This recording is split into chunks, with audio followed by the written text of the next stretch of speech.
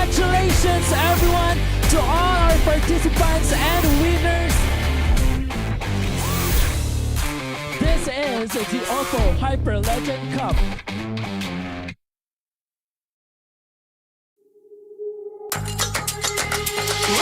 Wake me up, version starlight. I feel so alive. Oh yeah, yeah, oh yeah. Different vibe, different mind. Oh yeah, yeah, oh yeah. Kaleidoscope this side. Came in, looking all around. Right now, set it, lit, feel the power. We waited for this.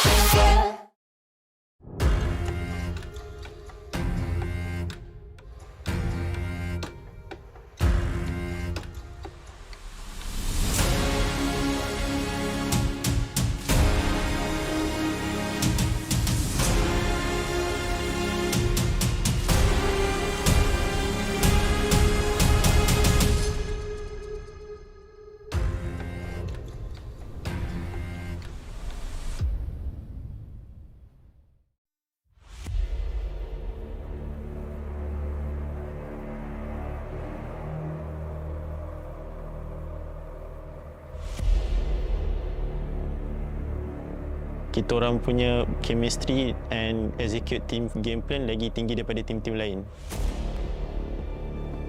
The bond or the chemistry of our team, because we understand each other inside the game and outside the game.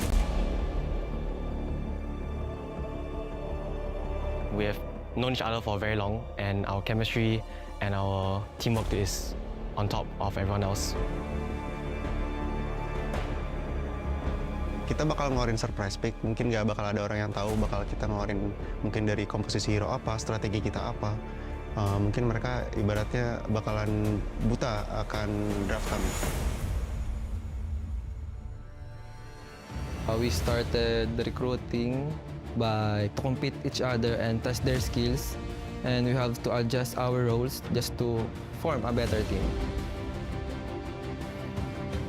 Basically, half of our team pernah join ML season lepas. Dia orang scout kita orang untuk buat team terbaik untuk compete dalam MSL baru-baru ni. Kita bertemu di turnamen offline, kemudian kita berpartisipasi mengikuti turnamen ini, dan kita bersyukur bisa di #2 walaupun kita di underestimate banyak orang. My team's players came from various backgrounds, and we met each other through tournaments and playing ML together. Kalau inside the game, kita orang ada isu yang macam miscom. Maybe waktu MSL tu kita orang hampir bergaduh waktu grand final. Waktu tu kita orang leading dalam 2-0 and jumpa the solution terus dekat situ. I think we have struggled because of our academics. We have to prioritize it first. So our preparation time is less than as usual. Yeah.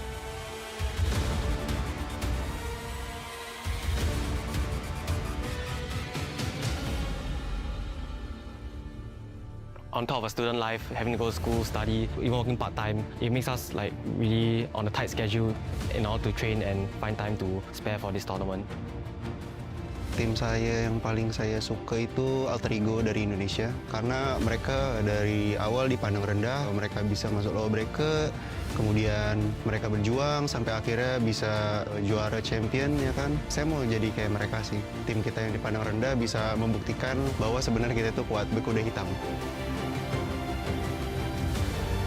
So, dengan perspektif dan hujatan daripada ramai pihak daripada luar tentang kebolehan kami untuk mewakili Malaysia, kita orang kat sini sekarang untuk buktikan yang kita orang sebenarnya layak untuk dapatkan slot ni dan akan cuba membanggakan nama Malaysia untuk OPPO Grand Final kali ini. Dari tim kami, kuat itu dari PH, karena kan kita tahu sendiri omongan orang-orang banyak, PH itu kuat, banyak meta dari mereka semua.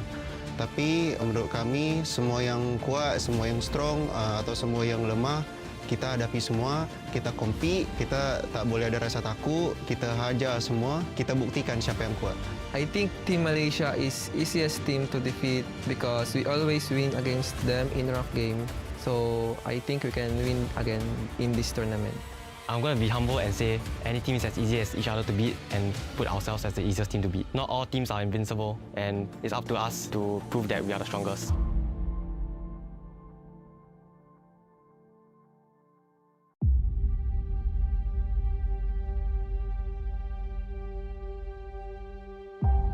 I formed this last mini team to qualify through SG qualifier and didn't expect us to be champion in the SG.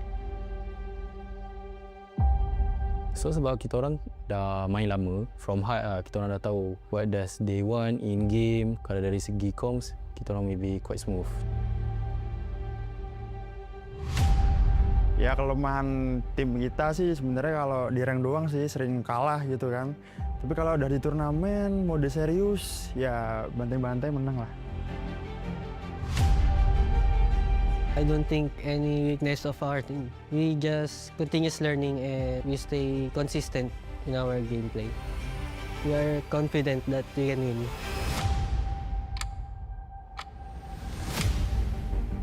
Jadi awal terbentuknya tim Little Pika ini karena kita sama-sama sering mengikuti turnamen, cuman sebagai musuh dan punya satu tujuan yang sama. Jadi kita sepakat untuk membentuk tim Little Pika untuk menjuarai turnamen kampus-kampus di nasional maupun internasional. Previously, when I'm in SG, I had like a completely different team and we were training a lot, we were winning a lot of tournaments together. But when I came to join this team, it was like a completely different environment for me. Kita orang kan student, so masing-masing ada time yang diorang free and ada yang tak free sebab diorang ada final year project ke, ada yang tengah buat internship juga. Sometimes kita orang dapatkan playtime tu quite hard. Kemarin sih tim gue sempat kalah BO1 ya di final nasional kemarin, jadi sempat turun ke lower bracket dulu. Jadi kita lebih banyak berjuang di lower lah dan sempat apa ya kayak parno dikit lah gimana nih mau lolos. The strength of our team is our chemistry because we played for almost more than 1 year. We always the tournament's champion. That's our strength.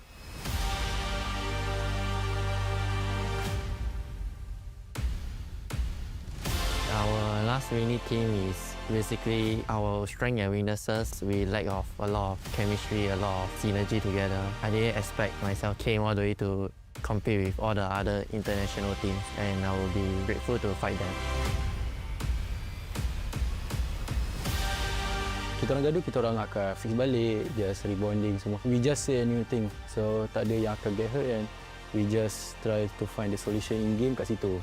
Tak ada siapa akan dendam dengan each other, so memang kita orang kat situ memang like best friends lah. I already know some of them because I already compete with them in international stage. I am confident that we can win again. I believe the easiest team to defeat is TKP, which is my team. It is a very huge challenge for us to compete with the other teams, and I hope we can put up a good fight for the other teams. Honest review, honest opinion lah. Kalau saya rasa MSM Malaysia lah. Kita orang sangat-sangat selalu lah jumpa diorang. Sometimes we be screen partner, so macam quite confident lah untuk going against diorang. Betulnya gue respect sih sama semua tim. Soalnya mereka pada kan juga udah sampai ke final internasional ini kan. Tapi di satu sisi gue juga ya pede juga lah sama tim gue pasti kan. Jadi kita yakin buat ngalahin semua tim-tim yang di sini.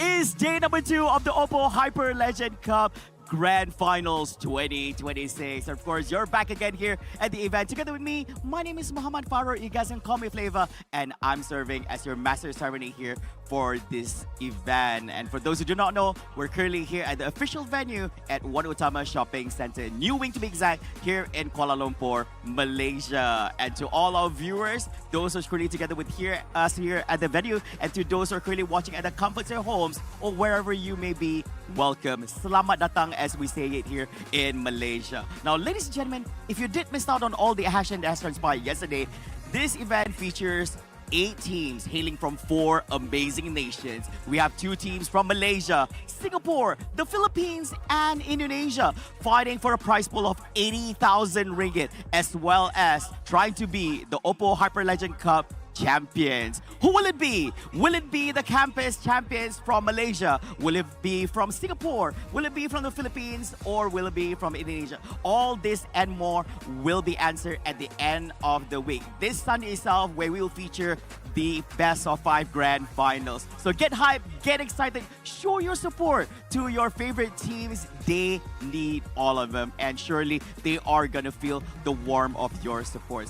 Now, ladies and gentlemen, as you know, it is a double elimination bracket. Yesterday, for day number 1, we have concluded all our matches in the first round. Some teams, 4 to be exact out of the 8, have made it through those rounds, still at the upper brackets, whereas the 4 have lost those best of 1 series, are currently at the lower brackets, and that will be the starting point for day number 2 here, as we will feature the first round of the lower brackets. 4 teams here fighting for their lives. They don't want to get dropped at this point in competition. Still too early, but of course, as I shared before, 2 of these teams will be eliminated and 6 will continue their journey. Now, ladies and gentlemen, if you guys don't know this yet as well, beyond the esports competition featuring Mobile Legends Bang Bang, we also have a lot of amazing activations here just for you. And of course, knowing this is an OPPO event, we have some amazing OPPO activations here. As you can see right next to me earlier on, people get a little bit shy because they know that they might just appear on screen.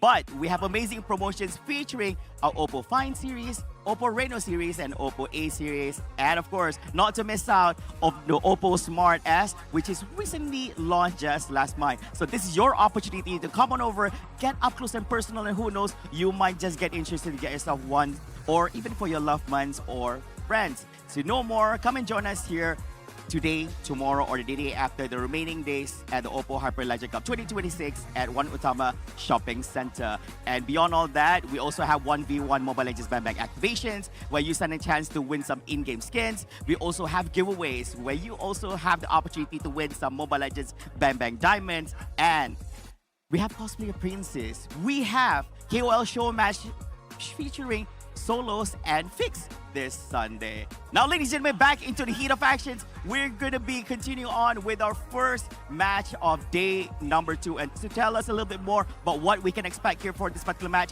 we're going to be joining together with our amazing commentators at the commentary desk. Heading over back to you guys.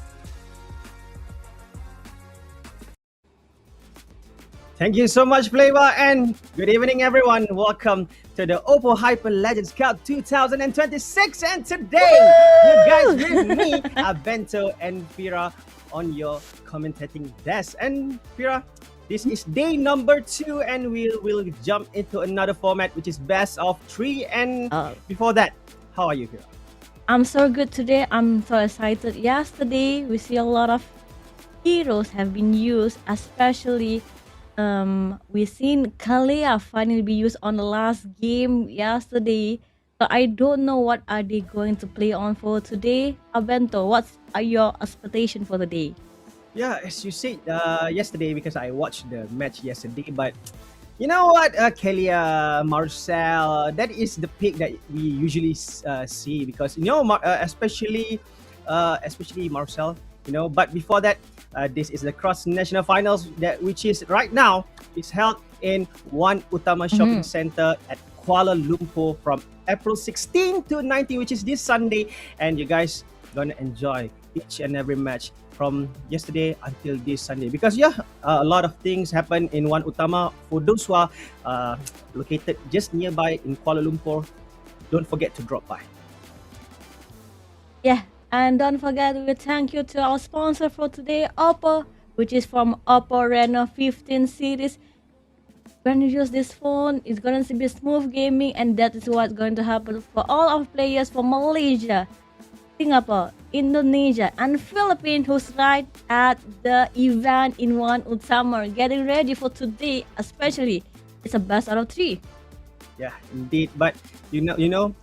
To use a good phone, you must choose OPPO Reno 15 series, where you will make your golden moment by playing a smooth game. But before that, let's jump into our prize pool for this tournament, where champions going home with a trophy and $32,000.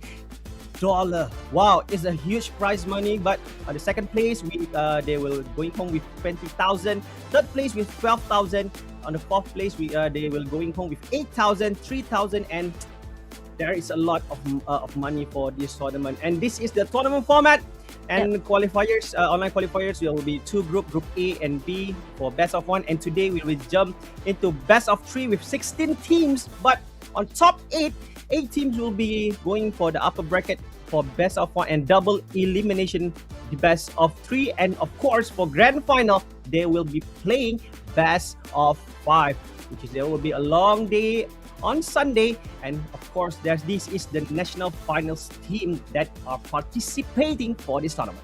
Yep, we have seen from Singapore Team Clarity Gaming TKP, from Indonesia Tita Pika Semangka, while in the Philippines the Undertaker or the Rising Stars, we call them Bulldogs and you, and also Braveheart from Fifth College Malaysia.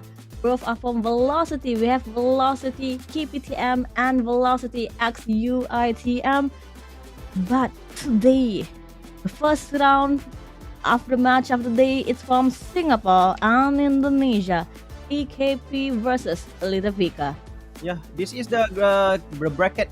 We can see a lot that already happening yesterday, which Braveheart wins against TKP, Velocity UITM wins again Little Pika, and Bulldogs make to the next stage as well. But today, as for today's match, the first match will be kicking off with TKP from Singapore will be facing against Little Pika from Indonesia.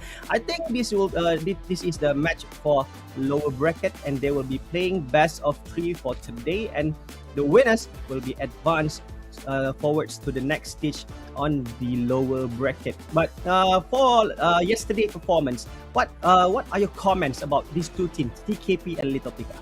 For me, both of them, they have to be playing a little bit more aggressive, especially right now. When they lose, they have no chance to continue their journey, especially they're at the lower bracket. But then again, we have to remember, anyone who loses in this round, they still have $1,000 in their pocket. It's still a win for me. Oh, yeah, but it is not enough, Vira, because everyone wants that big chunk of pie. But yeah, of course, there will be some team that will be unfortunate and that they will not proceed to the next stage. And let's just hope that we will be shown a good match. But don't forget to redeem the live drop redeem code now. Go to your in-games and do redeem this code to get some sweet things from OPPO. Like they say, Abanto, it's Raya in Malaysia, so people give duit Raya, we give redeem code. If you want goodies, we give redeem code below.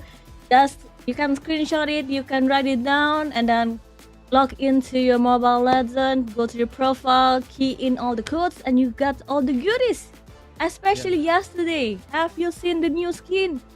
Itachi, Patrick. We have to try to get the skin over there. Yeah, for me, who don't have a lot of money, is so sad because to buy a diamond, you need a lot of money, you know. So, but this is where the chance you can get all the freebies, which is it is free. Just redeem. Just copy the code and go and redeem at the redeem center. And today, Fira, TKP will be facing Little Pika for the first match. I think Singapore and Indonesia, this is two teams that are already qualified, and they are the best from their country. Each country, yep. So yeah, from last match, which is yesterday, what is the signature pick for these two teams? Okay, if I'm not mistaken, Little Pika, they left to play it more aggressively. Yeah. There was if I'm not mistaken, they were a glue or Provius over there. We still haven't seen the significant usage of Provius since yesterday, even though it's a top pick yesterday. But I was hoping in today's games we can see a lot of maybe Khalid, maybe Khalid, or maybe a Yuzong in the game, someone throwing on a Yuzong. Yet again, we haven't even seen an EXP Freya. Most of them are using Freya for their gold lane. I think so, but because the double fighter meta is right now, I think quite slow on current patch. But somehow they already have their comfort pick. But the major thing Okay, that everything when should you do. say about comfort pick, comfort pick, Bento, what's your favorite comfort pick?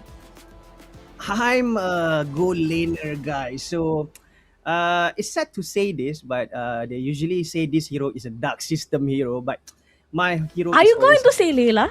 no. No. My hero is always Hanabi. So Hanabi is my comfort pick, and for EXP lane, I will always go for Guinevere. But for this tournament, I think I saw some matches that happening yesterday. So most of the team they often use the CC hero quite a lot, especially the heroes such as Gwen, such as I think Glue and Kalia, which is a single target hero. So I think those heroes is quite often used in every tournament, and I think that is the easiest combination, easiest hero, and the easiest way to actually to get advantage through your to your opponent. But today, we want to see. I think they will came out with a new strategy, and of course, these Yep, two teams already study their opponent. Yeah, I have to agree with that. Especially yesterday, we see a lot of skirmishes happening, especially with hero with high CC. But I want to see if are they going to bring in again Trio, or will they be playing Leomon again? We seen Leomon yesterday, but we don't see the impact of the Leomon being played in the jungler. Might there be a way for Joy to be played? It can be a good counter, especially if you're coming in with Eve in the back, if you're coming in with Zusin in the back. It's a nice counter to actually move straight in, blink towards them, and take on a kill for the team. So I was especially waiting to see the more burst type of hero, especially for an assassin. We haven't seen an assassin much being played yesterday. Like Abento said, this is the world of a fighter. We all want to be a fighter over here. Not only on our hearts, but also in the game. The thing is, nowadays the new meta, they tend to play the jungler, which is they have a little bit of sustain. They can sustain in the team fight. So most of them will use fighter. We can see that they are playing Freya jungle. Some of them will play Fredrin, which is Fredrin also a hero that have a quite sustain throughout the team fight. And don't forget, even though you have a good pick, a good draft, and as well you have a good CC, a good combo, don't forget, the execution is the key. If you guys don't have that execution, the micro mechanism being played in the game is so important towards the game today, especially for the lower bracket. Remember, this is the lower bracket. You don't have a second chance. You have to win the game to go to the next round. So which will emerge as victory for Team Little Pika or Team EKP? Yeah, I think there's a lot to see today because we'll be playing at best of 3. So like Fira said just now, this is the last redemption ticket for both teams. So do your best and make sure you guys give a good fight. I don't want to see a one-sided fight, please. But let's just hope both teams will be going all out, and they will not waste any of this chance to actually to qualify to the next round of lower bracket. Even though the sad truth is they will be facing more tougher teams after that, but yet still, if they move on to the next stage, that is a good achievement already. Yeah, we have to remember, we have to check, and I really want to check on you is stuck up. Yesterday, you is stuck up by Team Little Pika. Did a great job handling the hero and and his own lane. So I wanna see it again happening today for Little Pika, and I hopefully any yesterday mistake they don't take it at heart. Like, okay, this is a reset. Let's focus to win. Don't ever talk about yesterday mistake. Everything is resetted. Our mind is ready. Our hands is ready towards the game, and they enjoy themselves. Yeah. Clear your mind. Clear your mind. Forget about yesterday's. Today's is a new day. Today is a new day. A new victory is waiting ahead. So don't underestimate yourself. You are more better than that, because right now you are the best among the best from your country. So go for it. Like Shit. imagine Bento. Imagine Okay, Bento. Like there's 15 or 100 university, but you're top 2 in your country. You come to Malaysia. Yeah. It looks like we're gonna go to Feekz and ban for the first game of the day. So my question is, will they use or will they ban on Marcel? It's a good question, and it's a good thought as well, because Marcel is quite an annoying hero actually with his ultimate, which is golden hour. Take a screenshot and freeze everybody inside, and that will be a skill set that always give a hard time for each and every player which will going against that hero. But before that, let's go to the map draw, because we will be playing at Flying Clouds for the first match. Let's see, am I Flying Cloud? Are you psychic, this! Bamto? Are you psychic? How could you know it's Flying Cloud for today? Yeah. Are you psychic? Did you get a whisper in your ears about the Flying Cloud? I came from the future actually. Oh, come from the Yeah, I'm joking. But yeah, it is what it is. We'll be playing at the Flying Clouds. Of course, there's a lot of heroes that they will be considering, especially heroes with high CC. Tigreal, Minotaur, as well as heroes such as Gwen, which is will be going for that surprise attack with that Flying Clouds. And don't forget, with a good combination of high ground heroes, it will be a deadly combo as well. But for Team Little Pika, they already banned out Florin and Estes. 2 support heroes has been focused for their early back. Yeah, TKP like I said, with Marcel, it's either a ban or a use, and they don't want to be countered by Marcel. No golden hour will be seen. Zolsin also have been taken. Crimson Beacon will not be in play for Team LP. This is a respect ban for both of them, especially with Florin and Estes out of the game. We know how strong Team Singapore with their support system. Yeah, For TKP, it probably be a Lilia mid pick. Since yesterday, they did bring on a Lilia. Lilia is a good pick actually, because but Hanabi, my hero, has been banned out for the first game. You know what? If you have a player that good with Hanabi, actually this hero will be a deadly hero at the late game especially. But somehow for Team TKP, they will be banning out Baxia, which is a utility hero, which is can be put at the utility jungler as well as a roamer. But to ban it, I think this is a respect ban for Team Little Pika. But let's go for the first pick for the day for Team Little Pika. A lot of heroes still open if they want to. There's still glue. There's still Sora to be used. They can also pick. Oh, it's a Uranus. So with Uranus, Bento, the special thing about Uranus is you can reach in towards.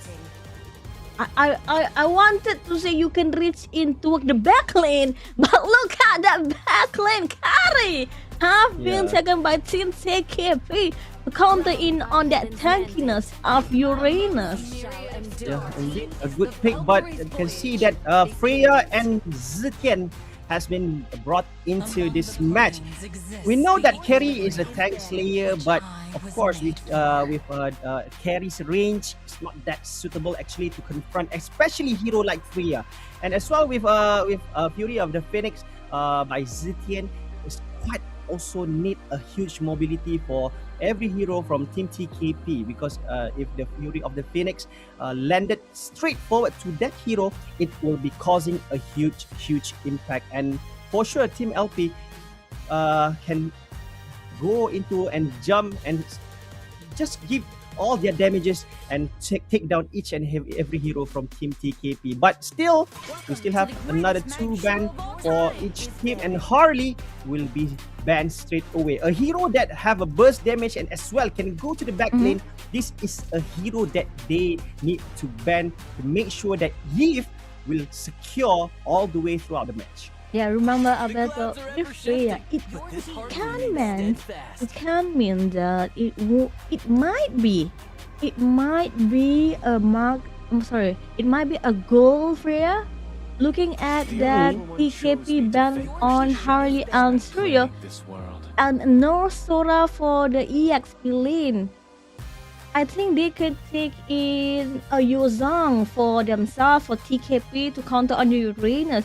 If not a Yuzong, might they take on a Julian? But for me, it's a better counter with Yuzong, especially if you want to disturb Yuki, who's going to be playing on Zetian in the mid lane. Yeah, indeed. But somehow the team from Little Pika need some damage, because as far for these 3 pick, Freya is the only damage dealer for Team Little Pika. But as for Team TKP, they have a good amount of damage already, because they have Carry as well as Leomod as their main damage dealer. For the crowd control, they already have Yves. But as for now, team from Little Pika need to focus on to have a bit more damage as well as crowd control. And Phoveus has been taken out from this first match, and we won't see any jump action. And for Team TKP, Esmeralda with the falling star moon once again will be a threat for Zitian at the back lane. This will be giving Team Little Pika roamers a hard job to make sure Zitian is always safe at the back lane. Okay, for right now I'm confused. It's either Alpo is putting Uranus at EXP, but seeing that Esmeralda is a known counter for Uranus, I don't think it's wise for Uranus to be at the EXP unless Uranus is going to be on the roaming side. It might happen that LP might change. Okay, no, they won't change. They say it's fine, it's okay. Uranus only, Uranus' job is only to not die in the game, because we have Kalea. We know with Kalea, not only they have Tsunami, but also HP region to have on the team. Okay, it means that it's a gold lane.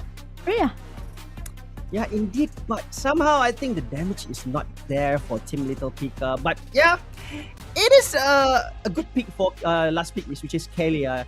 Kalia can focus on to take heroes such as Carry, Yves, with that Tsunami Slam can steal a hero. But let's see the last pick from Team TKP, who's gonna be the team which is Hylos. A good pick actually, to be honest, because the Glorious Pathway will be a skill set that is crucial for Team TKP to launch their attack, as well as a skill set that can be used for escape mechanism. And this is the draft pick for game number 1 between Team Little Pika and Team TKP. Who's gonna win for the first match of this BO3?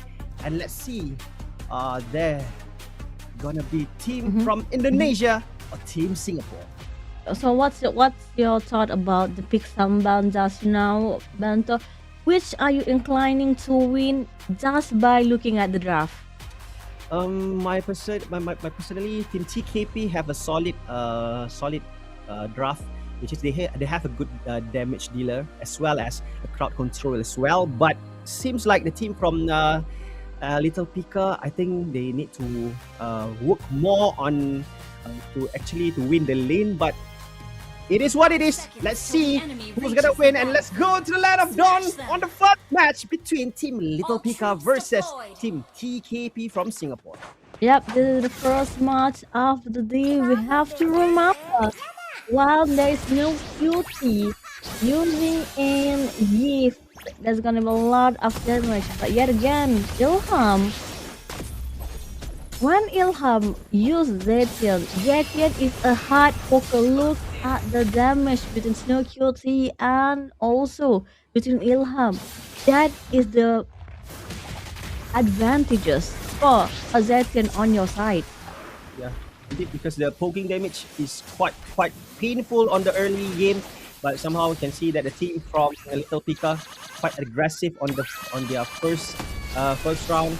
This shows that they are playing a bit serious because they need to actually win the lane on the first on the early stage. But somehow Snow QT has landed a lot of damage and needs to back off a bit so that he still can sustain. But at the other lane, we can see that is still a peaceful fight over here and over there. Famous try to cut lane, but still he need to watch out because Esmeralda will be a huge threat for him.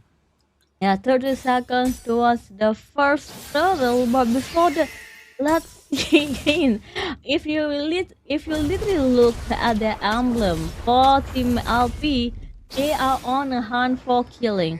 Yuki and Yu is Jacob is literally using killing spree emblem. So yeah, okay, let's play it aggressively. So I'm eyeing that Team LP is going to be a little bit more aggressive compared to TKP, and if they focus on the objective and play the early game towards their side, it might be a win for Team LP.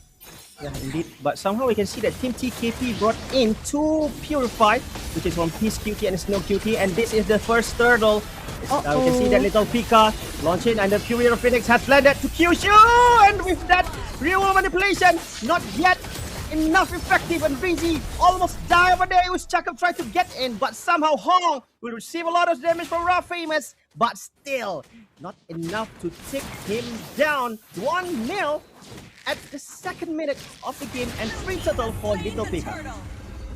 This is no, yet again another team fight. Slam by Arvin.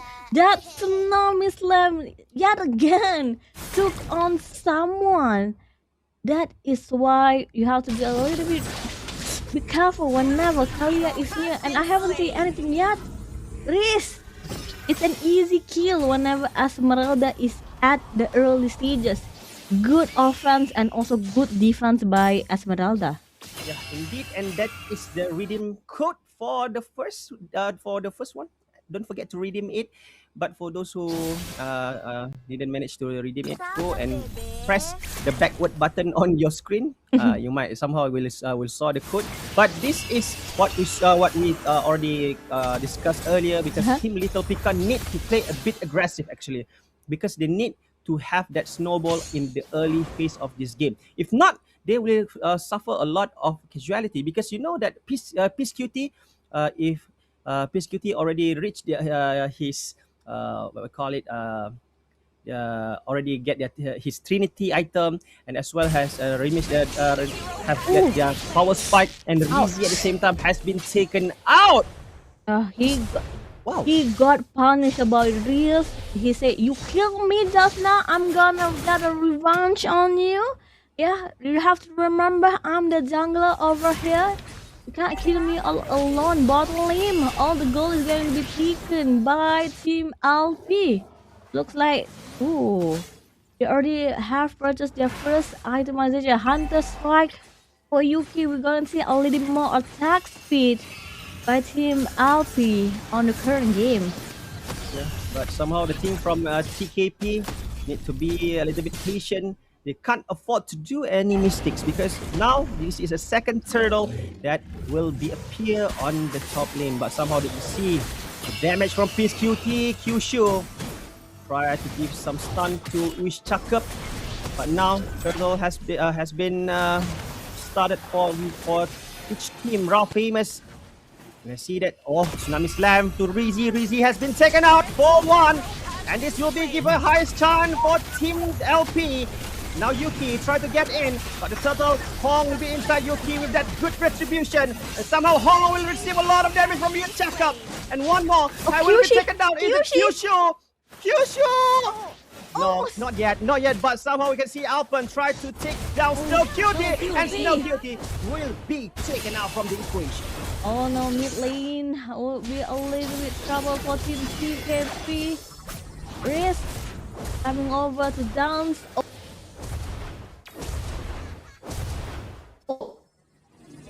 Sabar, bebe. Indeed, but somehow we can see that only 5 minutes they already have 3,000 gold split, and this is insane because we can see that on the kills on the KD as well, 6-2-1, and this is the item that has been managed to secure by both teams, which is you can see that glowing wand for Zitian on 6 minutes. I think this is a good one, but for Freya already have Corrosion Sight as well as Golden Staff. Oh no, that means a lot of attack speed. Someone has to buy the golden fountain so that attack speed can be counted off his itemization. Cyber stuff finally have been but will there be a tick? No, sadly. But see Chakap try to get Rizy, but the damage from the Fury of the Phoenix and Hong has been taken down. Rizy will be the second one. Jump into a bit of Valkyrie descent, but right now Raw Famous take down Snow Cutie and Fizz Cutie as well, a little bit taken down. And it all has been taken down, and Team LP will have their big win on the 7th minute. This is insane. Oh my god, Team Alpi punishing Team TKP does not mid lane. It's a wipeout. It's easy for them to turn on the mid lane. Turtle is now back in the game, but look, oh, Yaman Phantom, it's not enough. Runaway Rafa must still alive. Look over on the Uranus. I think this is what we're gonna be another one. Rizy receive a lot of damage, but with that Tsunami Slam, Rizy still managed to stay alive. But you can see that the backup is quite slow. But somehow with right now, trying to find a way to breathe. I think for Team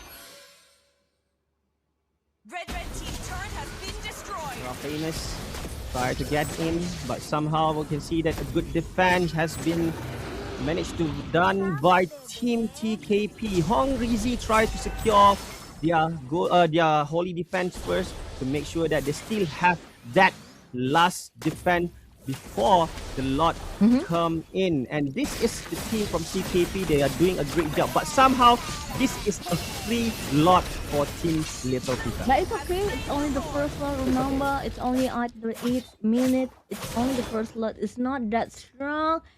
But yet again, if we notice, only the inhibitor turrets are left, except for the mid lane, but the minion from Team LP is already at mid lane. Bloodthirst X have been bought by US Backup. It's going to be a deadly swing by Freya. Lord, with the red carpet in the middle, Alberto, can Team TKP save themselves?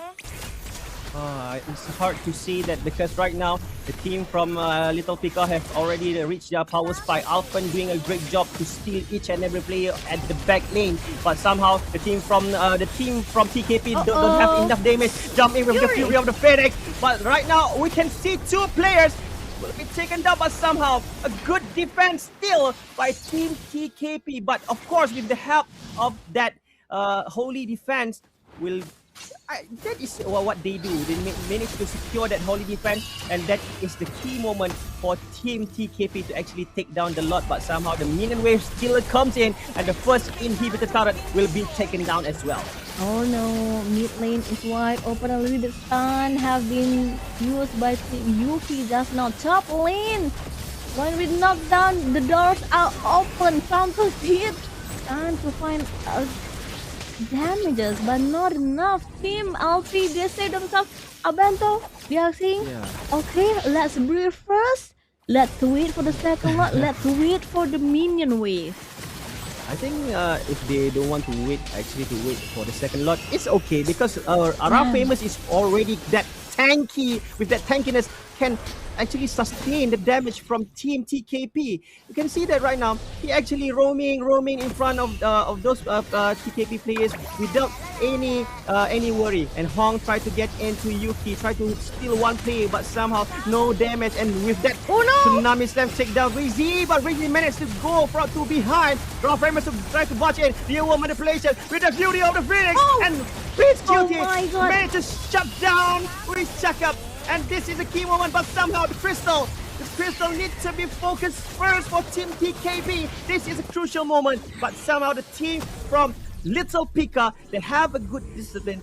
They will reset first and wait for the next moment to end this game. Ilham, with the third Phoenix yet again.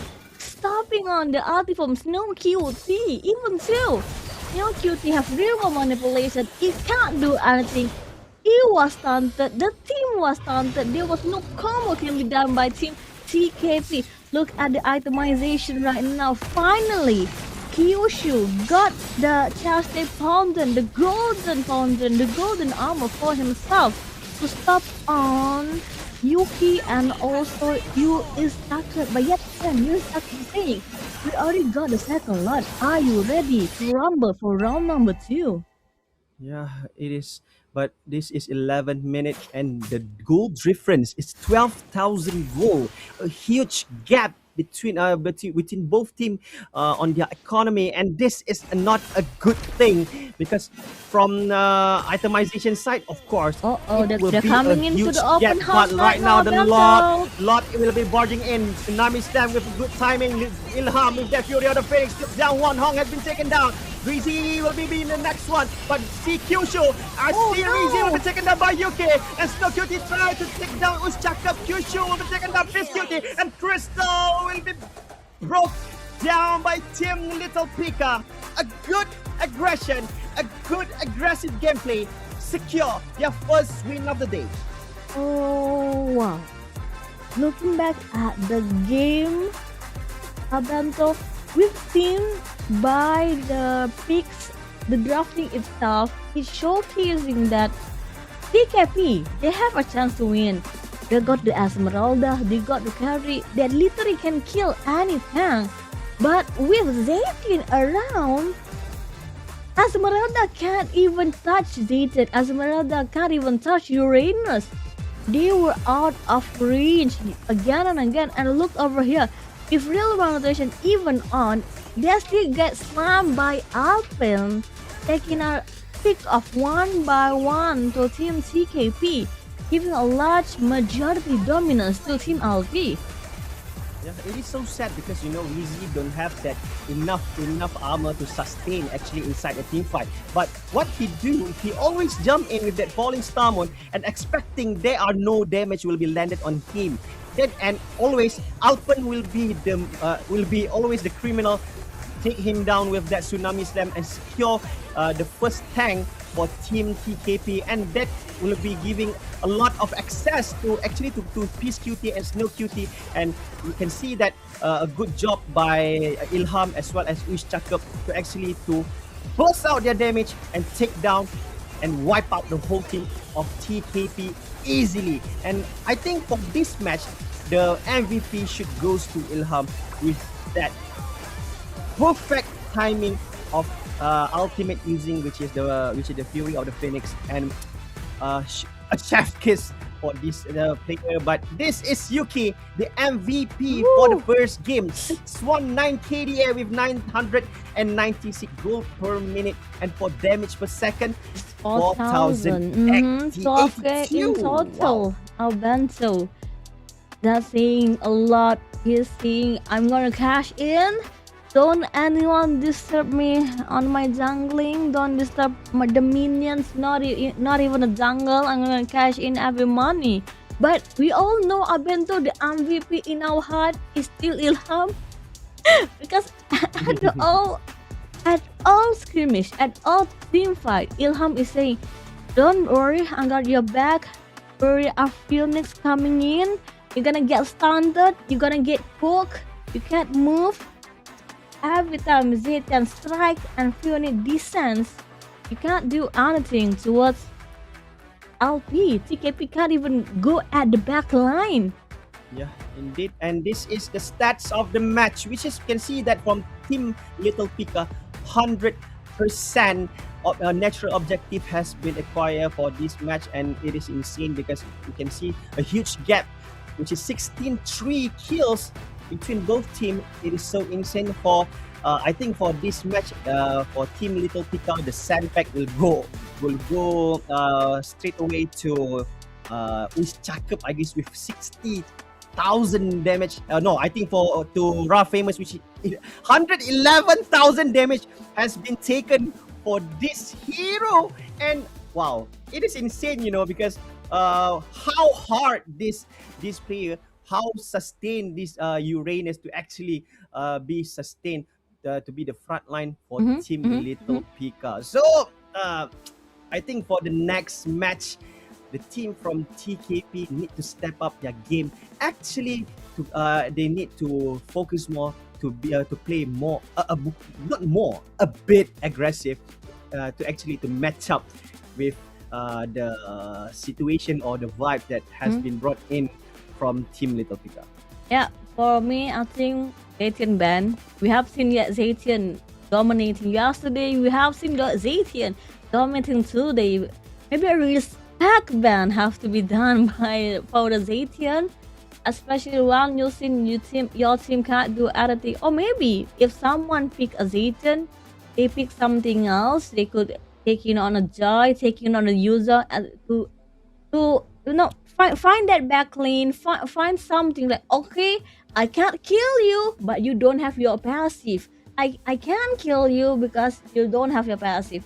There's as many scenario you can do, especially Zetian with that passive. It can be as aggressive as he can be. At the early stages of the game, Ilham was saying, "I'm going in front. Everyone is going to get poked. I don't care who you are. You're Uranus. You're whoever you are. You're Yves. I don't care. You're gonna get poked. You're gonna get poked, and you're gonna get poked." Yeah, indeed. And this will be the preparation for game number 2. Are we gonna see a clean sweep for Team Little Pika? But just now, for the map draw, we'll be playing at the Dangerous Grass. Oh no, broken walls this time. Sorry, my future is quite changing from time to time. But broken walls it is, and from broken walls map, of course, there's a lot of heroes that actually will be giving a hard time for each and Harley, everyone, especially it's gonna be a hard Harley, Minotaur, and as well Tigreal, the hero that always try to actually to harass those junglers for when they are taking their buff. And one more hero, which is Hilda, will be roaming free with that broken walls, when he will actually give a lot of access to especially on the buff side. And this is the draft pick for second game, which is Marcel and Florin has been taken. Now once again, this is the respect ban for each team. I'm looking for maybe a Benedetta or a Hilda, but actually I'm looking for Benedetta. It might be a Benedetta play. Yet again, as Florin will not be given for Team TKP. TKP said, "I know you.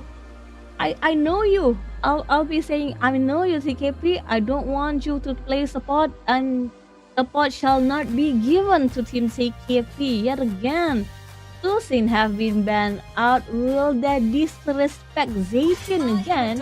Oh, TKP is going to take the Zaytian for themselves.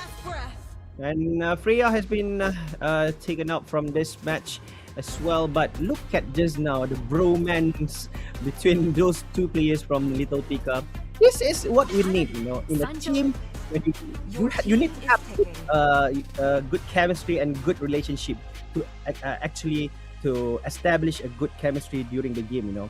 And that is what happened just now. We have been shown with a good bromance from that two players just now, but Uranus has been still, I think, for this time for Team TKP from Little Pika, and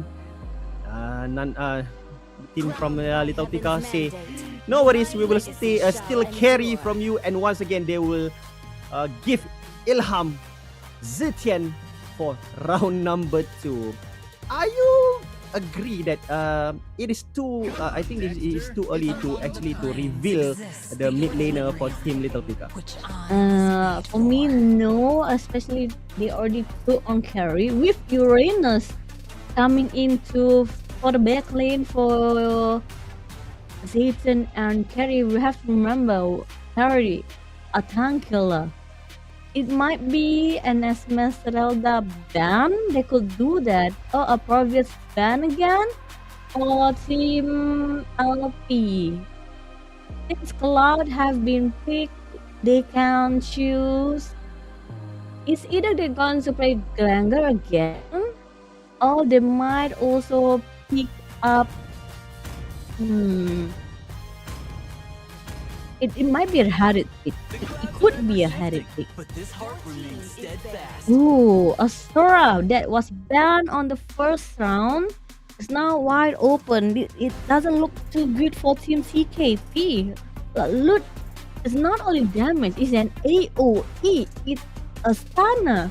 They got AOE, they got a CC, they got burst. They got burst damage for Team LP.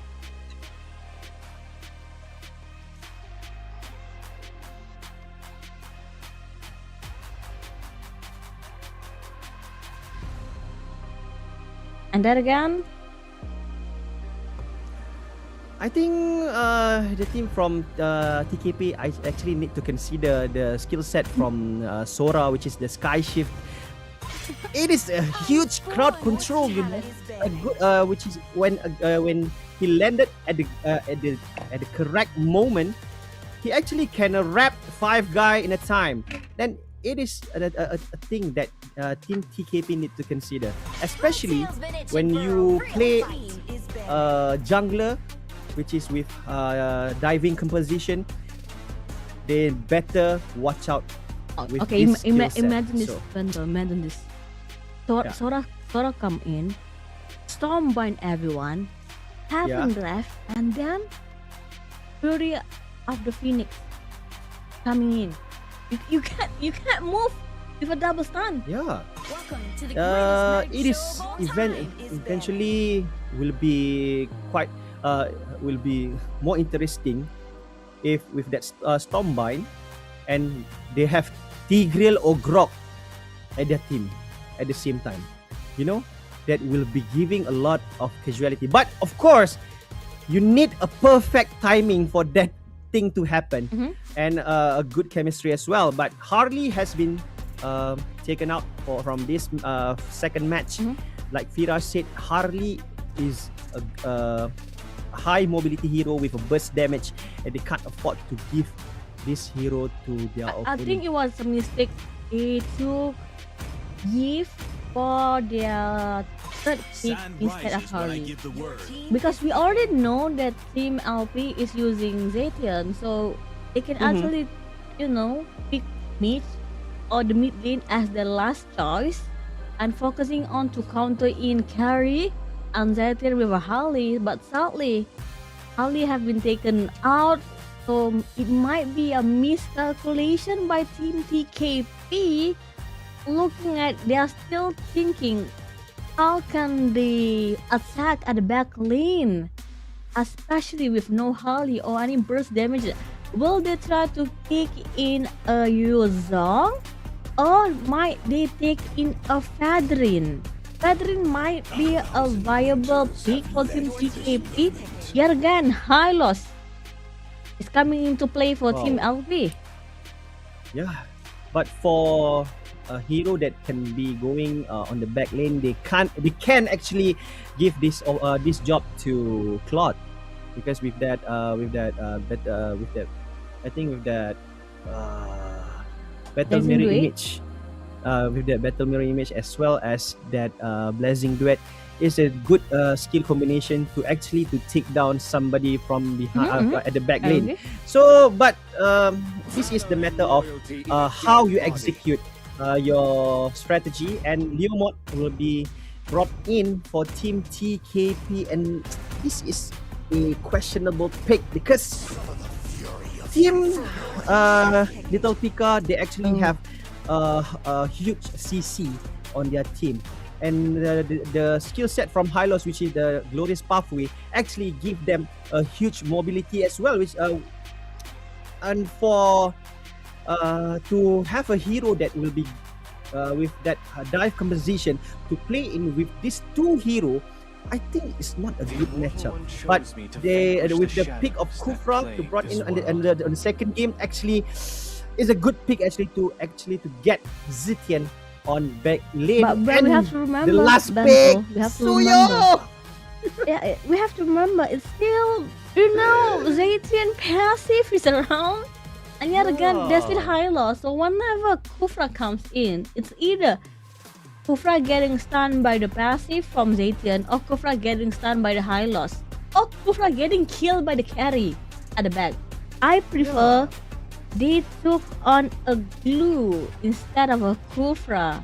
At least with a glue, you won't die if you split to run away, compared to what's going to happen with a Kufra.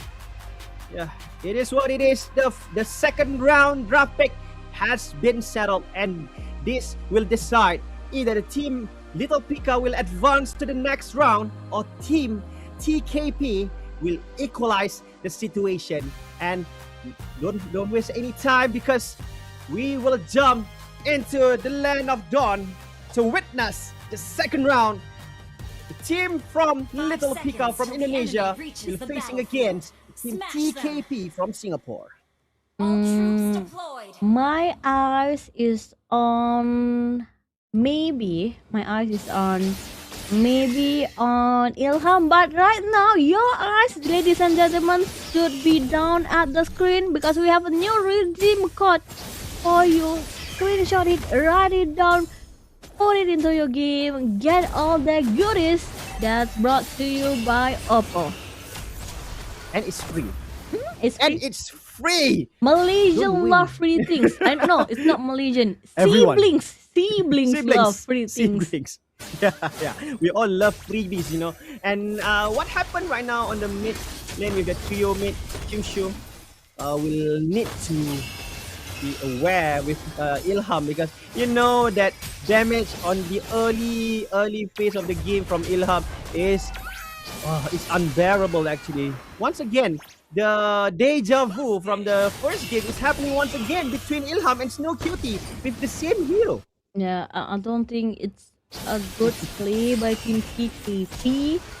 Maybe it's better for them to rotate towards the gold lane to hop on Cloud instead of focusing on the Zaytian. We know with Zaytian around, they can't do a lot of poking and they have to back away. Something's happening in the bottom lane. Will they try to take you? Is stuck up. It's all alone. Well, it's still a passive game. Abento still not. Okay, let's focus on the jungle first. Yeah, I think both teams right now will be focused more on play a bit safe. They don't want to actually waste their chances to win this game, and actually they need to step up their discipline. But right now, Piss Cutie has been taken down by what just happened? What just happened? And suddenly it was a first blood. Down below. Out of sudden. Out of It's sudden. not even 3 minutes up in the game. Please Yeah, QT, you have to be a little bit more careful. They need you at the mid to lead game. Please QT, you need your itemization first. Jungle is up for grab for both of the team. Will they try to pick on the turtle? Yeah, the team for the two Roma already have their ultimate. I think right now Ilham push away Hong once again. Rizy try to The to passive, actually man. zone It's in. annoying. Yeah, the passive is quite annoying. But right now, let's see what is going on with that Rafi. But still cutie. A good one with the Thunder. Hong receiving a lot of damage. With Jacob came into the rescue. Kyushu and now Rafi took down once again.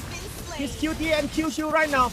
All they can do is just watch and die. But with Jacob will be taken down by Rizy. But no, say Ilham and Alpen because Rizy will be the next one from Team TKP will be taken down. And this will be a free turtle for Team LP once again.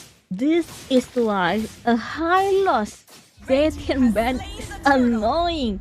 Whenever Zaytian poke, I will say, okay, don't you worry, I'm gonna stun it for you. You gotta get it. Let's look back in the replay again. Fury of Phoenix took on the path. Even though Kyushu come in a little bit too late, Peace Cutie get a kill for the team. But at the back, Ree saying, okay, we have you is stuck up, but you have to remember Alfred is around. Rest have been revenged by Team LP. Oh, quite ambitious play from Raw Famous actually to dive into the tower, but Rizy still survived that moment. But this is minute number 4.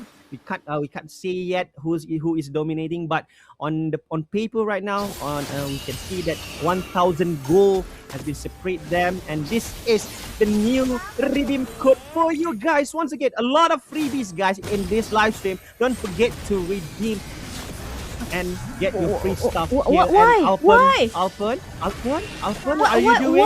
What are you ulti? Hong, remember that's only high loss. That's only the tank. You don't have to use your ultis for that. I think it's a disadvantage from the TKP top lane. Riz is being attacked by Yuki. But you have to remember, Riz telling I'm fine. I'm Kim Chana. I'm gonna be okay because I'm a Uranus. It's not easy without anyone bursting my ammo. Yeah, this is. I think this, as you said just now, this is a passive gameplay. Actually, they tend to be a bit aggressive, but not that aggressive as the first round. And you can see that Kyushu and Snow Cutie will be facing Ilham and Alpen. But you know that second turtle has been a rise at the top lane, and this is a huge moment for both teams. This will be deciding who will be carrying the momentum of this team. Alpen try to zoning out, try to make sure that every information has been collected. Kyushu and Hong to try to make sure the mid lane has been secured first, but Ilham doing a great job. Right now, Rizy receiving a lot of damage. Kyushu will be going in with a bouncing ball, but Alpen receiving a lot of damage actually. No, but he but still have his it's only, Rizy quite offside just now, but still managed to going out from that. Oh, at the back, manipulation, and we can see that one of Beauty of the Phoenix, Hong took down Ilham, and Hong double kill, took down Yuki, we stack up to down Hong, and one thing, Raw Famous with the skill set, Piss QT took down QT took down Alpen, and the team from Little Pika, it seems like they have a hard time on the second game, and I think the team from TKP already find the solution to actually to minimize the damage from Team Little Pika. Like I said, for Team TKP, they only have to find the mistake being made by Team LP, and then they found it. They found a mistake. They went to the back lane. They went to US Up. They went to Yuki. And it was a little bit too late to do anything for Team LP. Now the turtle finally, the objectives being taken by TPK, but it got stopped It got stolen though! What a filthy move just now. a good one, I guess, but a good move by Little Pika just to steal that turtle. So it's still 100% natural objective for Team Little Pika at this moment. How because we how could the turtle be still one Hong? You have your retribution just now. It was outplay by Rafa. Oh. This cutie, Oh, that no. blazing duet. Rafa must have to admit that Peace Cutie damage is not a damage that you can bear. With that outplay, it is insane. It's so ambitious for Raw Famous just now to one by one with that hero. But right now we can see on the top lane a backup which is quite late from Yuki. And I think for Little Pika jungler right now, Yuki need to step up his game because right now KDA 0-1-1 is not that good because we are reaching at the 9th minute of the game already. Yeah, I'm still finding for Snow Cutie to at least use the reward manipulation to make them slow, find the objective from the team fight that they need. Kyushu, I haven't seen a slap yet by the Kufra. when I slapping, so at least slap Ilham face for me. Slap Ilham face for us, okay? We need to find Ilham at the back. Oh no, oh yet maybe find US Cup. Remember, we've carried 3-1-2 for 3 kills, and if Freddy have Sky Piercer, it will damage a lot to be taken to Team TKP. Yeah, indeed. Because right now the winning condition for Team LP will be given to Wiz Jacob as well as Yuki. But at this moment, Wiz Jacob is having a good time with a 3-1-2 KDA. But not to forget, Peace Cutie is on the good momentum as well. This will be an equal matchup, but Hong already have 2 kills as well. But Ra Famous try to barge in, but Breezy always be the frontliner that always causing trouble. But right now, Ischakap try to lend some damage to Kyushu. Breezy came in, try to zoning out players from LP, but now Lord will be reset once again. Glorious pathway has been opened by Alpen. But no way that his teammate will be using it because it is in the middle of nowhere. And right now, Lord will be focused with the Stormbind. A good one, real one manipulation. And Yuki will secure the Lord, but Rigi has been taken down. And this is not a good moment from Team TKP. Kyushu will be in the next one. But somehow, Wiz Chakap will be take Peace Cutie and secure his double kill. 9 and 9 on the 10th minute of the second round. This is a good match. Oh no, Famous yet again. Look at the instant replay. Not only Fury are Fiona Storm in, but Stormbind, a flicker out by Famous. Taking a 2 team from Team CKP. Happened a lot for you. Is Saka 5 kills. The 5th kill in their hands right now with Lord on the top lane. Yet again, TKP, they have to fight for their life. They have to defend themselves again on the second round.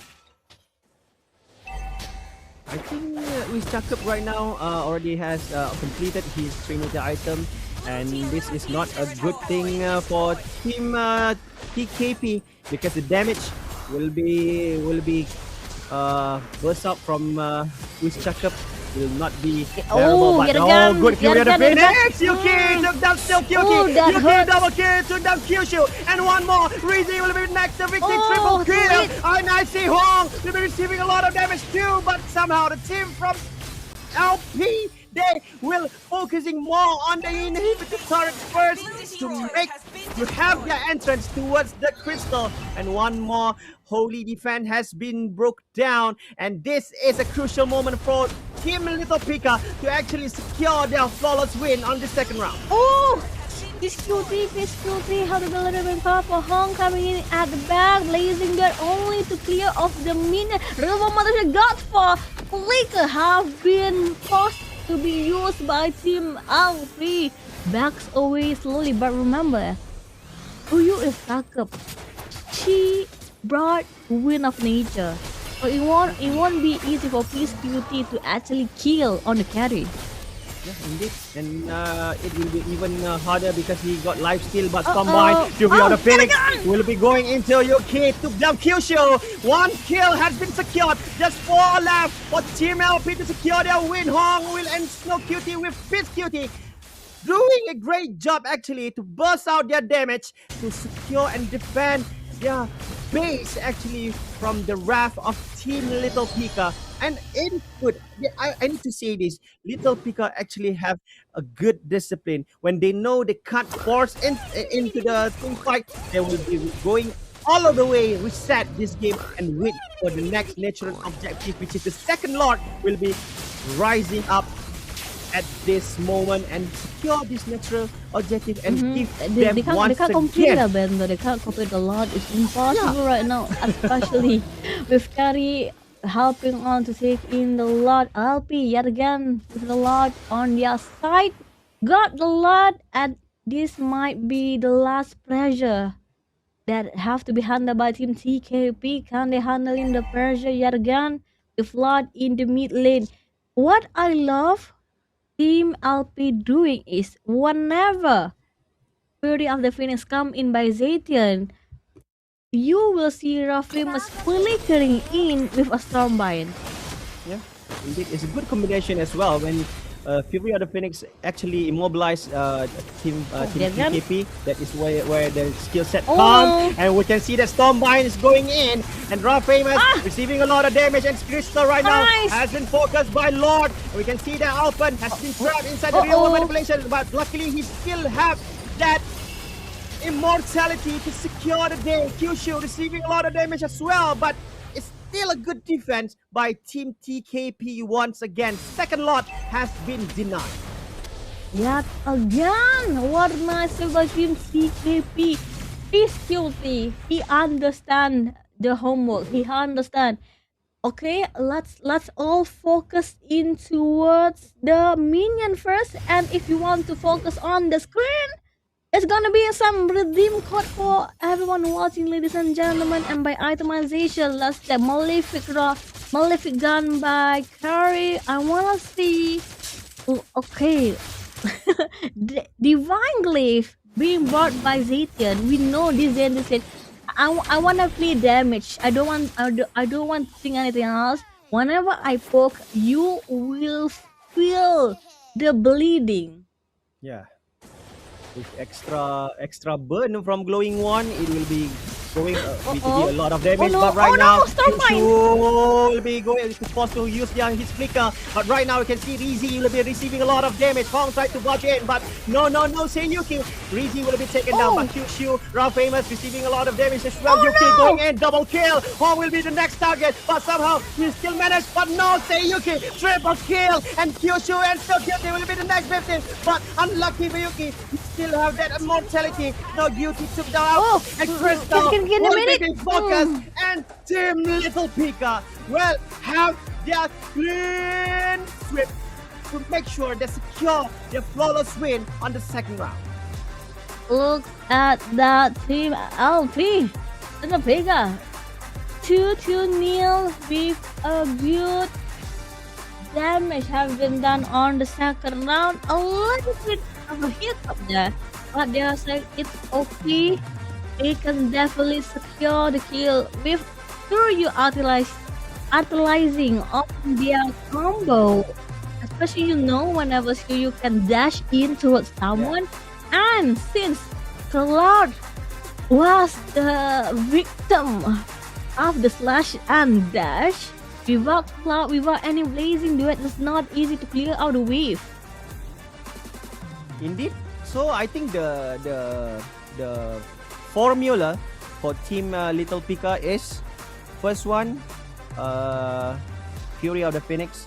The second skill set is Stormbind, and then Glorious Pathway, and then that is where Culling Blade will be going in, where Yuki will slay each and everyone to actually get those kills and get those moments to actually win the game. So easy combo So easy formula has been used by Team Little Pika, and yeah, it is what it is. They managed to secure their flawless victory on this opening match on day number 2. So GG for Team TKP.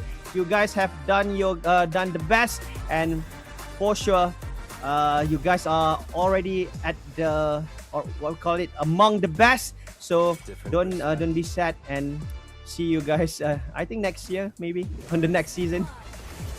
Yep, we'll never know what's gonna happen, but on the highlight yet again, we see Combine and Elton Haven draft yet again by Kyushu at the back lane, even though PSQT was there to help his teammate a little bit late in the progress. Andres have been knocked down by by Ilham, even though US Taka finally have been brought down for Team TKP. And on the top lane, this is where Team TKP can breathe again. They took out a lot of kills for themselves, but it was not enough. At the backline, PSQT outplays Rafa Mos. yeah. This is a sad it was moment. a clean outplay just now. But actually, we can see that all along the way, along the second round, TKP actually have their upper hand on the early to mid game. But somehow the team from LP managed to sustain and to make sure that Jacob have his power spike, and Yuki flawless dive in every time on the last corner of the match. And this is the final moment where Lot already going in for the crystal, and I think this is a good one. This is a good moment where LP managed to bounce back actually on the last final quarter of the game. And it's so sad for TKP. They have the moment that they defend so well, but it is still not enough to actually True. Yeah, to hold the wrath of Team Little Pika. Like you said, there was a lot of skirmish, a lot of battle have been made by both of the team. But look at the MVP for today. MVP, which is US Taka, got that's a lot of damage. 5k damages and 12k gold in total. 5 kill in his hand. The only time Takap died is when Uranus got him, and we know that's the fight of Uranus who picked off at the back lane. But suddenly, towards the end of the game, no one was focusing on US Takap. So US Takap was dashing out, serving again and again, burst damage after true damage, and showing that Alpi deserved the win. Yeah, but as for Kyushu on the second game, we didn't see much on his Tyrant range and Tyrant revenge, where he's not slapping anybody. I think this is maybe some he doesn't get those moments yet. But I think this Kufra pick is not that effective for game number 2. Especially you need to actually to target players like US Jacob, Ilham with that passive, Yuki with that Yuki and Rafema with that mobility. It is so hard to catch those important heroes on the second game. Okay. So Tentu. those skill set, I think, is not much effective. If you can change any other hero for Kufra, who will you change Kufra? What hero will you change Kufra to? The best way, I think, the best hero actually you can use a hero like Atlas, as well as I might say Franco, because you that Bloody Hunt, you can actually freeze those women with that Bloody Hound, especially when Yuki dive in, where everyone can burst damage towards their jungler. But yeah, it is what it is. Sometimes some teams have their miscalculation, and team from Little Pika managed to secure their flawless win with 2-0 score on our opening match number 5 on day number 2. And coming up next, we still have Team Semangka from Indonesia will play against team from Singapore, which is Clarity Gaming, which is, I need to say this, Clarity Gaming, there is one player which is named Bento. Oh, so okay. Now we know the bias over here. I really know Yeah. what the bias going to come. Bento. Bento is going to support Bento. Like, bro, the same name. Okay, the same name. We have to respect respect the same name about it. Okay, everyone. We're gonna see a bias, a little bit of bias by Bento later on for the next game. But speaking of bias, I'm actually a Zaytian main. So I'm so happy Zaytian is being played a lot in Hyperlegend Cup by OPPO 2026. I'm also hoping, will any other match going to be played in the mid lane? I'm looking for a Julian play because Julian can definitely kill Zaytian from afar. Nova can also kill Zaytian from afar. Yeah, indeed. Kill. So But- maybe it's gonna happen on the second round. Who knows? That's for it right now. We're going for a short break. See you guys after this break. Bye.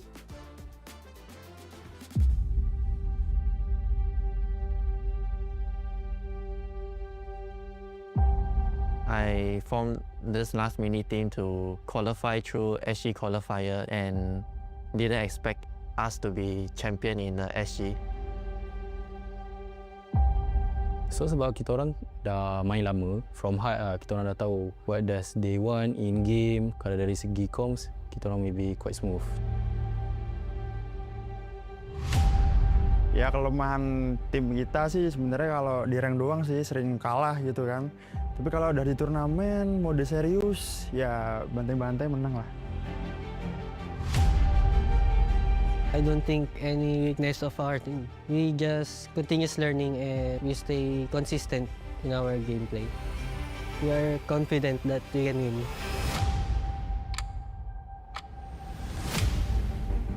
Jadi awal terbentuknya tim Little PK ini karena kita sama-sama sering mengikuti turnamen, cuman sebagai musuh dan punya satu tujuan yang sama. Jadi kita sepakat untuk membentuk tim Little PK untuk menjuarai turnamen kampus-kampus di nasional maupun internasional. Previously, when I'm in SG, I had like a completely different team and we were training a lot, we were winning a lot of tournaments together. But when I came to join this team, it was like a completely different environment for me. Kita orang kan student, so masing-masing ada time yang diorang free and ada yang tak free sebab diorang ada final year project ke, ada yang tengah buat internship juga. Sometimes kita orang dapatkan playtime tu quite hard. Kemarin sih tim gue sempet kalah BO1 ya di final nasional kemarin, jadi sempat turun ke lower bracket dulu. Jadi kita lebih banyak berjuang di lower lah dan sempat apa ya kayak parno dikit lah gimana nih mau lolos. The strength of our team is our chemistry because we played for almost more than 1 year. We always the tournament's champion. That's our strength.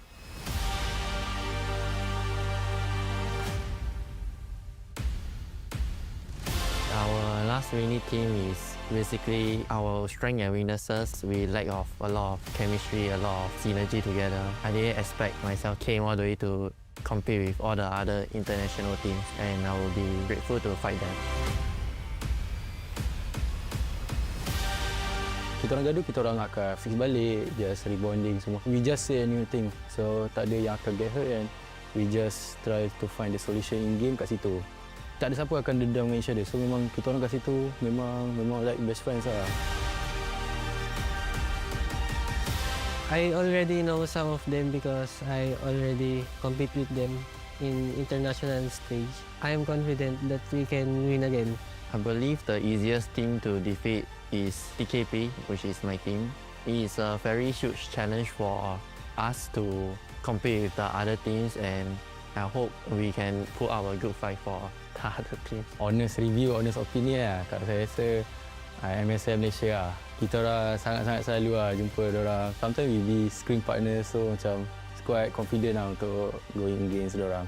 Betulnya gue respect sih sama semua tim. Soalnya mereka pada kan juga udah sampai ke final internasional ini kan. Tapi di satu sisi gue juga ya pede juga lah sama tim gue pasti kan. Jadi kita yakin buat ngalahin semua tim-tim yang di sini.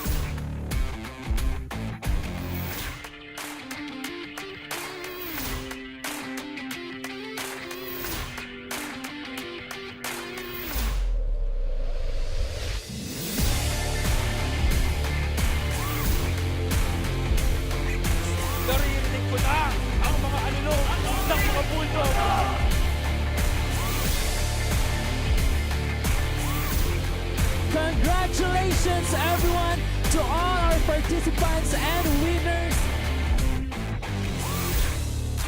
This is the OPPO Hyperlegend Cup.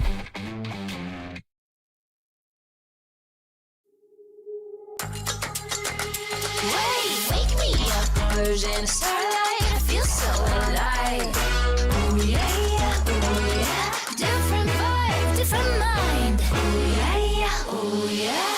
Kaleidoscope this side. Came in, looking all around. Right now, set, lit, feel the power. We waiting for the answer.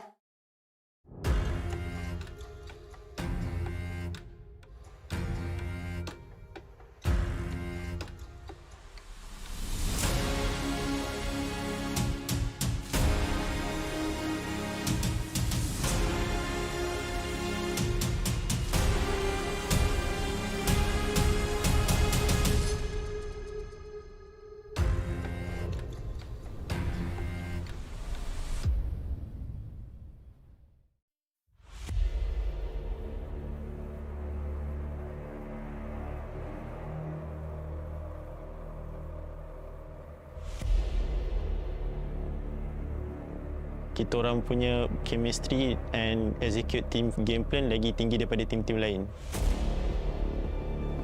The bond or the chemistry of our team, because we understand each other inside the game and outside the game. We have known each other for very long, and our chemistry and our teamwork is on top of everyone else. Kita bakal ngeluarin surprise pick, mungkin nggak bakal ada orang yang tahu bakal kita ngeluarin mungkin dari komposisi hero apa, strategi kita apa. Mungkin mereka ibaratnya bakalan buta akan draft kami. We started the recruiting by to compete each other and test their skills, and we have to adjust our roles just to form a better team. Basically, half of our team pernah join ML season lepas. Dia orang scout kita orang untuk buat team terbaik untuk compete dalam MSL baru-baru ni. Kita bertemu di turnamen offline, kemudian kita berpartisipasi mengikuti turnamen ini, dan kita bersyukur bisa di hashtag 2 walaupun kita di underestimate banyak orang.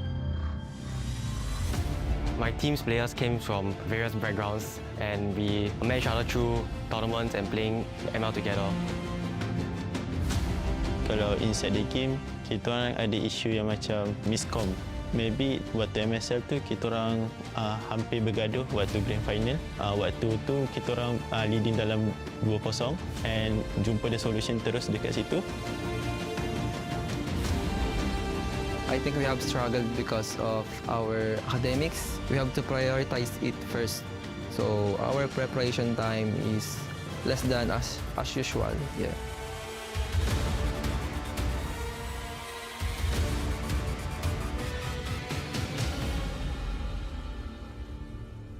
On top of a student life, having to go to school, study, even working part-time, it makes us like really on a tight schedule in order to train and find time to spare for this tournament.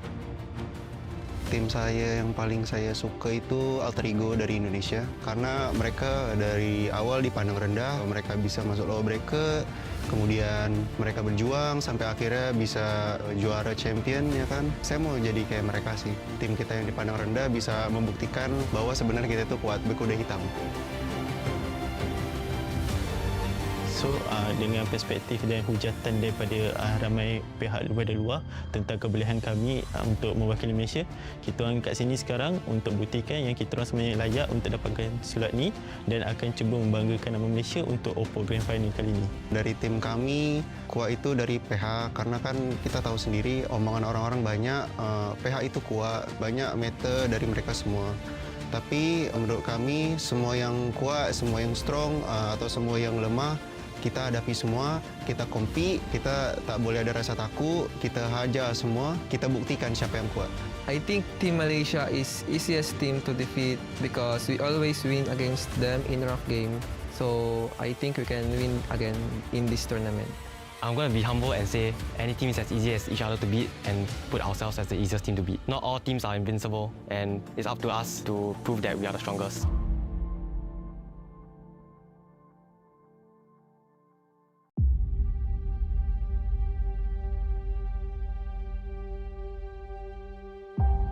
I formed this last mini team to qualify through SG qualifier and didn't expect us to be champion in the SG. So sebab kita orang dah main lama, from high kita orang dah tahu what does they want in game. Kalau dari segi comms, kita orang maybe quite smooth. Ya kelemahan tim kita sih sebenarnya kalau di rank doang sih sering kalah gitu kan. Tapi kalau udah di turnamen mode serius ya bantai-bantai menang lah.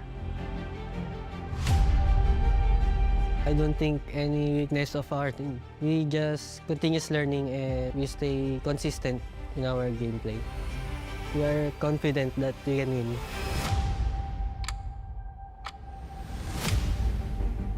Jadi awal terbentuknya tim Little Pika ini karena kita sama-sama sering mengikuti turnamen, cuman sebagai musuh dan punya satu tujuan yang sama. Jadi kita sepakat untuk membentuk tim Little Pika untuk menjuarai turnamen kampus-kampus di nasional maupun internasional.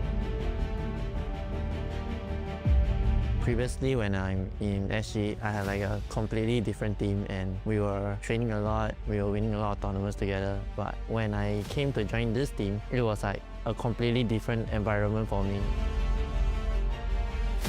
Kita orang kan student, so masing-masing ada time yang diorang free and ada yang tak free sebab diorang ada final year project ke, ada yang tengah buat internship juga. Sometimes kita orang dapatkan playtime tu quite hard.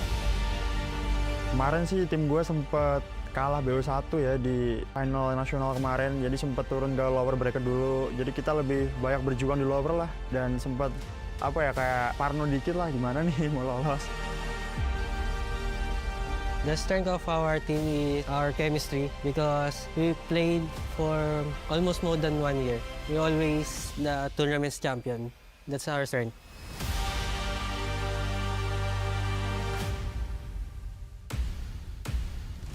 Our last mini team is basically our strength and weaknesses. We lack of a lot of chemistry, a lot of synergy together. I didn't expect myself came all the way to compete with all the other international teams, and I will be grateful to fight them. Kita orang gaduh, kita orang akan fix balik, just rebonding semua. We just say a new thing, so tak ada yang akan get hurt and we just try to find the solution in game kat situ. Tak ada siapa akan dendam dengan each other. So memang kita orang kat situ memang like best friends lah. I already know some of them because I already compete with them in international stage. I am confident that we can win again. I believe the easiest team to defeat is TKP, which is my team. It is a very huge challenge for us to compete with the other teams, and I hope we can put our good fight for the other teams. Honest review, honest opinion lah. Kalau saya rasa MCS Malaysia lah. Kita orang sangat-sangat selalu lah jumpa diorang. Sometimes we be screen partner, so macam quite confident lah untuk going against diorang. Betulnya gue respect sih sama semua tim. Soalnya mereka pada kan juga udah sampai ke final internasional ini kan. Tapi di satu sisi gue juga ya pede juga lah sama tim gue pasti kan. Jadi kita yakin buat ngalahin semua tim-tim yang di sini.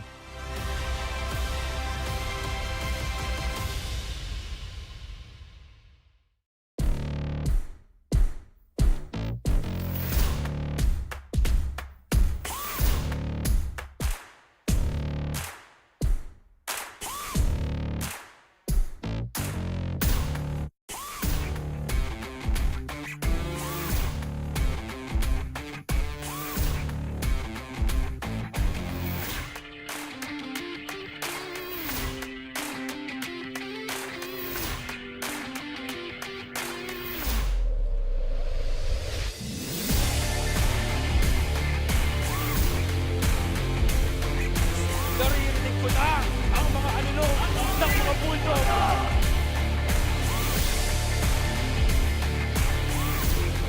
Congratulations, everyone, to all our participants and You are currently tuning in to the official live stream of the OPPO Hyperlegend Cup 2026. My name is Mohammed Farooq. You guys can call me with flavor, and we're going to do a little bit of tango here at the main stage as I'm going to bring you some of the amazing activations that we have. Let's start off with the one that's directly behind me. Now, before I fall off and ensure my safety, oh yes, I'm definitely off here. Ladies and gentlemen, here we are at our 1v1 activation booth. And on my, or should I say on your left, and on your right here, we do see some game faces going on as both of them are currently in the land of Dawn trying to win this 1v1 trade-off. And of course, if they do win 3 times against 3 different opponents, they'll get themselves some Mobile Legends Bang Bang Diamond, all right? And of course, I think we shouldn't be disturbing them any further. Let's head on to our next segment. Now, ladies and gentlemen, just a while ago, we have concluded our first match here in the lower bracket run, first round.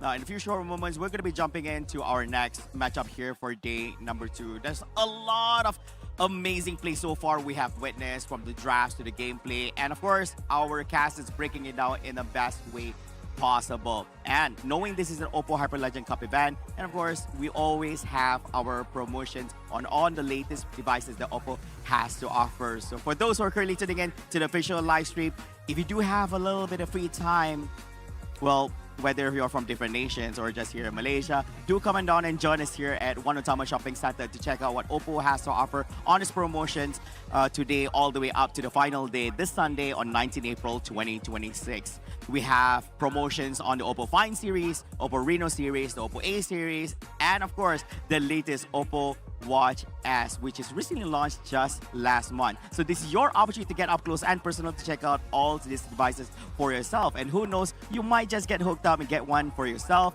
your family members, your friends, your colleagues, and more. Now, ladies and gentlemen, back to the whole heater of things here, the esports segment of things. We start off with 8 teams. With the conclusion of the first match in lower bracket just a while ago, 1 team has been eliminated, and yet another will also be eliminated right after this, because this next match will be the second match at the first round of lower brackets, which means that 2 teams by the end of today will be eliminated and 6 will continue their run over here. The 2 teams that wins this best of 3 in the lower bracket segment will continue their crawl through the lower bracket segments. And later on, after the conclusion of that, we have yet another match will be the first match in the quarterfinals of the upper bracket segment. 1 team will continue their journey through the upper brackets and the other will drop down to the lower brackets. Who will it be? Make sure to show your support to your favorite teams, to your favorite nations, either from Malaysia, Singapore, Philippines, or even Indonesia. And trust me on this, they will feel the warmth of your support. Drop on the comment section below, and to those who are currently present together with us at our official venue, do show your support by cheering for them when they're down, when they're up, all the way. It's very important to do so. And as usual, ladies and gentlemen, to break it down, to tell us a little bit more on what we can expect here for this upcoming match. If you guys don't know it will be representing Indonesia. It will be Team Semangka, and it's going to be Clarity Gaming here from Singapore on our next match. And to tell us a little bit more about this, we're going to be joining together with our amazing casters on the commentary desk. So casters, buddy, take it away.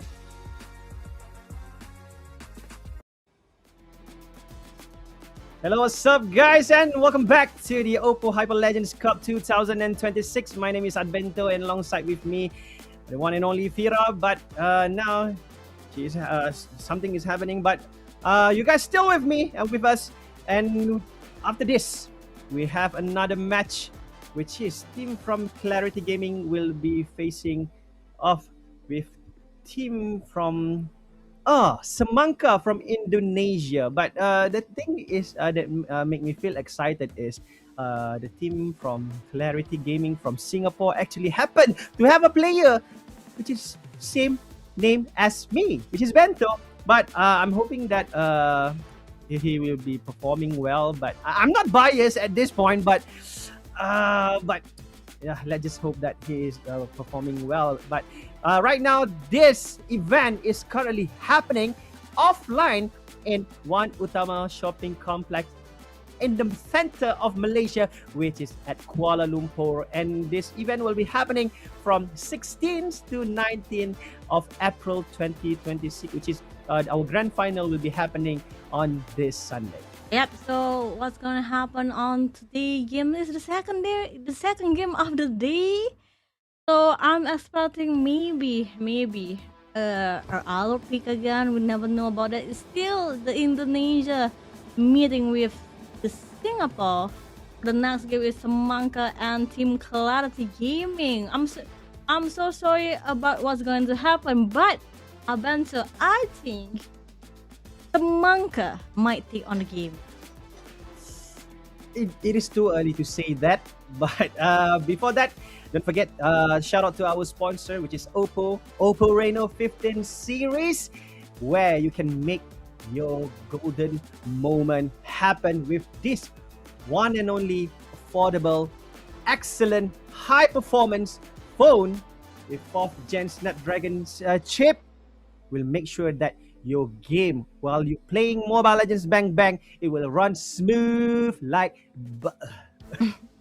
like butter. That's why you have to check at one Utama, was there's a lot of discount, a lot of, you can check even the phone, you can even touch on OPPO 15 Pro series. So check on the features available right at one Utama, was the venue for the Hyperlegend Cup 2026 happening today. Who knows, you can come over tomorrow, because tomorrow is a holiday for everyone. It's on Saturday, Sunday, still going on at one Utama. But let's focus on today. For the lower brackets, who is going to be the rising star meeting over Team LP for tomorrow? Yeah, indeed. And just now, Team LP managed to secure their flawless win 2-0 against TKP.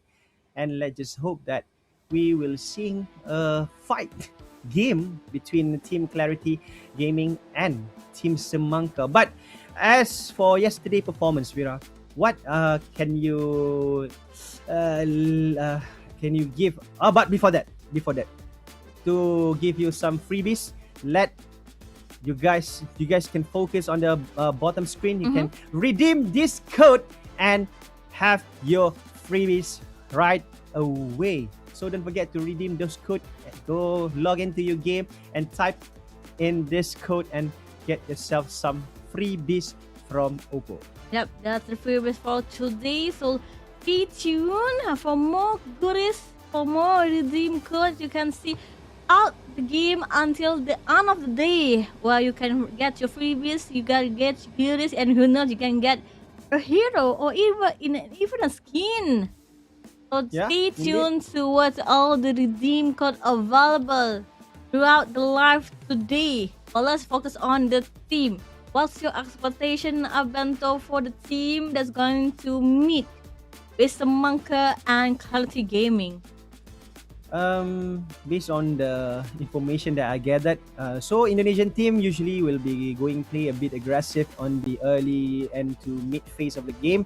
But as for Singapore, I don't get much because on the first round we saw that TKP play a little bit slow on the early stage, but they managed to step up their game on the second round. But we can't apply this to Clarity Gaming because they might have their own play style. But judging from the past performance, Fira, I need to ask you how both team performance on yesterday game. Okay, what I can say yesterday game for Team Semangka, they were a lot more slower than usual, a little bit more passive compared to team to their previous contender. But if they meet on Team TG, I think it's no time to relax. They have to win at least 2 games. I just want to know, will it be a game number 3, or are we still looking for a clean sweep 2-0? It might happen today on the game on the second round. For today, my expectation for Semangka, looking at how aggressive team Indonesia usually played by, I'm hoping they would play out maybe a Marcel Yeah. But still, it's still a question mark because we know that Marcel is often has been banned out from each and every game because Golden Hour is a skill set that give a hard time to each and every players that going against it. But map draw for the next round will be playing at the Expanding River. Usually, Expanding River will be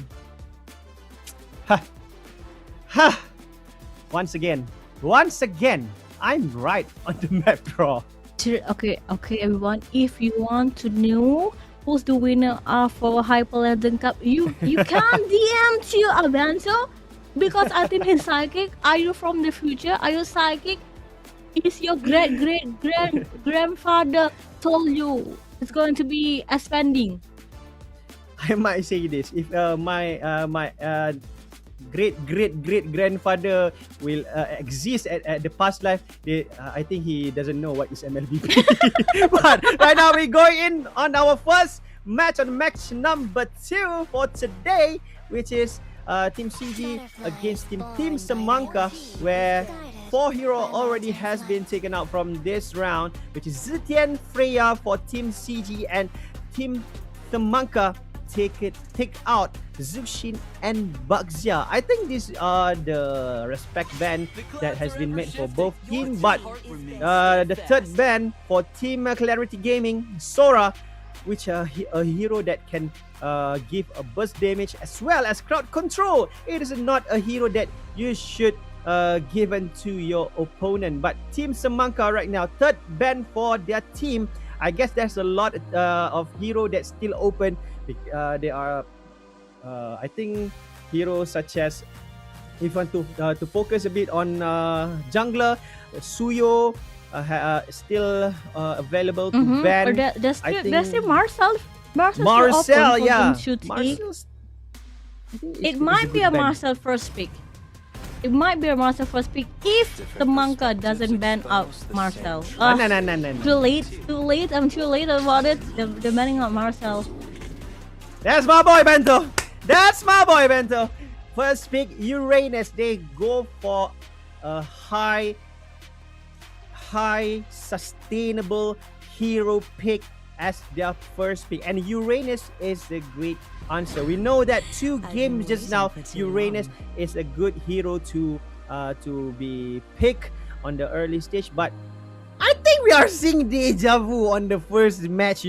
Once again, carry will be the answer to counter, to counter Uranus as a tank slayer. Why is everyone obsession towards Uranus and carry today?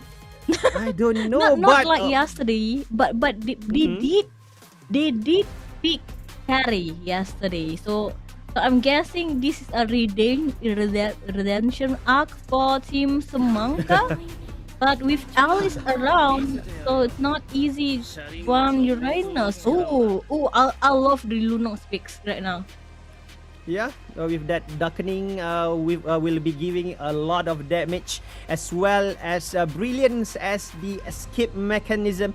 We still can say that this is a power pick, but it's still a question mark as once again, which lane will Lunox will be played, at the gold lane or at the mid lane. And Suyo as well is a good pick because you know that the fact Suyo is a high mobility hero jungler, as well have a lot of damage as well. So as a hero that can steal a hero at the back lane is a good pick. But the answer for Team Semangka straight away, they need a high ground damage. They bring in Farsa with that Feather Astrite.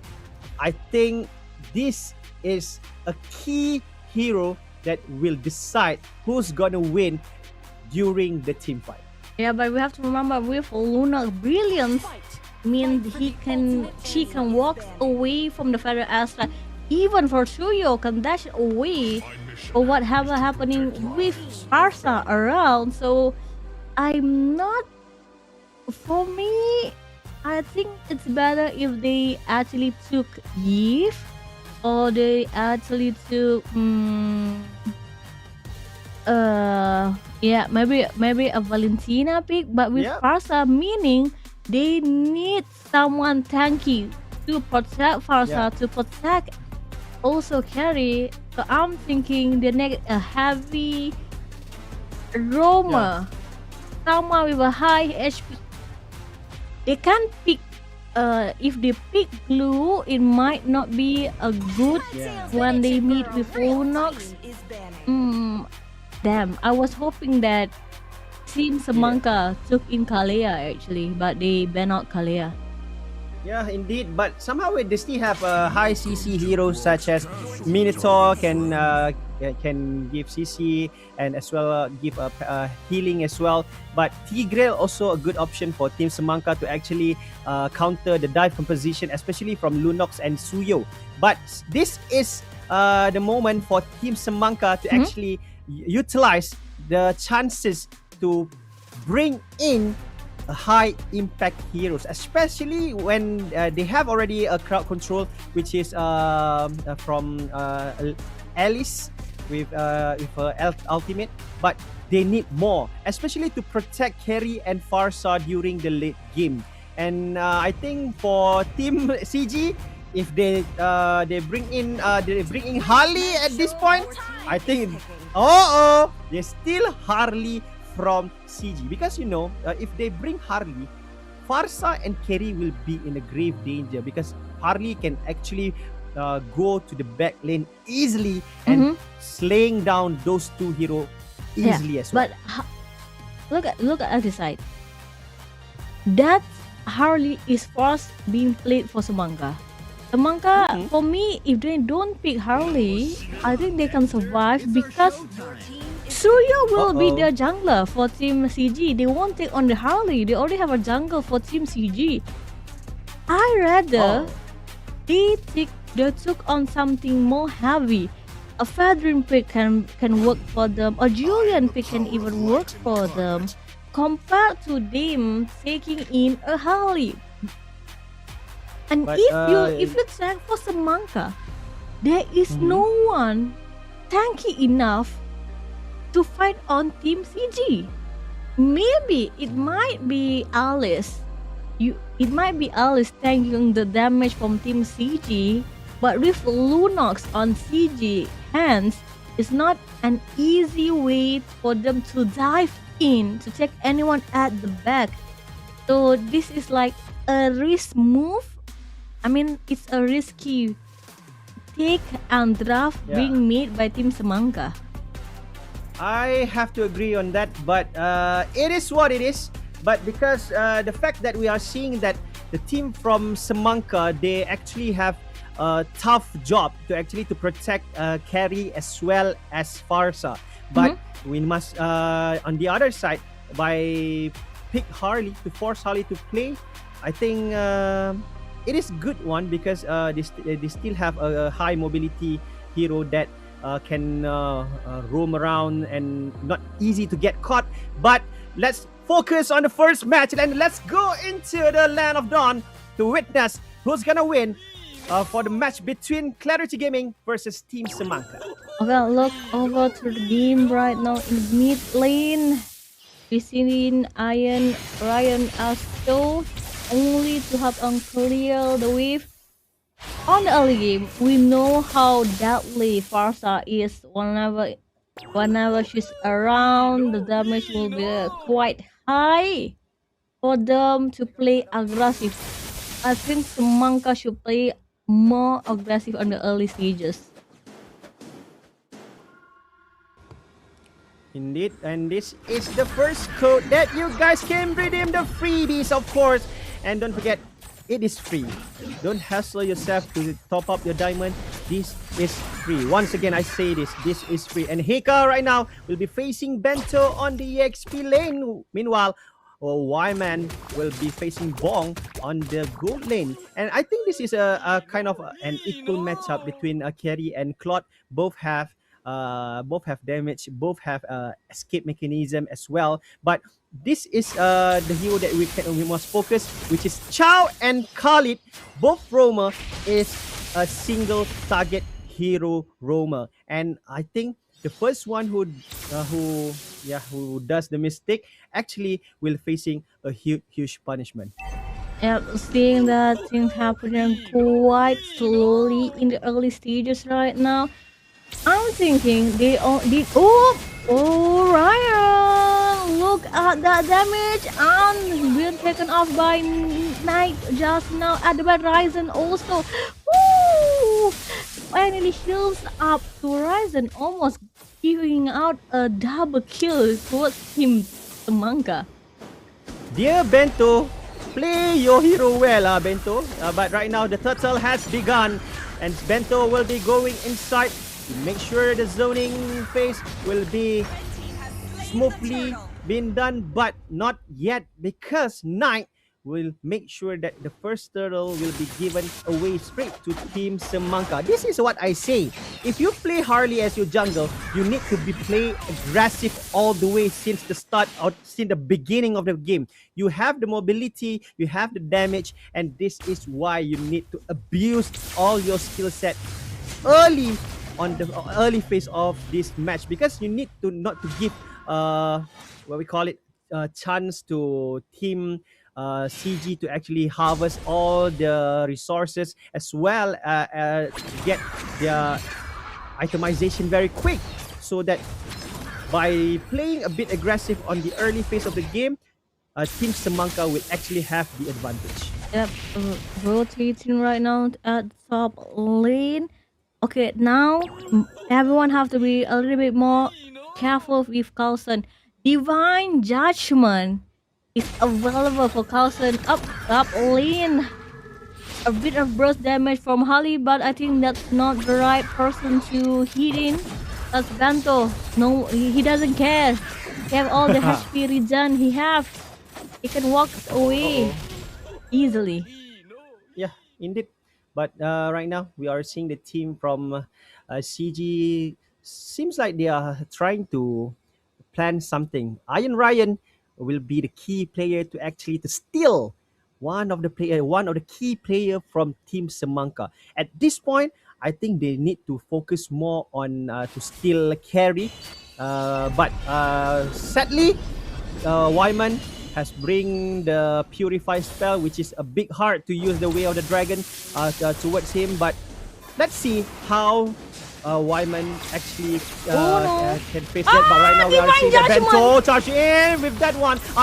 But we can see that with the fat ass right, managed to land some crucial damage towards Team CG, but right now they will be pushed towards the Ash. Ball receiving a lot of damage, but both still managed to get away. Knight took down Ryan, and this is the key moment from Team Semangka to actually have their early advantage on the first round. What I want to say, Divine Judgment sadly took on Bento. Bento doesn't care even too.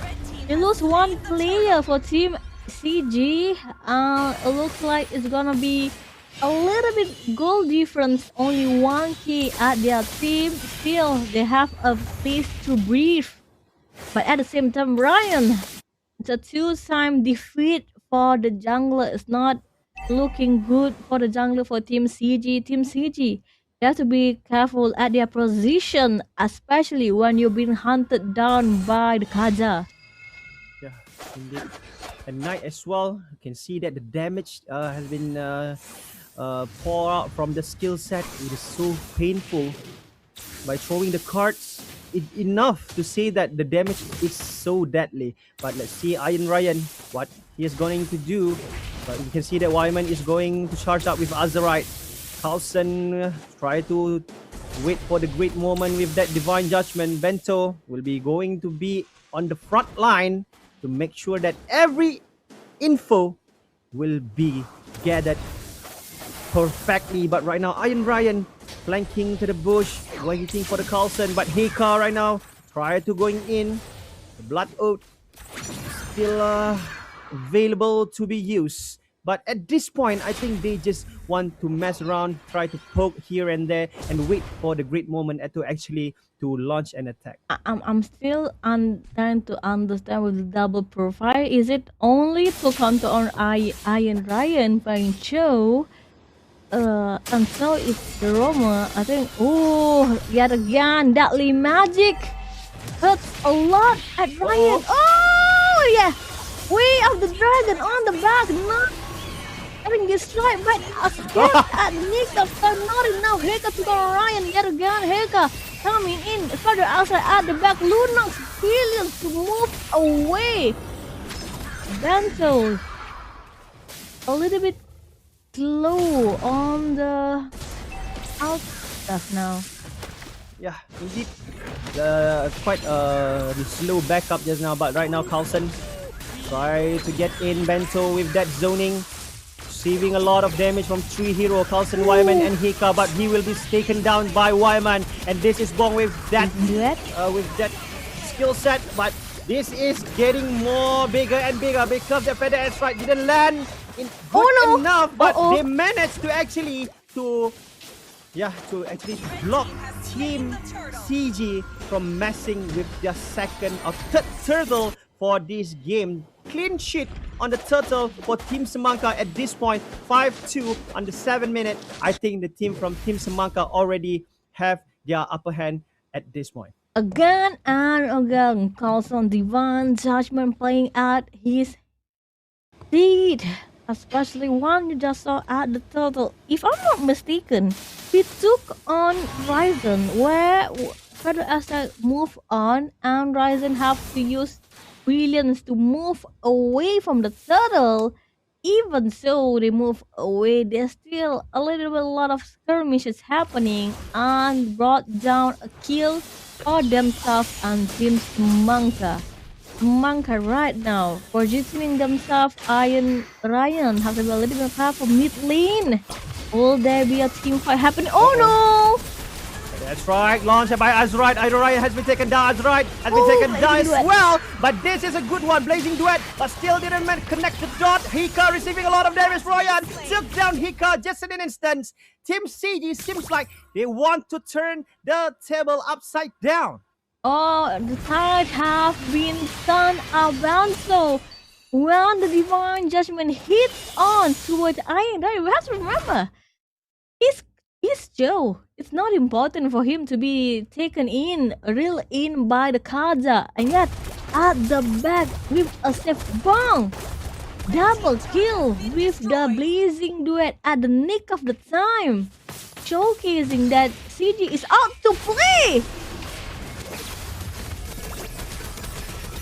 Coming on again with another team fight for the outside at the back.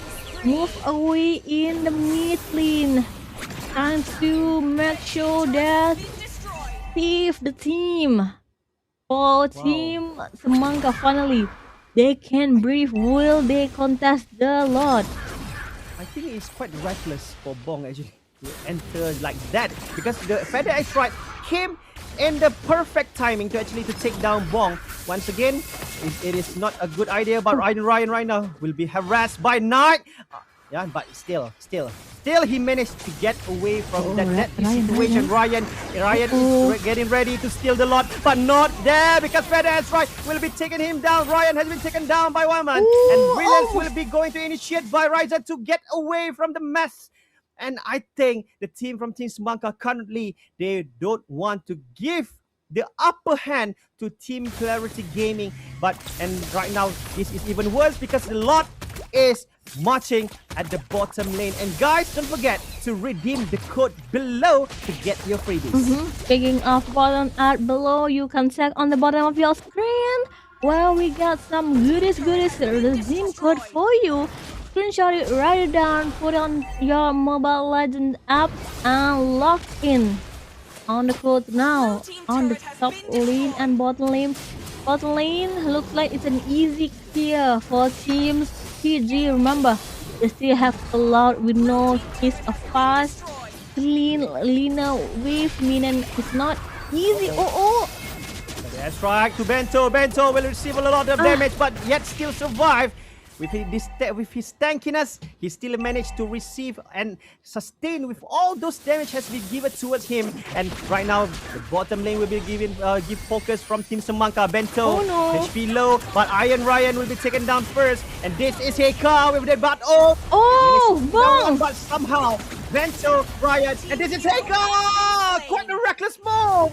And he will be taken down just like that. But somehow managed to secure the objective with that Forza, with that feather airstrike, managed to give Knight one kill. Azrai took the Ryzen. And I think that is an almost a wipeout for Team Semangka. Oh no, that was a penalty attack by Team Semangka.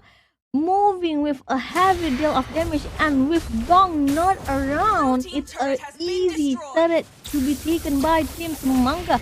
Mid lane, Iron Ran have been hit by Deadly Magic, not enough feather outside out the back. Trying to clear off the wave. They will not pursue it too aggressively. It's possible, Abento, they're waiting for the second lot.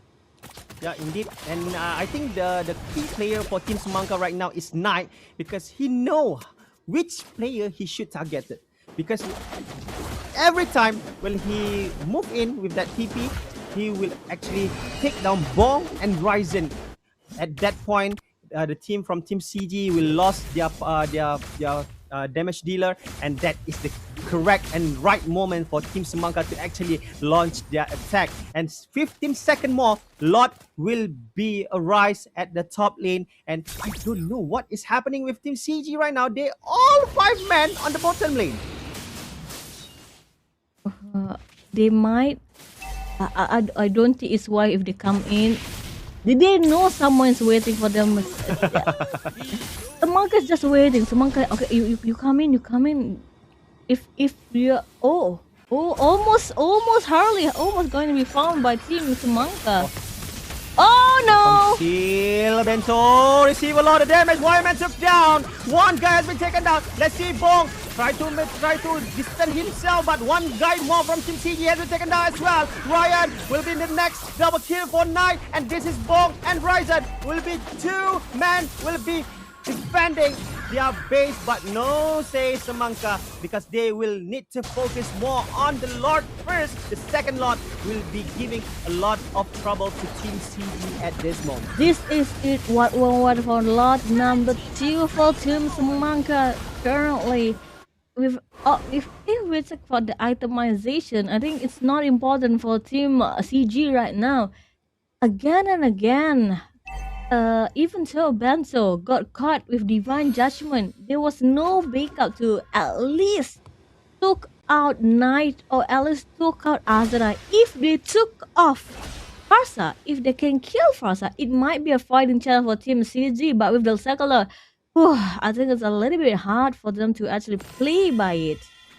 Yeah, indeed.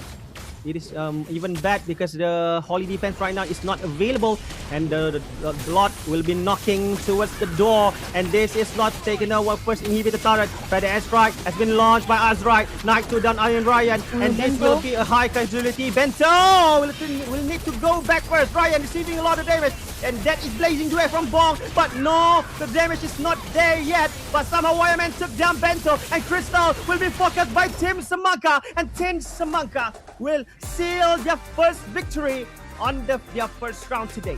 Oh, Semangka playing it cleanly on the game with Farsa. Getting better Astra. Not only that, Divine Judgment.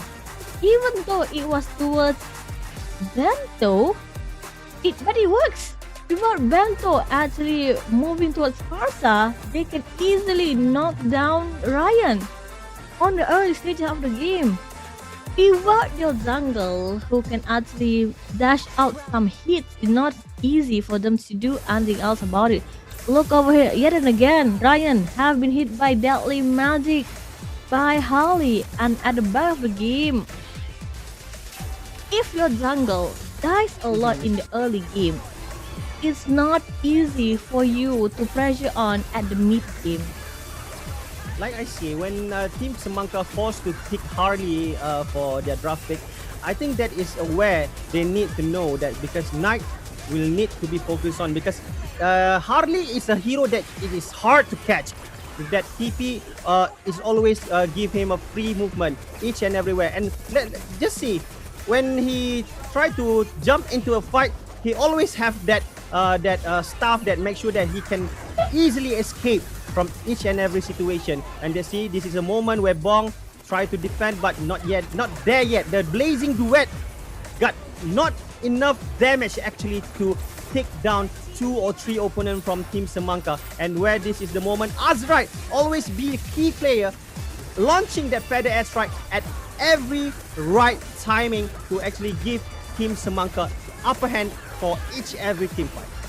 Looking at how the support being given out by Azrite, I think it has to be undoubtedly that this is a game where Semangka dominates a lot of it, especially at the late game behind, where even so, if you see before the crystal fall over, Team CG with Cloud at their hand almost could made it, but with carry by the hand of Rearman with 8 kills and no death at all. The MVP for this game with 13k gold and a 4k damage per minute, showcasing the star, the rising star of the show.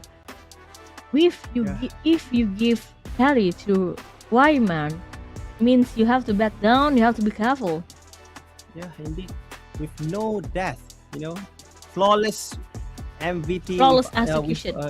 Flawless execution. 888 gold per minute with a high damage as well. But let's see the stats of the match, and we can see that Team Semangka 51,000 gold, leading almost 20,000 ahead. And that is actually giving a clear picture where the gap of the itemization is totally obvious. And we can see that on the objective, Turtle and Lot 100% given away to Team Semangka, and as well for Tower, they're obviously 822 is giving a lot of upper hand to Team Semangka once again. And I can tell that for this round, CG Clot played by Bong is not there yet. The damage is just 41,000. It is the highest damage for Team CG. Comparing the damage with Curry, 73 and 41 less. We can definitely say it's not enough for CG in terms of scaling in the damages being done by their team.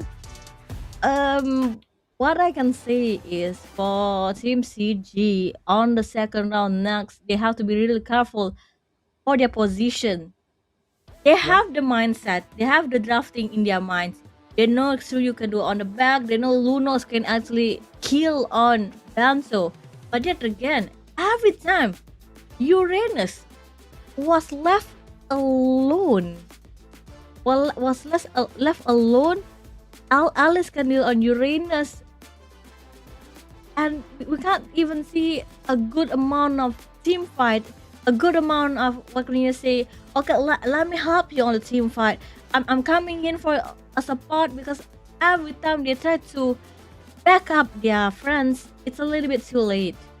Yeah, indeed. But each time you say kill Bento, I'm somehow it's kind of hurt. But it is okay. It's just the first round. We still have another round for Team Clarity Gaming to actually bounce back to redeem themselves on the second round. But as you said just now, they need to actually focus on the key player, especially jungler from Team Semangka, because they kind of playing a bit cheeky, with that Harley pick. And as well, when you have a tanky hero like Uranus, you can't what we call it, absorb all the magic damage from Harley, because one of the weakness for tanky hero is magic damage. It is obvious. So you need that radiant armor, you need the Athena shield to be equipped in your itemization. But that is game number 1 is already passed, and we'll need to focus on game number 2. Are we gonna see Team Clarity Gaming from Singapore will bounce back once again, or once again we will be seeing the team from Indonesia will get their clean sweep victory for this match? Oh my god. I just can't wait. I just can't wait to see, because the second game always be the hardest game for everybody. But like, we will be playing at Flying Cloud. Which map? Which map, Abento? Flying Cloud. Oh no, Broken Wall. Finally! It's time. I wrong is when they play at Broken Wall. It's So because I know why you couldn't get it this time, Abento. It's Why? because you're playing in the game today. yeah, You can't focus because you're playing in the game today. yeah, my buff has been taken away because I need to use the buff on in game. So it's okay. But Fira, for next game, are we gonna see once again Harley will be played, or there will be another pick that they will use? But as we can see right now, Bakzia and Freya once again has been banned out for this match. That again, a Marcel ban. Azus been banned, meaning Zetian is free to be picked if they won't ban in. I think it should be a respect ban towards carry. If not, maybe they can ban on the. Yeah. It's a respect ban. I think they listen to you. They listen to you. Thank you. Yeah, they listen to you right now. One of them is playing the stream right now. Oh, okay. Ben Carey. Okay, Ben Carey. So for Team CG, I think. But eventually, Team Semangka, they are using Carey. What? But why they ban Carey? I think they have another strategy that they will be play on this round. But for Team Clarity Gaming, what gonna be the next ban? I think they need to focus more. I think Zetian can be focused to take out. Yeah, like I said, they listen to the stream. They listen to the stream. They are the mind readers in the game. They're like, okay, the real coaches are Fira and Abento right now. We'll listen to them. You are our coach right now. Okay, yet again, Semangka. Looks like Semangka is saying, okay, Bento, you don't need your Uranus. Let me show you how Uranus is being played by the Indonesian team. Looks, it might be a Lunox pick to counter or Esmeralda. Yeah, indeed. I think Esmeralda is a good counter, but if they want to use Sora as well as Elise, is still available to be picked. But one thing I want to say about this tournament, Fira, is huge and massive respect to them. They are students from their campus, and even though with that packed schedule on their study, they still manage to perform at this international stage. So from me, myself, huge and massive respect to all these players. Okay, is this a Selena mid, meaning that PG is saying, okay, if you're not afraid, hold on to your Farsa again. It might be a Farsa pick by. Instead of Kalia. I think this is quite a good pick. Once again, they play a single target. It's going to be a roam. Farsa pick, I think. No, Harley will be still by Team Semangka. And no, still not. That's not still. Once again, has been picked by Team Semangka. And I think they want to focus more on Claude, and they need mobility and magic damage. Once again, I think we just the only thing that changed is Selena and Kalia for this round, and Farsa has been taken out, has been banned out from this game, and Hilda as well, because you know Hilda always be a hero that always give a hard time to the jungler, especially during the jungler need to take their buff. Especially with Harley, where he can get knocked over by Hilda's hammer. Well, whenever Hilda came over, it's gonna hurt a lot for Harley. Khalid, Abi banned away. Still looking for might be a mid laner or might be a Roma for Team CG, depending on Selena. Will this be Selena mid or will this be a Selena Roma? I'm expecting it might be a Selena mid. I think if they play Selena Roma, they will lose a lot of damage. So they don't have enough damage because they need to actually to depend on cloud damage alone. But let's see what's gonna be the next pick for Bong. I think they will be. Oh, Leomot will be bringing to the second match. An easy pick for Team Semangka, which is Lilia and Granger, will be completing their second draft for second match. And team from Clarity Gaming, the last hero, I think Roma is needed actually because they don't have anybody to absorb all the damage, because you can see damage from Lilia, from Harley, from Granger. True. It is deadly enough. And Gronk! Okay. Impressive. Okay. Even though there's a Grok, we have to remember there's still Lilia playing in for Team Semangka at the mid lane.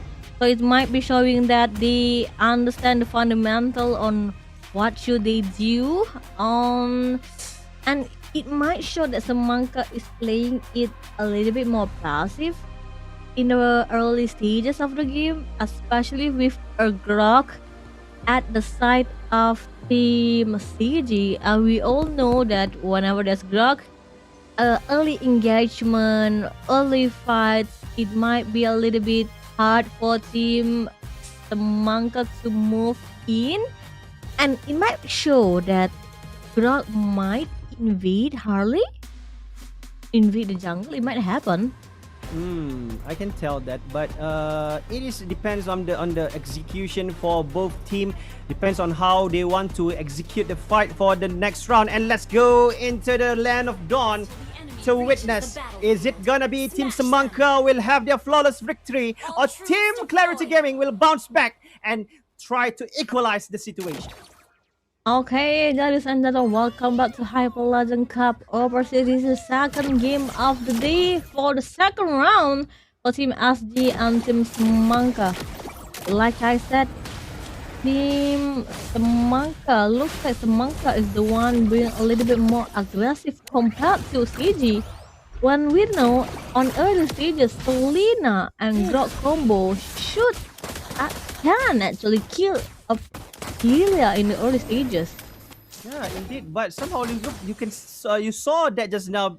The shadow energy from Lilia is so hurt and so painful to bear, because he can spam all the way. Azra can spam all those skill sets, and right now the Earth and Rampant Ryzen try to watch in, but no, not there yet, because the damage is not there yet. So it is minimum for him just poking all along. But right now we can see two undamaged hero, Bento and Hika, will be fighting. I think I just playing around, just messing around at the EXP lane. But this is the key moment where Iron Brian need to play it might be a kill, role, and and finally the finally Carlson has been taken down. And finally, it's a kill for Team CG, taking over towards Carlson. But remember, Carlson is still only a Roma. Maybe they are trying to focus on Lilia. There's already an ulti for Knight, meaning Deadly Magic is available to be used, available to at least hit on Selena or Bong on the bottom lane. Bento, Knight try to harass Bento right now, but on the bottom screen, don't forget to redeem your code. Meanwhile, Bento receiving a lot of damage here. Is he gonna be taken down? But not there yet. 1% HP, but good backup from Iron Ryan. But right now, Azrael and Carlson already going in. Tsunami Slam towards Iron Ryan. Iron Ryan receiving a lot of damage. One more hit. He will going down, and nice secure the first kill for himself. And right now, team from Team Semangka will going to focus on towards the turtle. But you can see that Brian tried to do something, but no, because Hika will make sure he will done the zoning. Wildman will be facing Bong. Is he gonna be one more hit? One more hit just now. Ryan 6 has been with that good retribution, take down the turtle. Double kill, took down 2 men from Team Semangka. Are we gonna see the bounce back match for Team Clarity Gaming and Iron Ryan with that heavy swing? Take down one more guy from Team Semangka. 4-2-1 on the 3rd minute of the second round. Looks like Team SG finally Singapore showing their fans the thanks towards Team Semangka at the right moment. Ryan, this is a revenge match for him. He said, okay, I'm gonna steal the lot from you, and that's what happened. It's a good outplay being made by Team CG, especially at the mid lane just now. And are they waiting for the second turtle, which going to be coming up in 1 minute? Looks like they're still rotating towards the bottom lane. Will Alice being shut down by Knight, who's playing Harley? Looks like I think both of the teams are saying, okay, we understand you are too aggressive. We are trying to play it slow. Yeah, minimizing the tempo is what they need right now. Bento will be facing Hika on the EXP lane. Meanwhile, something is happening on the river because 20 seconds more, the second turtle will be appear on the top lane. But meanwhile, we can see 4 men from Team CG. They currently try to harass someone. Knight almost get caught with that earthen rampant. And this is why Ryan try to sneak into the bush. But somehow, it just to gather information to make sure that they don't get a surprise attack. Azrael try to move forward. Oh try no. to spam with that shadow It's like a energy. mod. Turtle has begun. Turtle fight has begun. Earthen rampant has been At the call back. out. And this is, you can see that. Oh, tectonic charge! A good one. Ryan took down Wyman. I can see that Blood has been used. Bong took down 1. And double kills for Bong. Took down 9. And once again, team from Clarity Gaming has been given a free turtle, and Ryzen will make sure Azrael will be taken down as well. Oh, what an outplay with tectonic charge and flicker by Iron Ryan playing on the guard, getting them a 3 kill and a free turtle added. With not only that, securing the top lane for Team TG. Showcasing they are still here to play. Oh no, stun dash out Heka. Move back. Azrael almost got knocked out by Ryan. Backstory focusing on the bottom turret. Looks like Team CG is saying Semangka is not gonna be 1, it's not gonna be 2-0, it's gonna be 1-1, it's gonna be game number 3 later on by the itemization. Whoop, Heka. Good guy. Heka almost caught just now. And Bong will be focusing to take down the turret. And at this point, they already get with 5,000 gold in front. But this is Knight. We'll make sure that they all also get something from at the top lane. And it is the moment where Bong already reached his power spike 201 for the KDA. And I'm sure that the team from CG currently have a good upper hand on 6 minutes of the second round.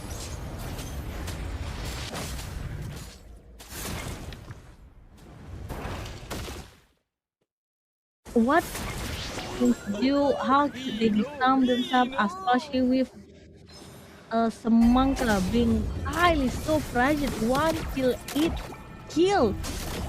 It's like a domino effect on of what happening on the and suddenly someone is being caught off guard by Bong, giving a free kill towards himself while forces himself to use Purify.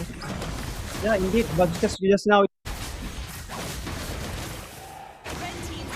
charging in, and at Wong easily taken down Wyman at this point.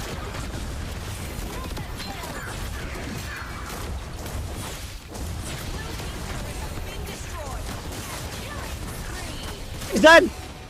That good kill take down us, right? And the team from almost. CG will be bounced back once again in this second match. They will make sure that this is not gonna be an easy match for Team Semangka. Looks like Team Semangka, they have to check back on their gameplay, especially what are they gonna do to make sure they can cover or at least defend the side from Team CG. Looking at, we have, it's a 1v1 and Ryan took off Kill Knight instantly on the bottom lane. This might be another 4th turret for Team CG. Yeah, indeed. Oh no! Because good abyssal error. Alright, still managed because he's still far away. Wyman tried to get in. There's Sonata, but right now with that blood oath.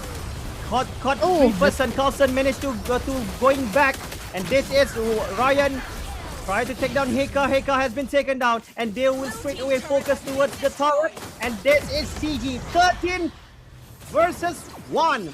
13-1. What an insane gameplay by Clarity Gaming at this point.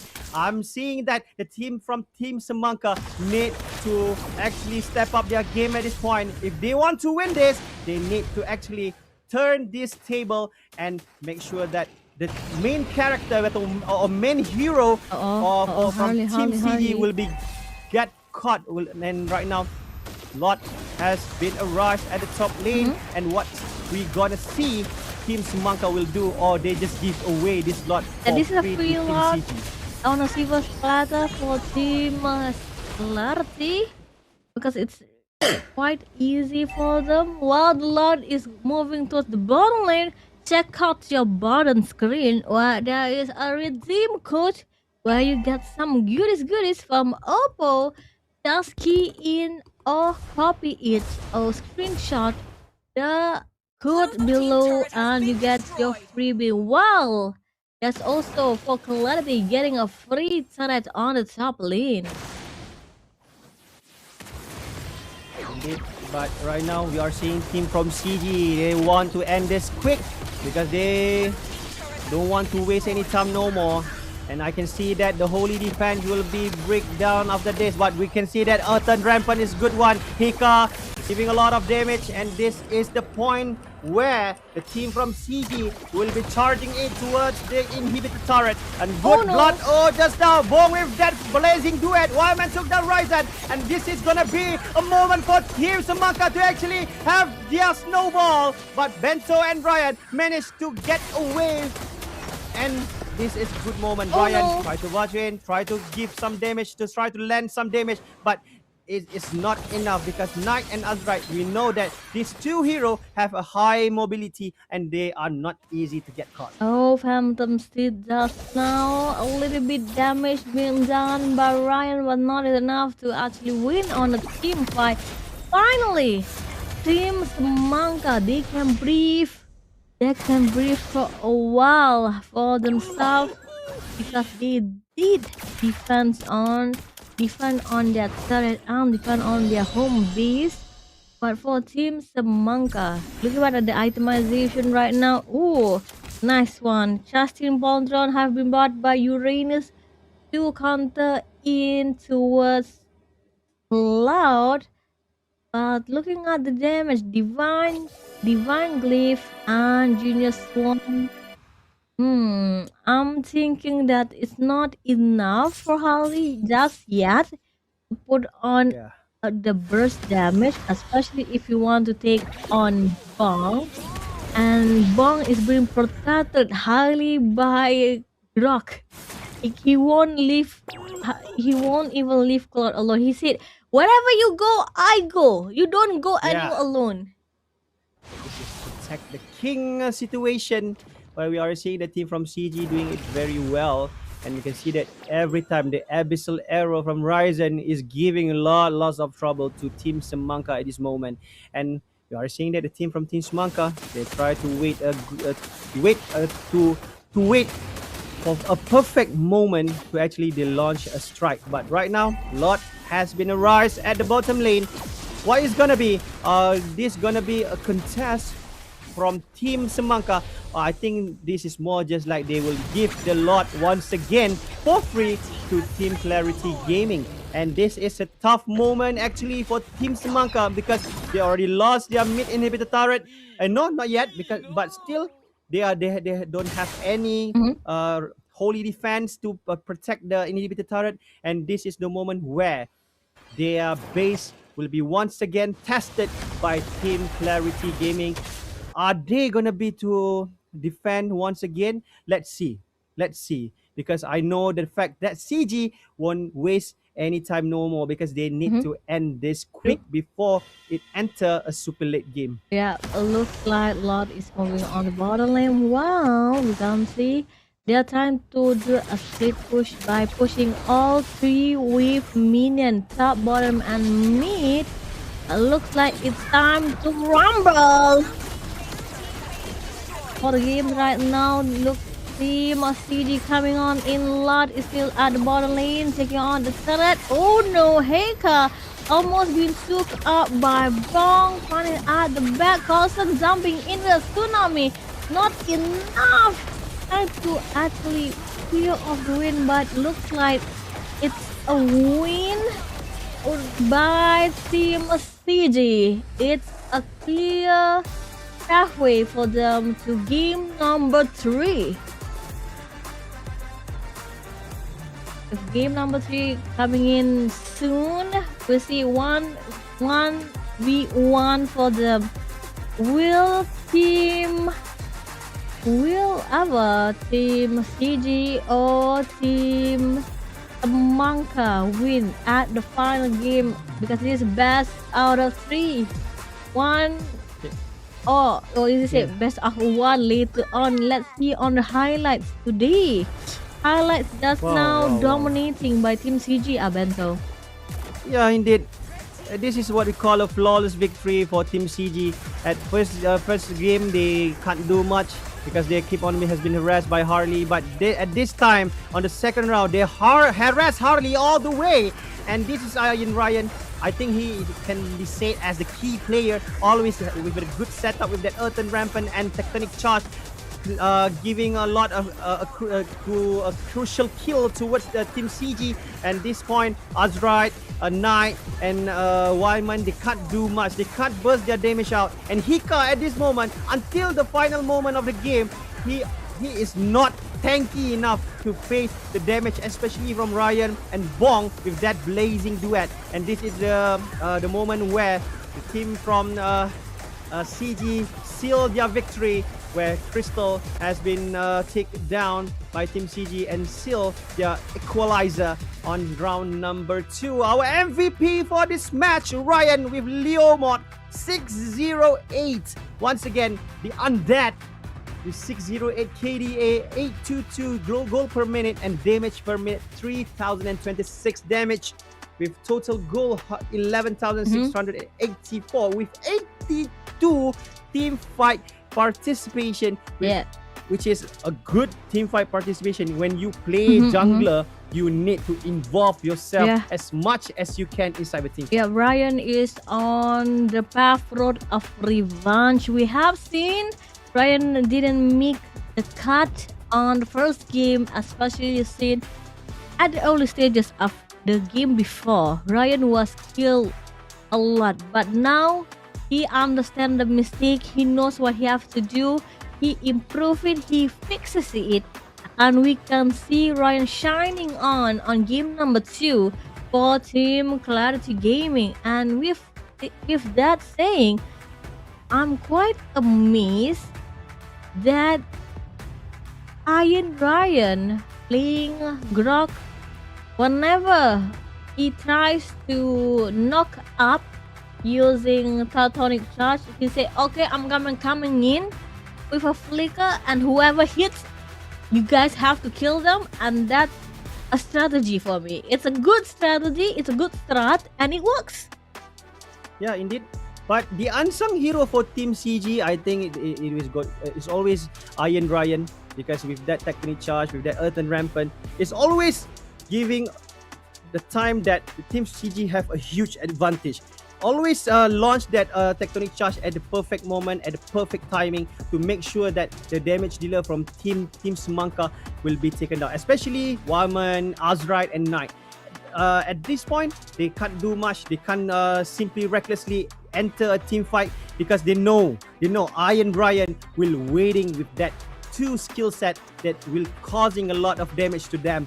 And it is what it is, 17-4 for game number 2, and we just witnessed team from Clarity Gaming has equalized the situation, and this is up to the next game where we can see this is the best of 1 for both team, and let's see who's going to advance. This is going to be a best of 1 between Clarity and also Team Semangka, so they can't make any mistake.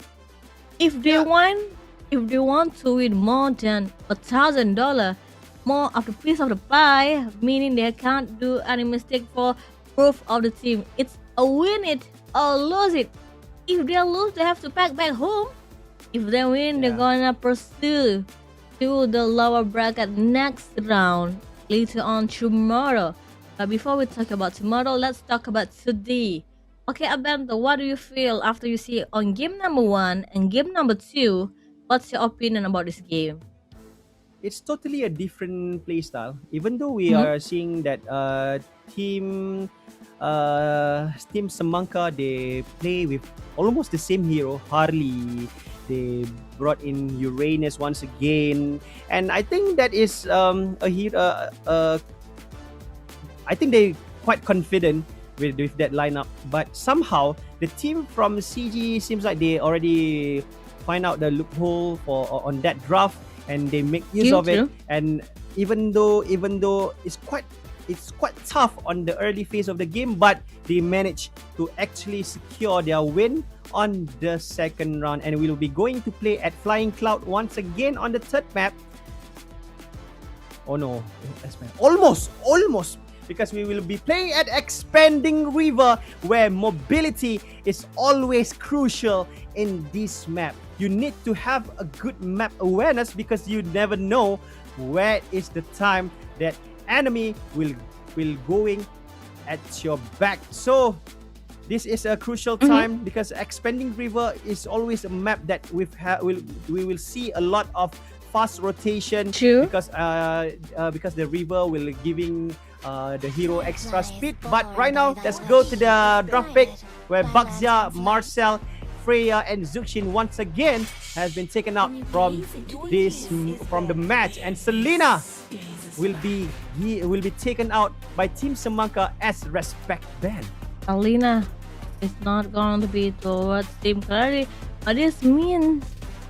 Will there be it's either a Harley pick or a Zentian ban? It might be a Zetian ban for round number 3. If they do want to ban in Zetian, they could definitely try to ban in a fighter. Oh, and again, a respect ban carry will not be used by Team Semangka. First pick by Team Semangka. I definitely can't see Harley as a first pick right now. If not, they can actually secure Kalia again. Will Kalia be secured by Team Semangka? I think Zetian is still open to fill the mid lane at this point. But for Heka to focus more on the a lot of sustain. Maybe, as I said, Zetian is open and they can't waste that hero. And it might be a bento. I think a Harley pick would be nice right now. Oh, a Harley pick would be nice, especially if you want to kill on Zetian, and we know Harley doesn't need to be too close to Zetian to kill him. Remember, I still have the utils of Deadly Magic, but they choose again Cloud for Bong. Looks like Semangka said we still can deal Cloud. It's a third Cloud for Bong. No one is respecting on the Cloud being played by Bong today with Uranus on Clarity's side. Will Granger be played again? With what I've been seeing yesterday and today, whenever people pick Granger, it doesn't showcase the gameplay itself, and I don't see Granger as someone that aggressive. So I haven't seen the use of Granger yet. Meanwhile, Team Semangka said they are going to take grab for themselves with Alice. Yeah, indeed. But somehow I think for Team Semangka, they need to have a power pick because so Grok is the answer, and they have also the hero that can sustain on the AXP lane, which is Alice. But Ryzen, a good pick. Bring up Valentina for this match.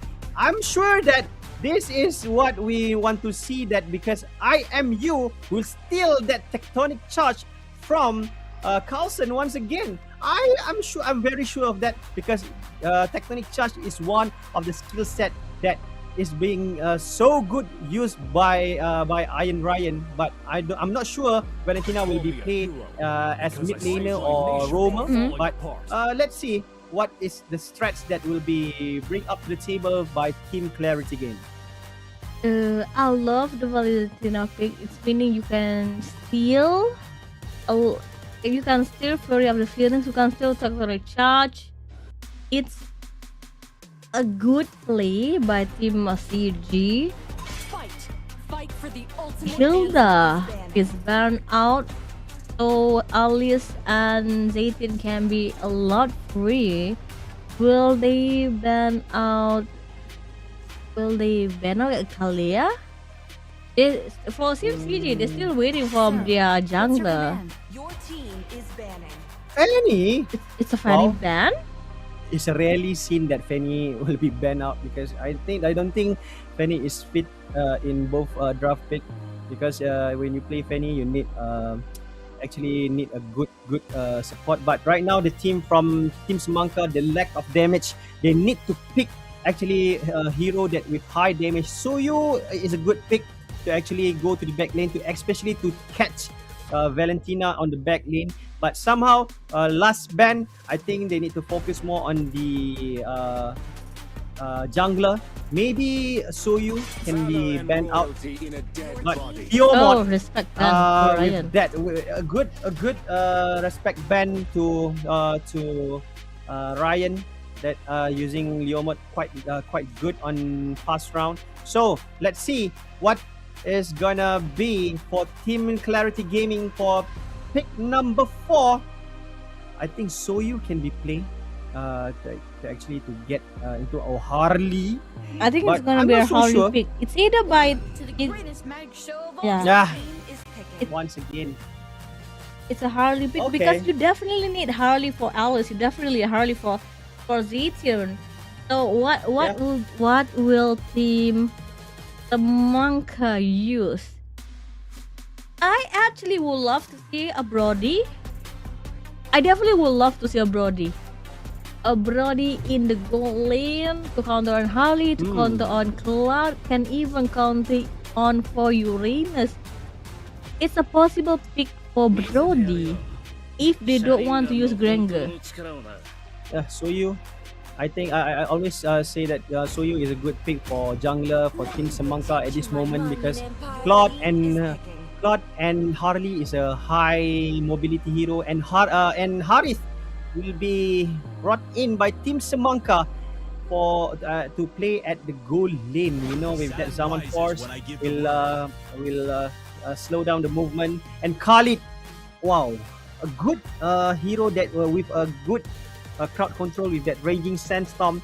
It is crucial for him to actually to be inside the team fight. And I think Uranus will be played at EXP lane, and Khalid will be played as the roamer for Team Clarity Gaming. And this is the draft pick for round number 3 to decide who's gonna advance to the next stage. And once again, people, thank you so much for being with us until now. And this is the match, the deciding moment for Team Semangka and Team Clarity Gaming, who's gonna win and who's gonna pack their stuff and going back home.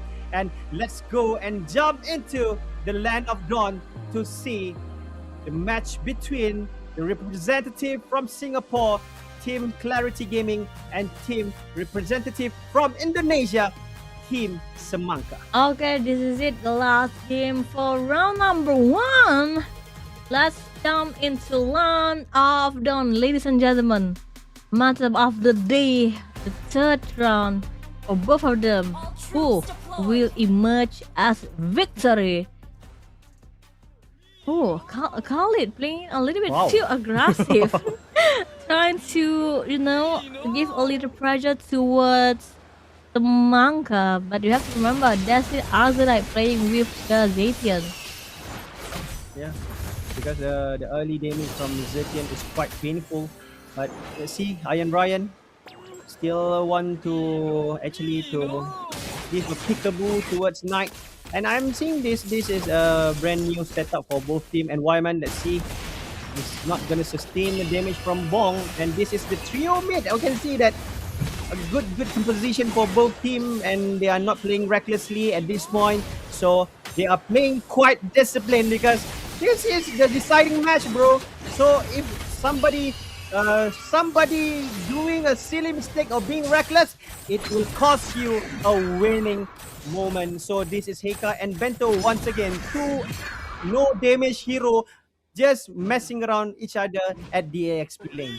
Yep, it looks like they're going to try at least to take over the mid and top lane, especially with the turtle coming in another 30 minutes. A little skirmish damage towards Iron Ryan, but it's okay. Rizan himself, he can fight with the sun if all day long. But oh, Ryan is already level 4.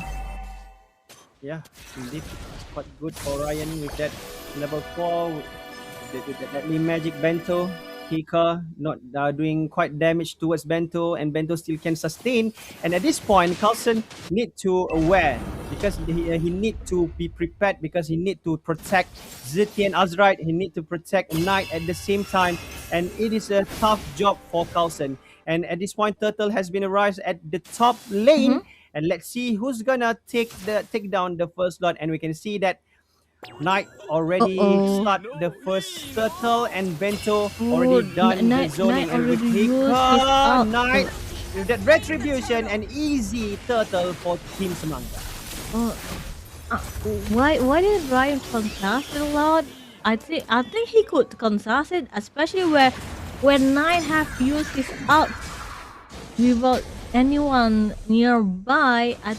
Even so, that happened.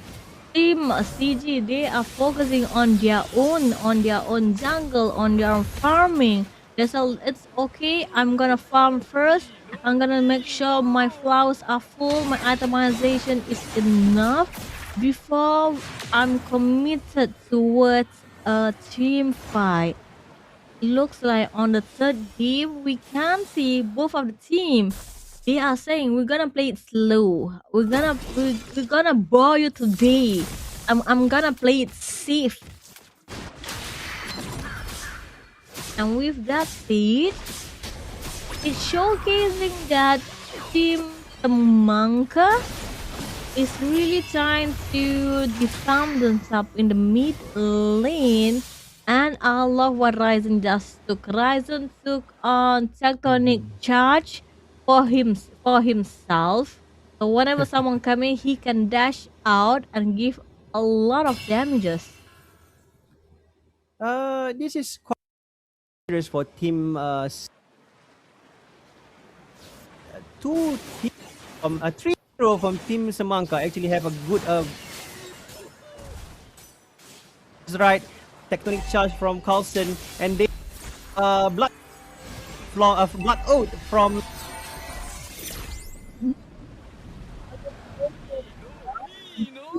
a little bit, they have to be a little bit careful, especially on the turtle.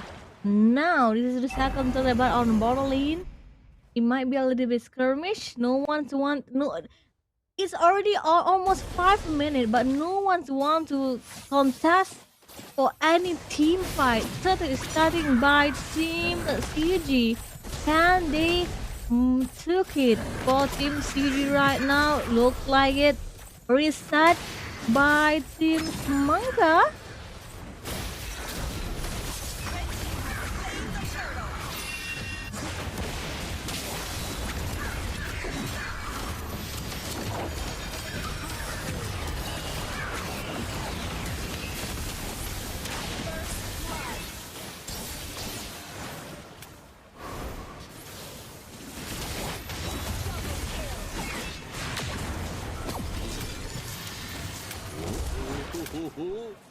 Oh no, let's see right now with attack on Team CG. Top lane is gonna be taken by Team CG. It's a free trap for them and 2 kill by Team CG. Looks like they are going to focus in on team fight. I think for Team Manga, they have to be a little bit more careful, especially Bong with Purify. He won't be cut off. He won't be stopped by the fury of the Phoenix. That meant that Team CG is still holding the dominance towards his team. I'm seeing that it's happening now, Bento. Can they actually protect themselves for Team Manga, or can they actually find someone at least to pick up? For me, they need to pick up on Bong. Yeah, sadly, will that even happen, Bento?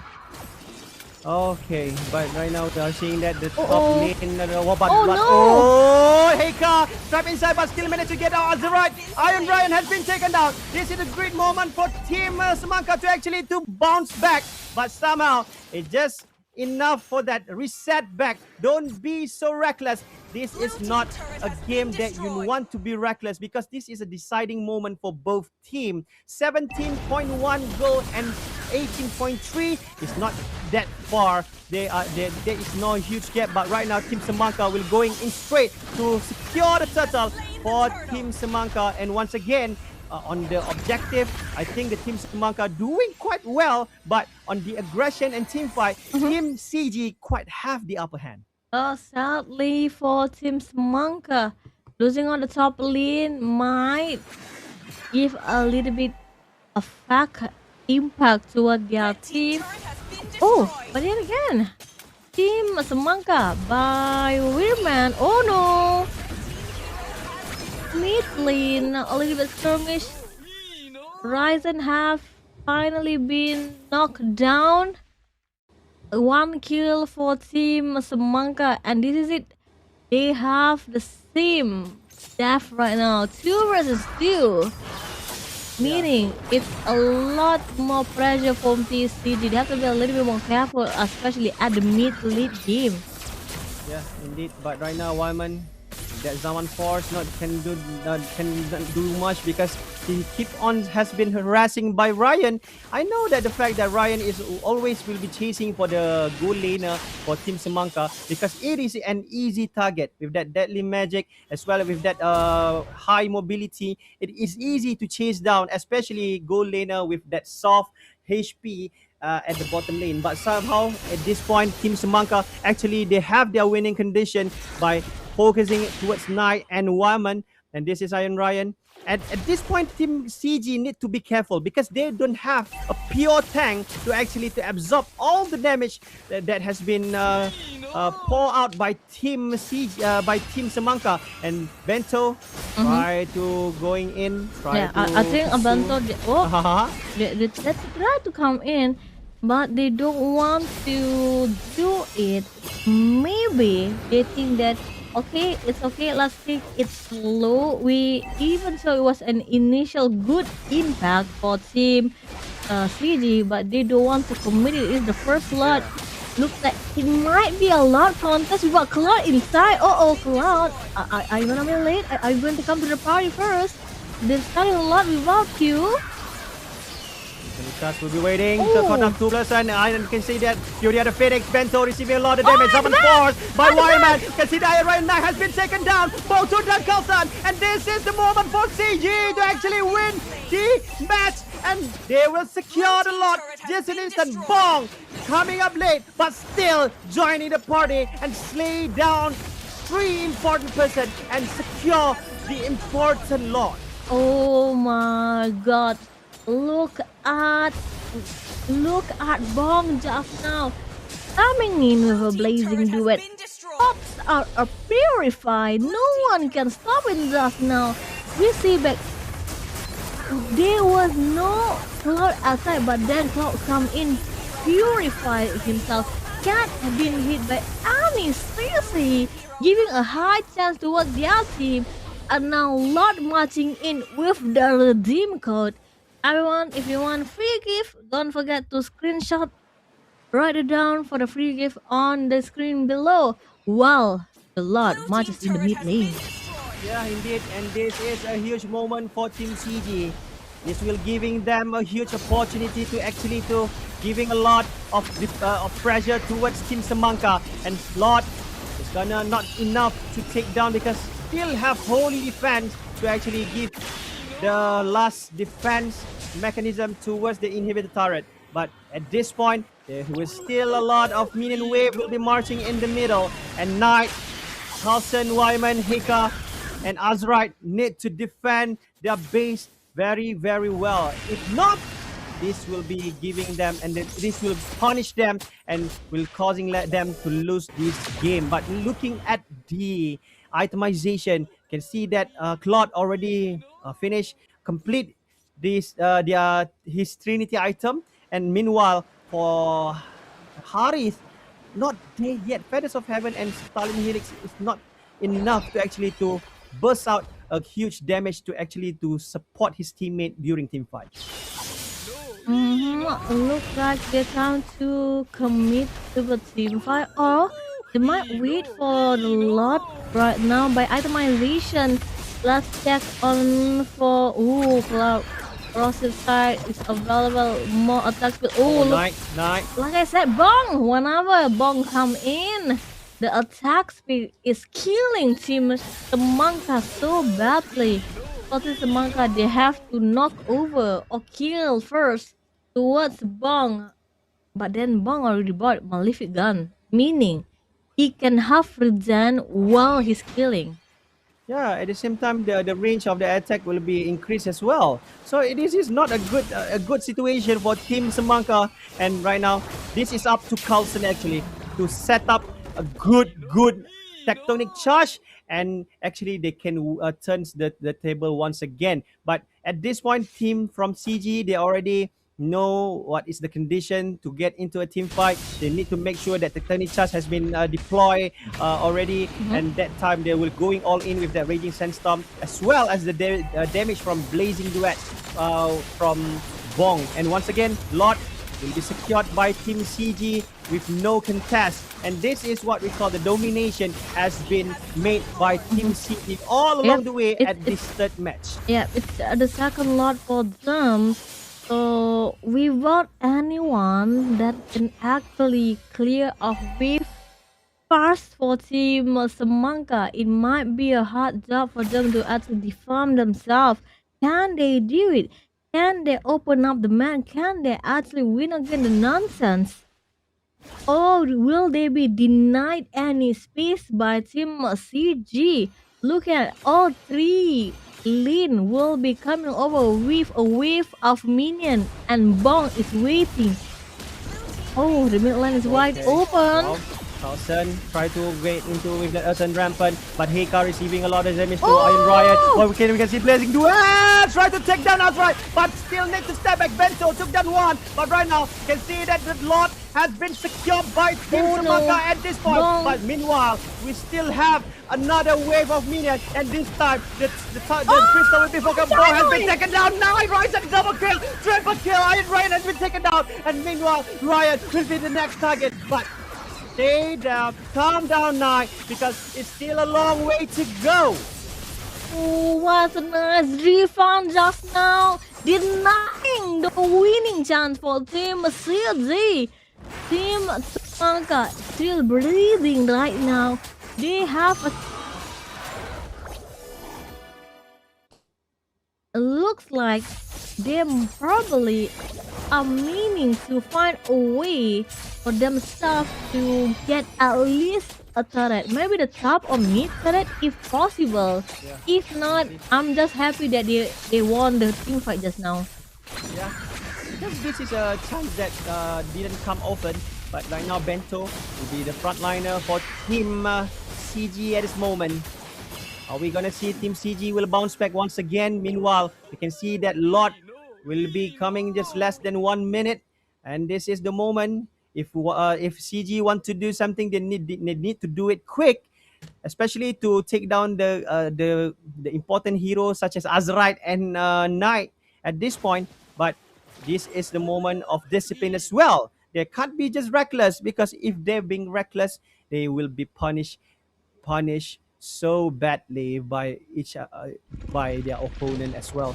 But at this point, Vera, do you think that Team Semangka already have their moment to actually win this game?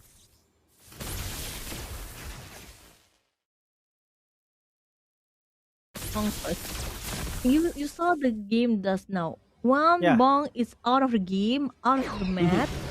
It's a highly possible chance for Semangka to do a comeback, to actually try to compete for the lot. Remember, this is lot number 3. It is the lot that everyone needs to have Yeah. it. If CG gets the lot, it might be a game over for Team Semangka. And from my understanding, Team Semangka, they have to contest for the lot. Yeah, indeed. And this is the evolved lot. And this is not the lot that you can give just easily to your opponent. And Carlson will be the frontliner for Team Semangka at this point. Bento, Bong, and Ryzen already at the center of the lot. Iron Ryan waiting for the right time to actually to launch the heavy sandstorm, raging sandstorm actually. But at this point, Bong will actually try to start the lot slowly. But meanwhile, you can see that Bento receiving a lot of damage over there, and we can see that Bento almost there, almost has been taken down. But meanwhile, Iron Ryan need to back down. Zaman Force a little bit late. No. At this point, Hika. Oh, it's a reset. It's a reset. It's a reset. It's a reset for the lot. Just reset. Don't be so reckless. But Carlson Oh, no. waiting for the right time for the tectonic charge. But Ryan right now is waiting for still the right reset. time to do Yeah, it. they Still reset it. reset. Oh, no. What are you What doing? is But tectonic charge charging in with that Fury of the Phoenix. Fireman to the Ryzen. Knight to the Ryan. No retribution for Team CG at the moment. And currently, you can see the Fireman with that Zaman Force. But boom to the 2%. And that's right. And one more guy, which is Hika, all alone. And this is not good Oh, no. for It's a win. Team Semangka. It's a win. Azerite all It's gonna be a alone. win. Can Azerite? Oh, not enough minion. But Azerite almost got took out. No minion for Team CG. Chop lane. They are waiting alone, or it might be a win as long as the minion is. It's a win. It's a win for Team CG. Wow. It's good way to end your match like a champion. And this is Team Clarity Gaming secure their win 2-1. Team Semangka, GG. And we can see that there are already 2 teams from different nation has been sent back home. One from Singapore, one from Indonesia.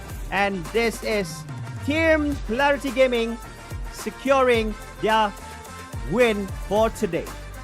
Looks like Team Clarity Gaming giving retribution for Singapore.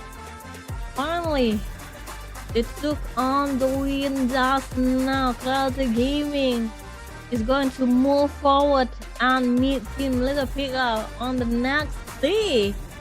But for Team, I'm actually sad what happened to them, what happened to the game just now, but unexpectedly, it was a good try by both of the team.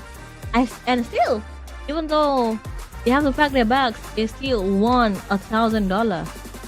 Yeah, indeed. But yeah, the journeys for Team Semangka ends here. But as for Team Clarity Gaming, congratulations. But you still have a long way to go because Little Pika, which is their brothers, will be avenged. Their little brother lost for today, tomorrow. But somehow it is a great bounce back from Team Clarity Gaming to actually win for the third game. And for this time, I can say that Ryan, once again, showing a good play. But the key player every time inside the team fight is Bong. Bong will actually execute his blazing duet right at the moment that the teams need. And every time he launched that blazing duet, a huge punishment will going towards Team Semangka all the way. That's true. We have seen team fight. Look at just now at the lot. The Fury of the Phoenix was at the right moment, but there was no follow-up just now. Azarit a little bit late for the support, for the backup just now, giving a win for Team CG. And finally, with Banso. Wow. Yeah. How could Banso be the MVP with only 1 kill, 0 death, and 9 assists? But looking at the goal, 9k goals with 2k DPM, damage per minute. What makes Banso shine the As most the was MVP. no one could actually kill him. He's only there to annoy you. He come over. Yeah. You understand when you go eating in a restaurant or in a mamak, right? You eat and then Yeah. suddenly a fly coming. That is Bento just now. Bento is saying, I'm right in front of you, but you can't kill me. Yeah, indeed. But 91% team fight participation is all the highlight that Bento needs. And this is the moment we can see that 55,000 goal, just 5,000 split. But as for the turtle and the natural objective, we can see that is already obvious towards Clarity Gaming. And let's see, the damage taken by Bento is 185,000 damage. What an insane! He just a sandbag, and still no one can kill him. 0 death on the deciding match on match number 3, and it is so easy for Bento to be at the front line. And yeah, Ryan and Bong just do their job, just giving all out with the damage and take down each and every person from Team Semangka, just like that. And Ryzen as well, doing a great job as well, with launching with that IMU, stealing that tectonic charge at the right moment, and that just flawless for Team CG on game number 2 You and know the game fans number of 3. Valentina, they say, okay, you took Grok, I'm gonna be Grok. Yeah. Every Yeah, time I am you. Valentina ulti is only to see tectonic charge. And it works. Whenever someone come in, he charges over to with the tectonic charge. He say, okay, here's the damage. I'm gonna move away. My team is coming in. And what I love the most is the position being played by Cloud, showcasing they already understand Semangka at the first game. But let's watch now. Next up, we're going to see a lot of games, which is one of the game that we have to watch out. It's Team Anu Bravehearts. Teams Fit College Bravehearts versus with Team Velocity UITM. Yeah, indeed. Because we are seeing that Team Little Pika and Team Clarity Gaming will not meet each other because they will be waiting the winners from the quarterfinal upper bracket. But still, they already advanced to the next stage, where the stage is getting harder and harder. So I think this is a great match to see, because we saw that at the first moment we thought that Clarity Gaming loses their ground and they can't fight back. But they proved that they are not that easy to lose. So they bounce back at the second game, and yeah, once again bounce back again on the third game, which is deciding that they will be going to the next stage. And this is game number 2 for today, day number 2. You guys still with me, Bento and Fira, as your casters on duty for OPPO Hyperlegend Cup 2026. And for those who are watching in the live stream, thank you so much for being with us. But we still have another match, best of 3 for you guys to tune in. So guys, just stay there. Don't go anywhere. Don't go anywhere. So, Fira, we will be taking our break just right after this. So don't go anywhere. Refill your water, take your popcorn, and we'll be right back just right after this.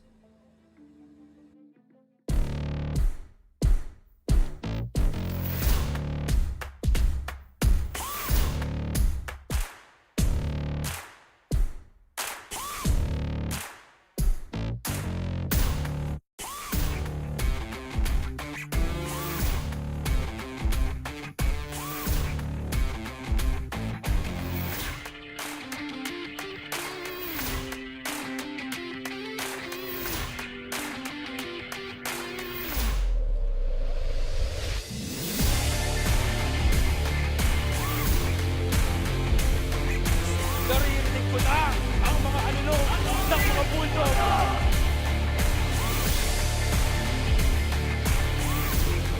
Congratulations everyone to all our participants and winners. This is the OPPO Hyperlegend Cup.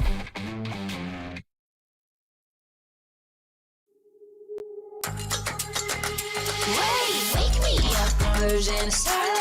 I feel so alive. Ooh yeah, yeah, ooh yeah. Different vibe, different mind. Ooh yeah, yeah, ooh yeah. Kaleidoscope this side. Came in, looking all around. Right now, set, lit, feel the power. We waiting for the hour.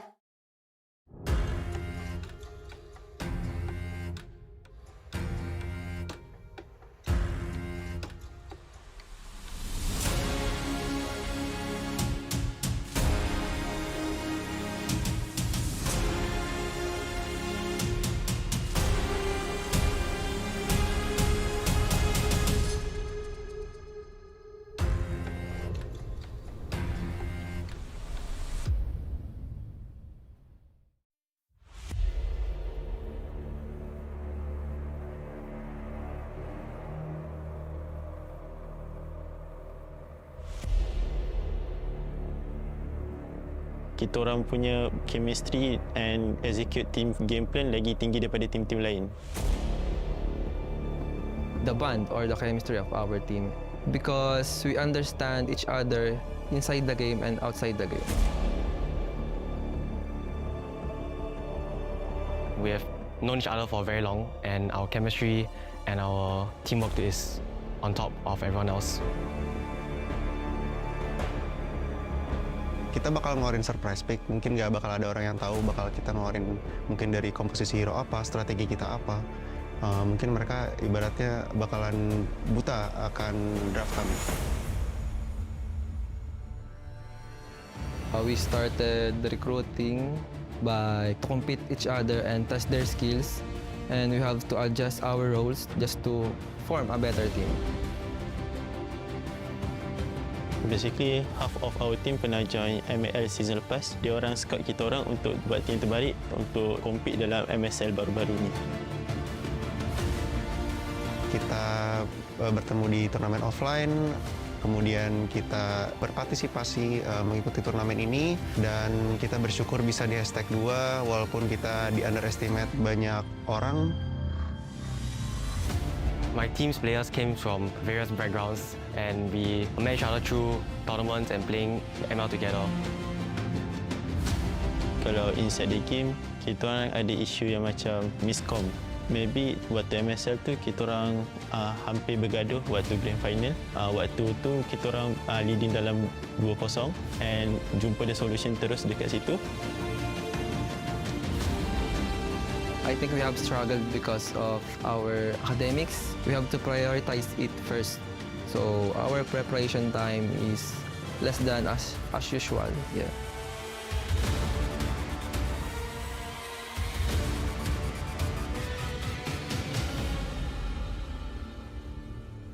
On top of a student life, having to go to school, study, even working part-time, it makes us like really on a tight schedule in order to train and find time to spare for this tournament. Tim saya yang paling saya suka itu alter ego dari Indonesia karena mereka dari awal dipandang rendah, mereka bisa masuk lower bracket, kemudian mereka berjuang sampai akhirnya bisa juara champion ya kan. Saya mau jadi kayak mereka sih. Tim kita yang dipandang rendah bisa membuktikan bahwa sebenarnya kita itu kuat berkuda hitam. So dengan perspektif dan hujatan daripada ramai pihak daripada luar tentang kebolehan kami untuk mewakili Malaysia, kita orang kat sini sekarang untuk buktikan yang kita orang sebenarnya layak untuk dapatkan slot ni dan akan cuba membanggakan nama Malaysia untuk OPPO Grand Final kali ini. Dari tim kami, kuat itu dari PH karena kan kita tahu sendiri omongan orang-orang banyak, PH itu kuat, banyak meter dari mereka semua. Tapi menurut kami semua yang kuat, semua yang strong atau semua yang lemah kita hadapi semua, kita compete, kita tak boleh ada rasa takut, kita hajar semua, kita buktikan siapa yang kuat. I think Team Malaysia is easiest team to defeat because we always win against them in rough game. So I think we can win again in this tournament. I'm going to be humble and say any team is as easy as each other to beat and put ourselves as the easiest team to beat. Not all teams are invincible and it's up to us to prove that we are the strongest.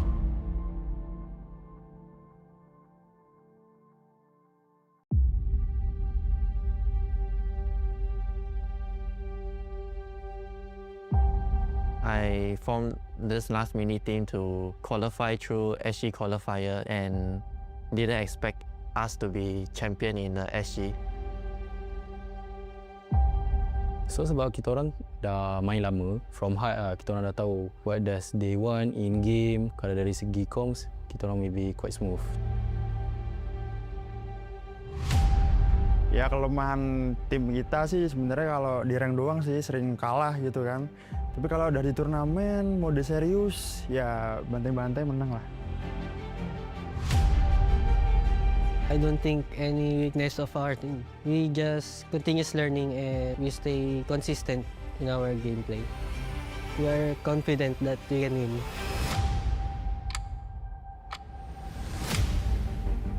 Jadi awal terbentuknya tim Little PK ini karena kita sama-sama sering mengikuti turnamen, cuman sebagai musuh dan punya satu tujuan yang sama. Jadi kita sepakat untuk membentuk tim Little PK untuk menjuarai turnamen kampus-kampus di nasional maupun internasional.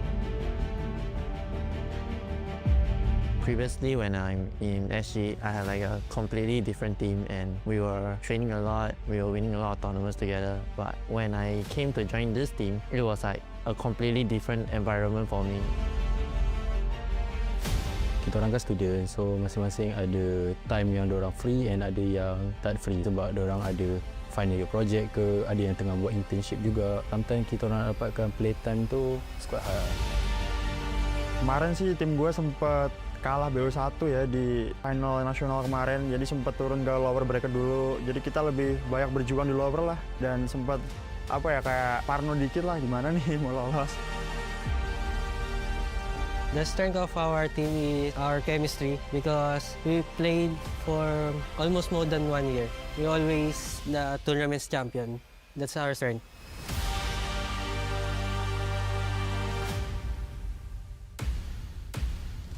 Our last mini team is basically our strength and weaknesses. We lack of a lot of chemistry, a lot of synergy together. I didn't expect myself came all the way to compete with all the other international teams and I will be grateful to fight them. Kita orang gaduh, kita orang akan fix balik, just rebonding semua. We just say a new thing, so tak ada yang akan get hurt and we just try to find the solution in game kat situ. Tak ada siapa akan dendam dengan each other, so memang kita orang kat situ memang like best friends lah. I already know some of them because I already compete with them in international stage. I am confident that we can win again. I believe the easiest team to defeat is TKP, which is my team.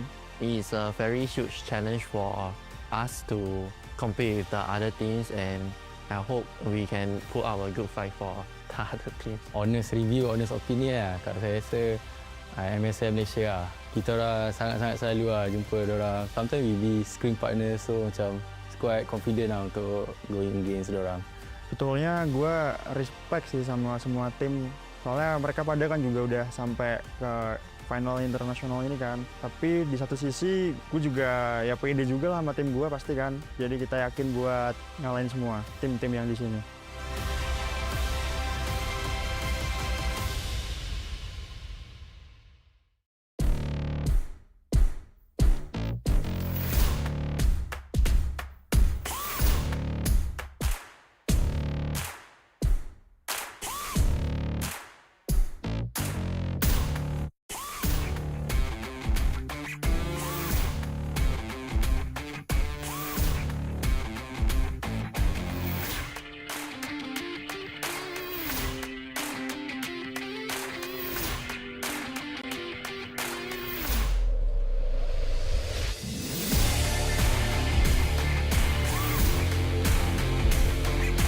Naririnig ko na ang mga alulong ng mga bulldog.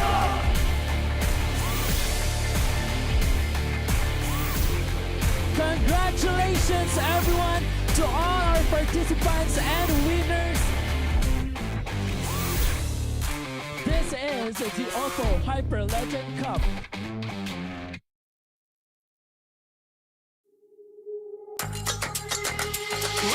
Wake me up, converge starlight. I feel so alive. Ooh yeah, yeah, ooh yeah. Different vibe, different mind. Ooh yeah, yeah, ooh yeah. Kaleidoscope this side. Came in, taking all around. Right now, set, lit, feel the power. We waiting for the answer.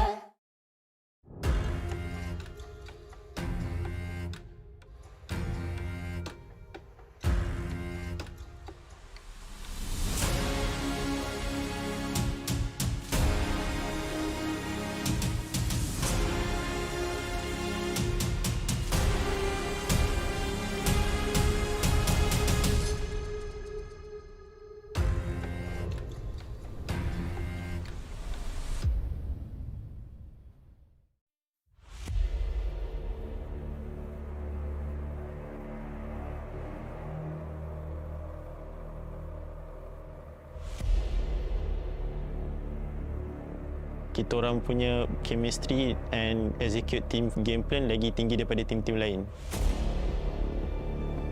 The bond or the chemistry of our team, because we understand each other inside the game and outside the game. We have known each other for very long, and our chemistry and our teamwork is on top of everyone else. Kita bakal ngeluarin surprise pick, mungkin nggak bakal ada orang yang tahu bakal kita ngeluarin mungkin dari komposisi hero apa, strategi kita apa. Mungkin mereka ibaratnya bakalan buta akan draft kami. We started the recruiting by to compete each other and test their skills, and we have to adjust our roles just to form a better team. Basically, half of our team pernah join ML season lepas. Dia orang scout kita orang untuk buat team terbaik untuk compete dalam MSL baru-baru ni. Kita bertemu di turnamen offline, kemudian kita berpartisipasi mengikuti turnamen ini, dan kita bersyukur bisa di hashtag 2 walaupun kita di underestimate banyak orang. My team's players came from various backgrounds, and we met each other through tournaments and playing ML together. Kalau inside the game, kita orang ada isu yang macam miscom. Maybe waktu MSL tu kita orang hampir bergaduh waktu grand final. Waktu tu kita orang leading dalam 2-0 and jumpa the solution terus dekat situ. I think we have struggled because of our academics. We have to prioritize it first. So our preparation time is less than as usual. Yeah.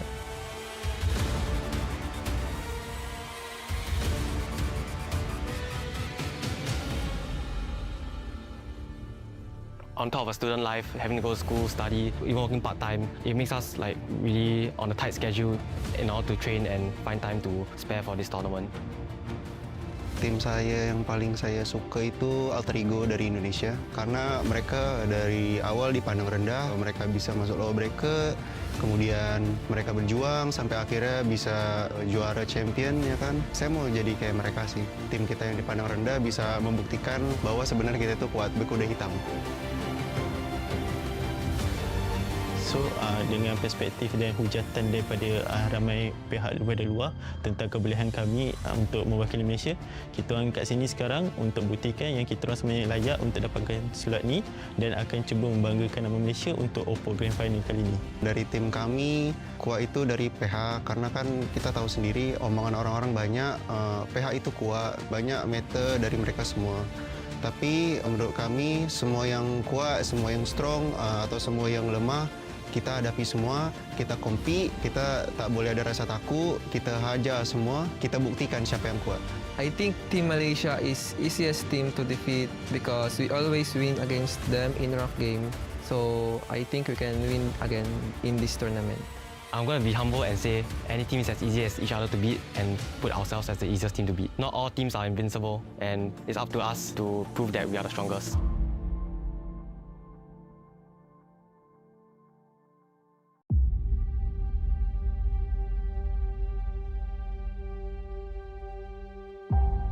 I formed this last mini team to qualify through SG qualifier and didn't expect us to be champion in the SG. So sebab kita orang dah main lama, from high kita orang dah tahu what does they want in game. Kalau dari segi comms, kita orang maybe quite smooth. Ya kelemahan tim kita sih sebenarnya kalau di rank doang sih sering kalah gitu kan. Tapi kalau udah di turnamen mode serius ya bantai-bantai menang lah. I don't think any weakness of our team. We just continuous learning and we stay consistent in our gameplay. We are confident that we can win.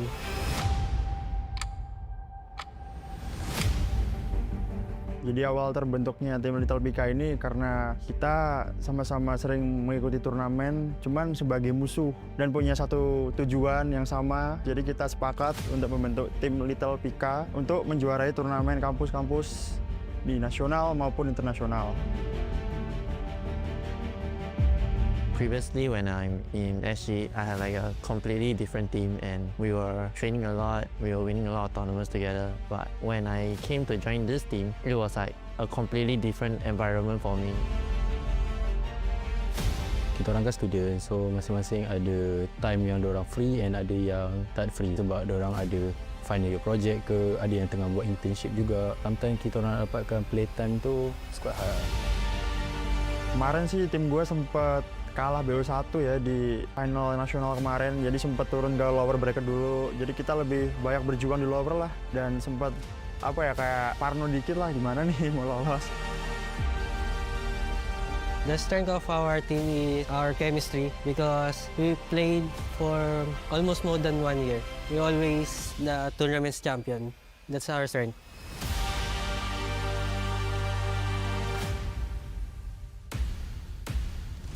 Our last mini team is basically our strength and weaknesses. We lack of a lot of chemistry, a lot of synergy together. I didn't expect myself came all the way to compete with all the other international teams and I will be grateful to fight them. Kita orang gaduh, kita orang akan fix balik, just rebonding semua. We just say a new thing, so tak ada yang akan get hurt and we just try to find the solution in game kat situ. Tak ada siapa akan dendam dengan each other, so memang kita orang kat situ memang like best friends lah.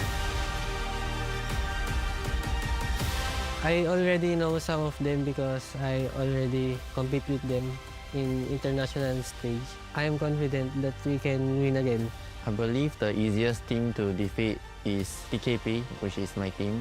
It is a very huge challenge for us to compete with the other teams and I hope we can put our good fight for the other team. Honest review, honest opinion lah. Kat saya rasa MSM Malaysia lah. Kita orang sangat-sangat selalu lah jumpa diorang. Sometimes we be screen partner, so macam quite confident lah untuk going against.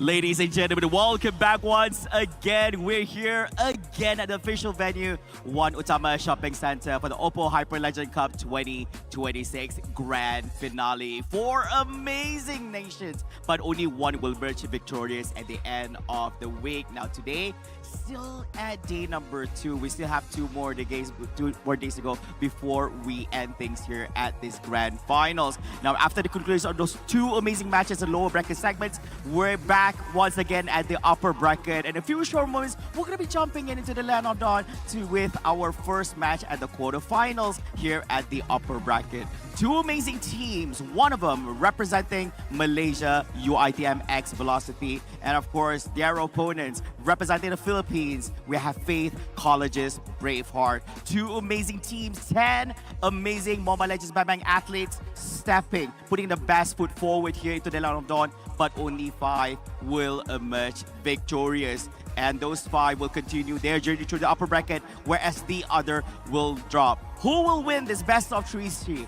Which one will be dropping down with 1 more lifeline left in this double elimination bracket? All this and more to come very, very soon. And a gentle reminder to everyone, for those who are currently tuning in to the official live stream and those who are together with us here at our official venue itself, this will be our 3rd and final match here for the day. And tomorrow, we have a lot more waiting just for you. Now, of course, ladies and gentlemen, as usual, to tell us more stories about what we can expect here on this particular match between the nation of Malaysia up against the Philippines, we're going to be joining together with our amazing commentators on the commentary desk, where they will be showing you what they actually brought to the table over in the first round in the upper bracket and how they fare against one another based on the draft, based on their gameplays in the previous match, because at this point, those are the only data that you have, which we might get some surprise coming up from these players. Now, ladies and gentlemen, without further ado, we're going to be heading over to amazing commentators back to the commentary desk. Take it away, boys. Hello everyone and welcome back to Hyperlegend Cup by OPPO 2026. It's me, your girl Fira, and on my side there's our Bento. This is the last game of the day, the upper bracket. Woo! The contenders that people say we have to watch out between Bravehearts and also Velocity UITM.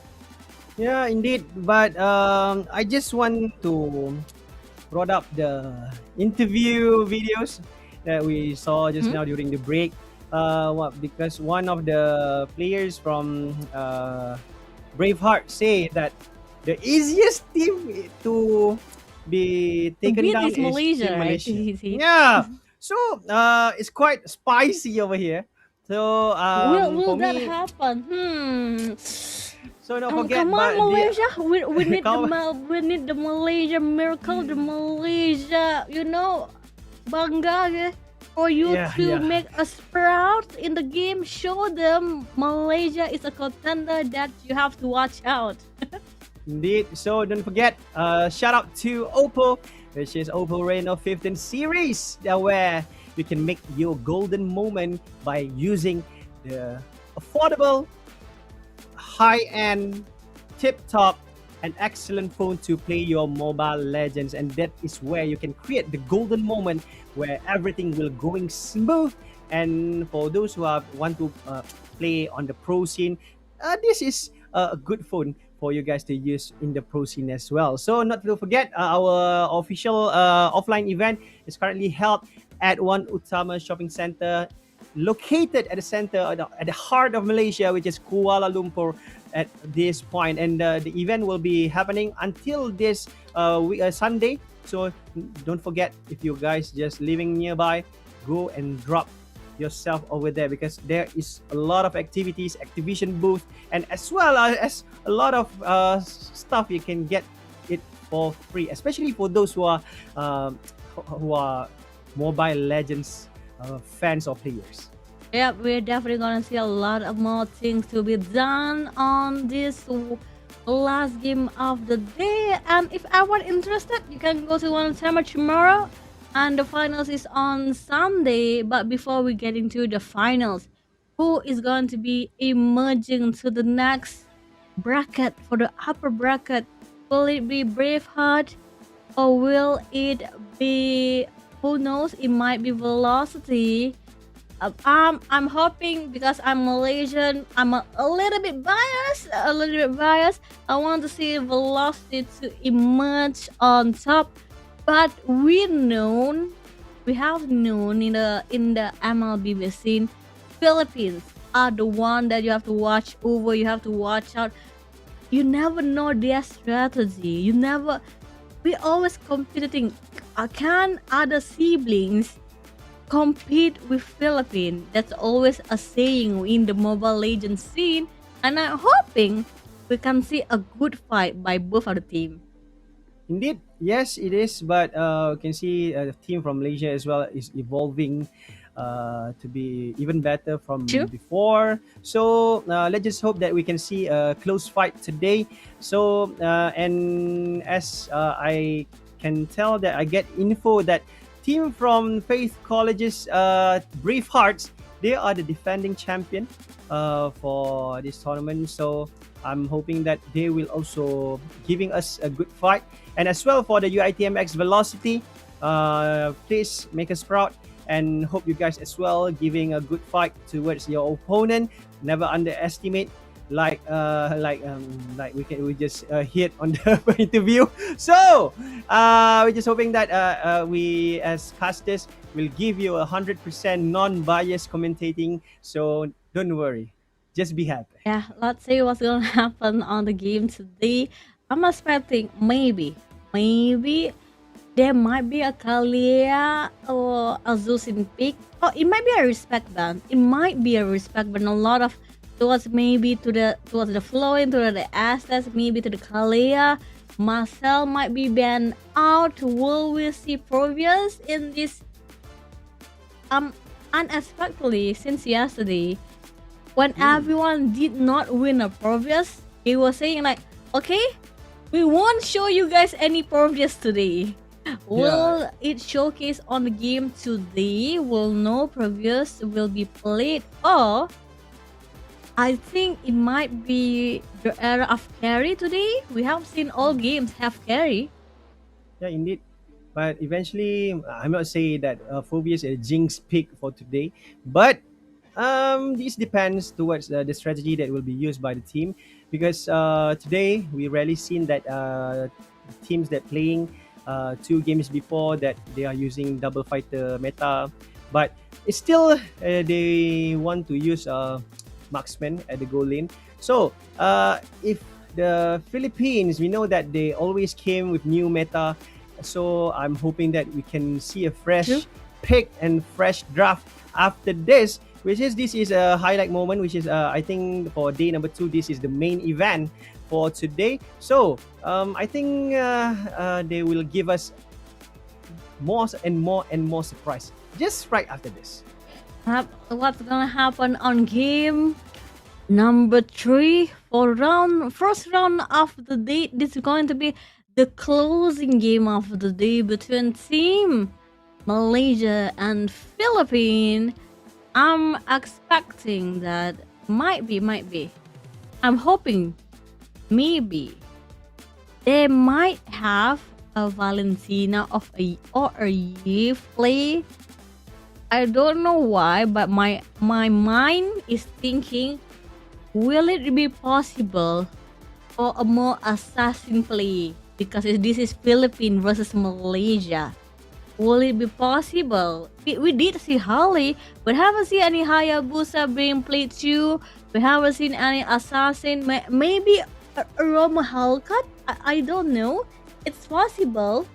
It's possible in the 1% of the game. Possible in the 1% of the game. But anyone can wish upon it. Well, this is only my wish.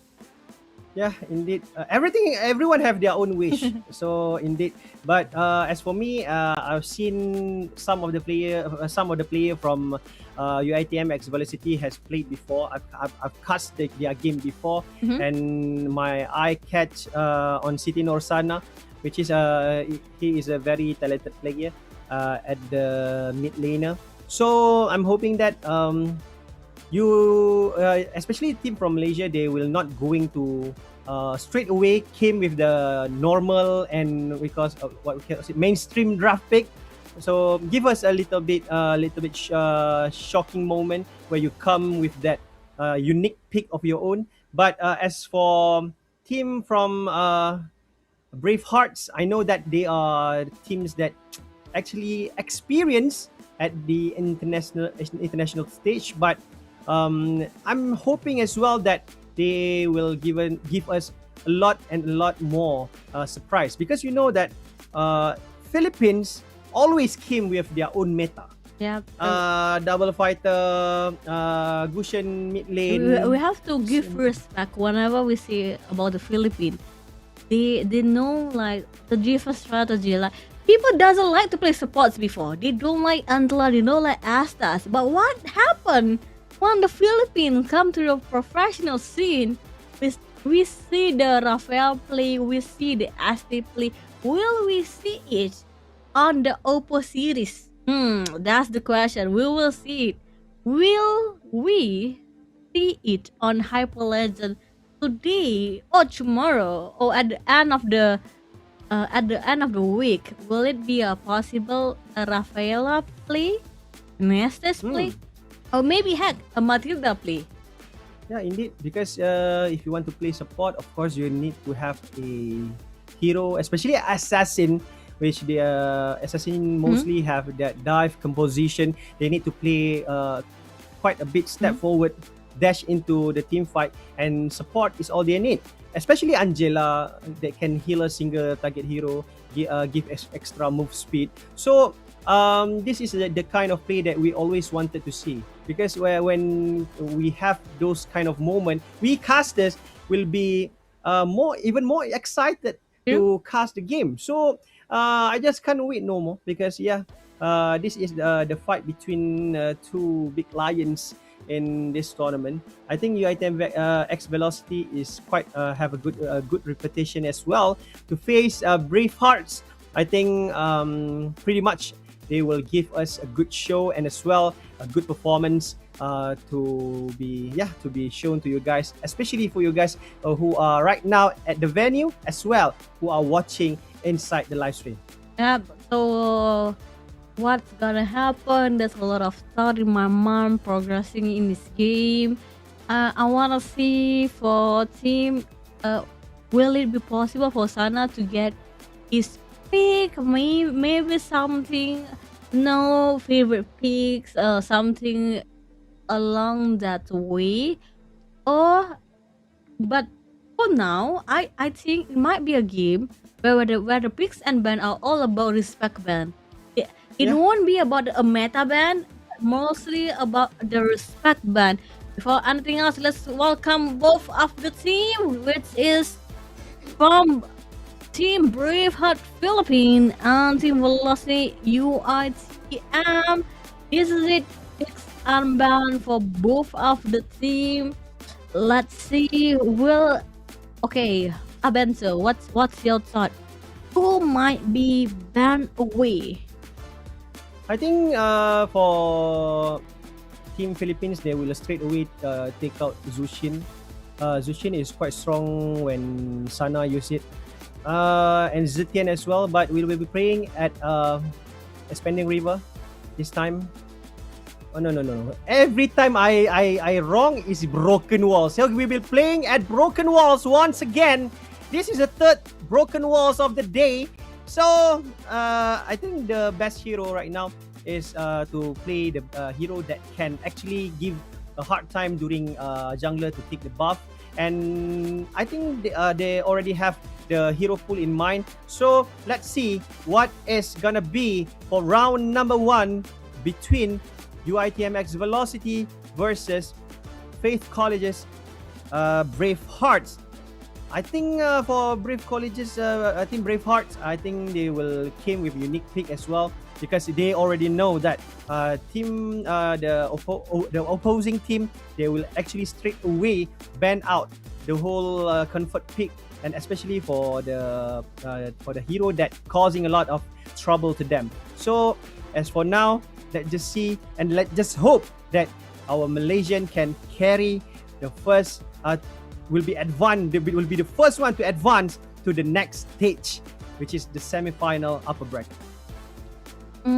Okay, let's see what will they bring towards the game. This is the time. If you see right now, that the coaches are like, okay, this is our plan for the day.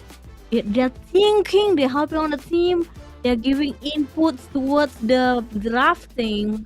The coaches are already okay. Listen to me. This is what we're gonna do. This is what we're going to pick. Be careful for the jungler. Be careful there. And looks like, oh, okay, No it's phobias. a No phobias for Morpheus today. then. No phobias for today, Vira. I'm so sad for you, but no phobias for today. I'm so sorry because I think this is a jinx pick. I don't know what to say, but I think this is more like respect band to each other. Zuxin, as I said, it is good in Sana's hand, so they just can't afford to give away Zuxin to team UITM X Velocity, but as well to give away to Braveheart. It is also a high risk move. But Kalia will be the next hero, will be banned out from team Bravehearts, and let's see. I think they should be focusing more on the team that the hero that will causing a lot, which is Hilda. I think can be banned out because this is broken walls. You know, Hilda have a move speed, have a high mobility, and as well, Hilda can sustain every time he try to harass jungler to take the buff.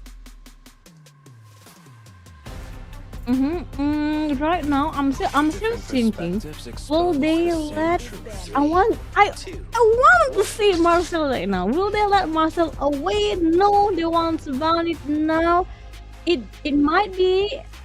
Will there be a Zetian ban? I think there will be a Zetian ban for this game. It's either a Zetian ban or a Zetian pick, considering how OP Zetian have been towards the Hyper Cup 2026. It might happen towards that. If not, it's a possible that they might also. Will they ban? Will they ban Harley? Or maybe a carry. It might be a carry ban over here. Guinevere will be taken out because and you know that Gwen is a high CC hero with a high damage as well. So they can't afford to have a hero that can do setup and give a damage as well. So team from Velocity XUITM need to carefully to think which hero which is can be given as a respect band towards Braveheart. And at this moment, if they focusing towards jungler, I think hero like Soyu or this current patch Gushen quite buff right now, considering he is going to have a new skin. But Uranus, the next tanky hero, will be focused on by Velocity XUITM. This is the first pick for Bravehearts. Uranus ban, Guinevere ban. Will there be a carry or a Zetian first pick? Are they still wide open for them to choose? Still, it might be a glue pick. We haven't seen glue yet in the second day today for the Hyperlegend Cup. Haven't yet seen a glue. Oh, a Freya pick. This might be a Freya gold lane instead of a Freya EXP. It's a flex pick for Freya, so you can put Freya anywhere and Freya will survive. Yeah, I can tell because to put Freya at the any lane because when Freya is first pick is so hard because it's a flex pick. It can be at EXP and gold lane, so who knows? But right now we can see that Siti Norsana already picked Valentina and lock in Sora. I think Sora will be played at the EXP lane, but Zwin will lock in to Hylos. Meanwhile, Shaz, the next pick, I think to combo with Freya, they need a hero like, I think they can play hero like Lapu Lapu, it's still available, or they can play a slightly tanky hero like Glue, it's still available as well. So let's see what is gonna be for Team Braveheart, which is Zetian will be locked in for the first match between Braveheart and Velocity X UI10. Okay, I understand the concept right now. They let Team Brave take Zetian, so Valentina can still Guardian of Pathway, can still also Fury of the Phoenix. I think that will do a big impact for Team Velocity. For the next pick, will they focusing? It might be a carry pick, but since there's Freya, so they won't showcase marksman first. They can actually pick onto like I said, a blue pick. Your wish has been granted. Your wish has been granted. So Patrick will be playing in for the first round between Velocity and Bravehearts.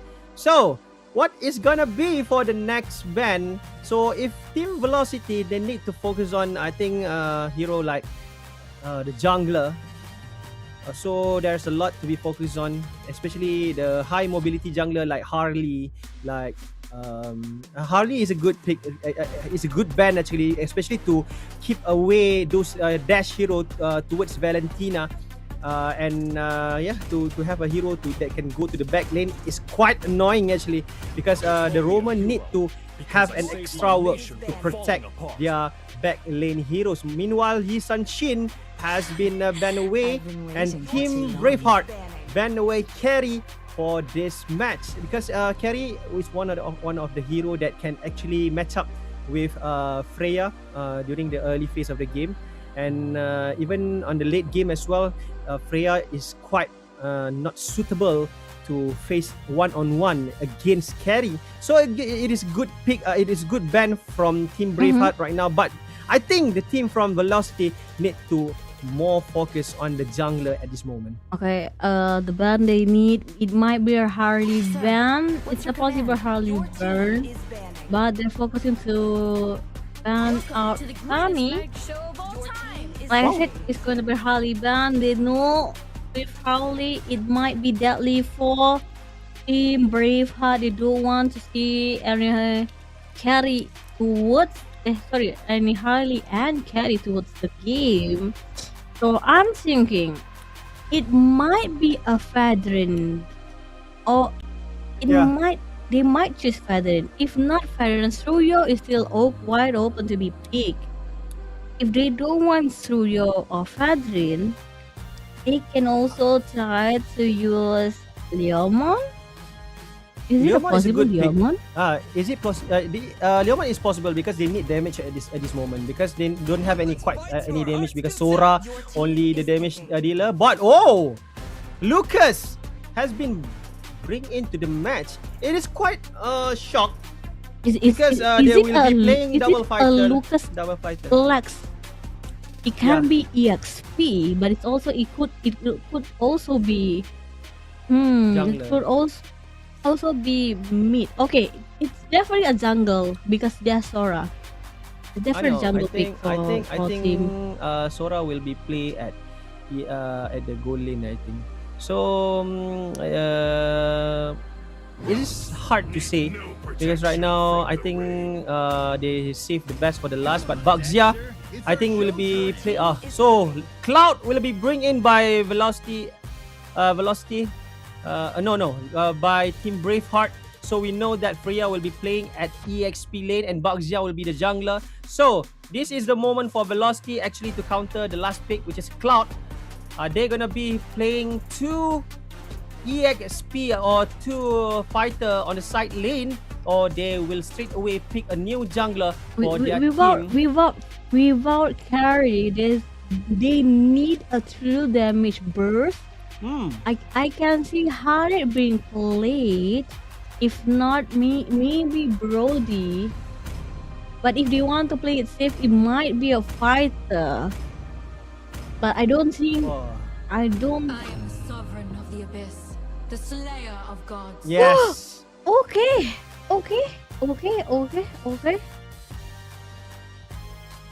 Wow. Okay, I understand the concept. I definitely see it. Obsidia.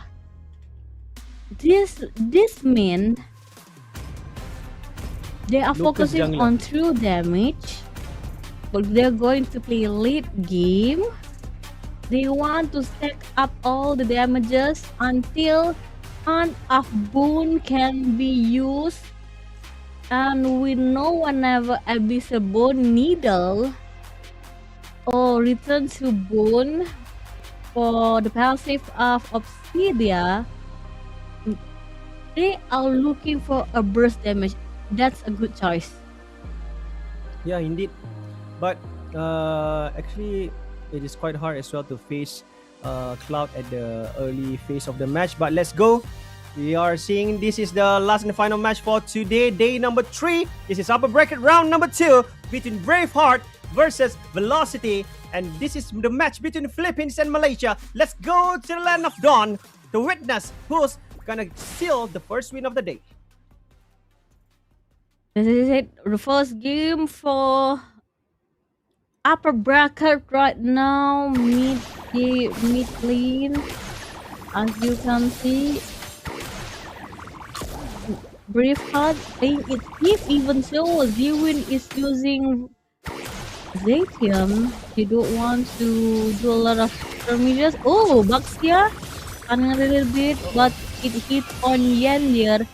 Flicker have been forced to be used yet again. Ziwin almost got caught, and still no one was killed just now.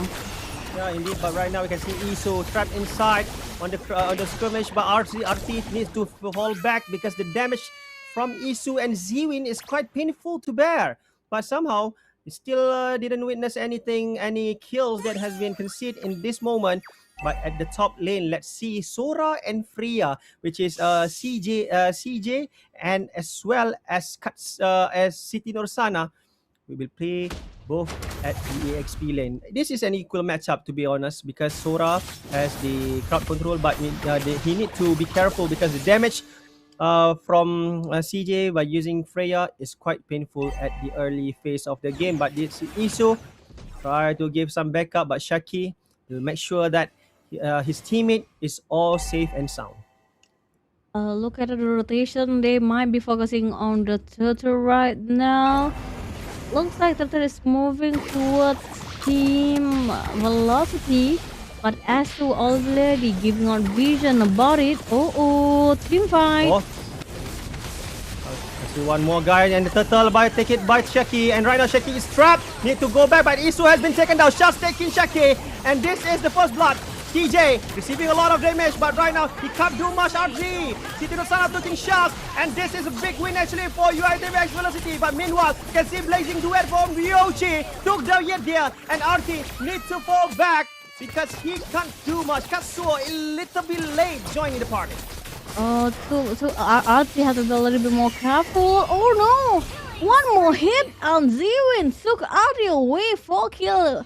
Versus 3, even so the goal. I mean, the turtle was at Velocity hand, but comeback by Team Braveheart. Sadly, the thing about Glue, if you don't have the ulti, meaning that you can't actually move forward. And we saw that Glue just now was level 3, while the turtle was being taken by Team Velocity. That's quite a shock. I thought, what if he was level 4? They might help in a team fight. In the mid lane. Trap, but Yedia will be receiving a lot of damage from yes! from Looks like someone has been Isu has been climbed. And we can see that Shaki try to get in. With that, unleash the beast. Sky shift from Shaki. Isu has been taken down. And one more guy I think will be taken down as well. CJ try to unleash the damage. But you can see that turret will be assisting him. Shaki took the next kill. But meanwhile, you can see that Yedia receiving the damage as well. But that is a good call by Yedia to separate those formation from Team Braveheart. But at this point, even though the team from Velocity wins the team fight, but they didn't win that much. Still the goal and the focus is still on Team Braveheart with only 800 different goal right now. 0.8, not much of the difference for both of the teams. This is turtle number 2. Corrosive Staff already been brought by Team Velocity. Will they contest for the turtle? Looks like they will try to take the turtle for Braveheart, also trying to contest it at the back. Oh, Asu coming in a little bit late. Glory of Pathway opening it up. No team fight is being done. Bottom lane looks like Obsidia might fight with Ryoshi. Yeah. But I think just now the team from Velocity they didn't want to take the risk because they already 4 men in the turtle area, so they can't afford to lose anybody at this point because this is a crucial point. Minute number 5, it is always a crucial moment for them to actually not losing anyone. But this is Shaki try to give away to Shaz, but you can see that Fury is it Fury of the Phoenix by Zwin, but not connecting any dots. Less damage and minimum impact towards that team fight just now. But as we can see, the team from Bravehearts currently harassing and keep on harassing the goal lane. But meanwhile, you can see Fury of the Phoenix by RT. Shaz. Glorious Pathway. Shaz Kimbao bagi Shazi. And this is good because, but I can see that Shaz quite overextend just now and has been taken down easily, and it is bad because Shaz not playing as Rome because he's playing as a jungler for Team Braveheart. If you keep on die, it is not good for a team. But we have to remember this. Yes, CJ. Mid lane is a little bit trouble. But on the bottom lane looks like a possible team fight might happen. But as we say, okay, let's back away. Then don't force on the team fight. Don't force on the bottom lane. Back away for Team Braveheart. I don't think they would like to contest for any fight in mid lane until the third turtle right now. This is the turtle that might be contested by both of the team. Will Team Velocity make space for their jungler to take on the turtle? Or will Braveheart actually get the turtle? Look at Shaz. Oh, the stuns! Oh. Yeah, will be taken down, but still he has that spread to be used as an escape mechanism. But meanwhile, we can see Bravehearts already getting ready to start for the turtle. But meanwhile, you can see the team from the Velocity, they can't do much. And you can see also Fury of the Phoenix has to be unleashed by RC. And you can see Shaki with good retribution. Shaz, I think he's receiving a lot of damage, but Shaki has been trapped, but he has still jumped inside and has been taken down by Roshi. But meanwhile, you can see that CJ keep on going, harassing City Norsana. And Isu took down City Norsana. At this point, RT and Katsuo need to defend their mid turret, and they can't afford to lose it. But meanwhile, we can see that Yoshi already done his job very well at the bottom lane. You know what? Shaz was completely being saved by Asu revitalized just now on the turtle lane. That means that took Braveheart a possible chance to actually win the lane just now and win, but they didn't win. Too bad they only win one turtle at the end of the game. It's still the turtle need for Velocity. Okay, Skyship, Isu has been trapped but still have Glorious Pathway to run away. Katsuo didn't have enough damage to actually giving a hard time for Isu, but Isu will be called back to the base. And this is the mentality. We know that when you can't go into extent that you want to go into team fight, just reset. You won't lose anything. And this is the code time where you can redeem the free beast. And don't forget, just wait just a moment after this, the code will be shown at the bottom of the screen below. So, guys, copy, screenshot, and take all those freebies by yourself. And this is what you can see that Ryoshi has been trapped, but still have that better mirror image to be used. Isu with the climb pushing towards Isu, and right now Isu is trapped, but you can see that. But Shakir is even low damage. Ryoshi has been taken down, but Isu will be the next victim, I guess. TJ to the one, another turret at the top lane. Shaz all alone. But you can see Shaz all alone. But I think the team from Velocity need to focus because one of their whole defense has been taken down. Oh, looks like it's a split push by CJ. They know they could not contest it. I understand that they might on thinking, okay, Braveheart, we don't have to focus on the objective. How about we focus on split pushing? I don't care who got killed as long as Freya have the space to split push. Top lane is in trouble. No two turret. Only the inhibitor left and the lot spawn on the top lane. Shaz going in with that rolling, but Shaz will be receiving a lot of damage. Yet Dia and Norsana will be getting ready. Shaki is going, but right now Glorious Pathway blocking the road for Shaki. Shaki with the retribution. A good one, Shaki taking Ryoshi. Isu in the Grave Ninja. Katsuo taking CJ. And this is Ziwin. Ziwin will be harmed by the Kurama. Shaz, and right now it's the Grave Ninja. Double kill for Katsuo. And this will be a wipeout for Team Bravehearts. It's a wipeout. What a steal by Shaki! Coming in, turning to a Kurama, took on a lot. Top lane. Let's look back at the. Let's look back. Oh my God! It was not the Kurama. It was the retribution. The retribution saved the day. He took on the lot and finally took another kill for himself. A triple kill being Steve. Top lane, bottom lane will be on Team Velocity. This is a comeback by Team Velocity. Yeah, I can say is a comeback where you can see that 13 to 10 right now, and with a 4,000 gold difference, I think this is quite much a big win for Team Velocity. But right now, Team Braveheart doing a great job. But right now, Ryoshi with that. But you can see Shaki to the Ryoshi just an instant. But Isu and Ziwin come a little bit late for the party. And right now, Katsuo will be focusing more on the turret. And this is the objective gameplay that we want to see from our national representative. But from Braveheart, they need to do something. If not, they will lose this match. Because right now, I'm seeing that Katsuo already reaching his damage spike. Let's look over at Shaki. 9 kill. Radiant armor for City Nosana. Probably still defend from Ziwin. But looks like Ziwin is the one that gives the damage the most. But can they do it? Are they pushing it for the attack, or will they stop for a second?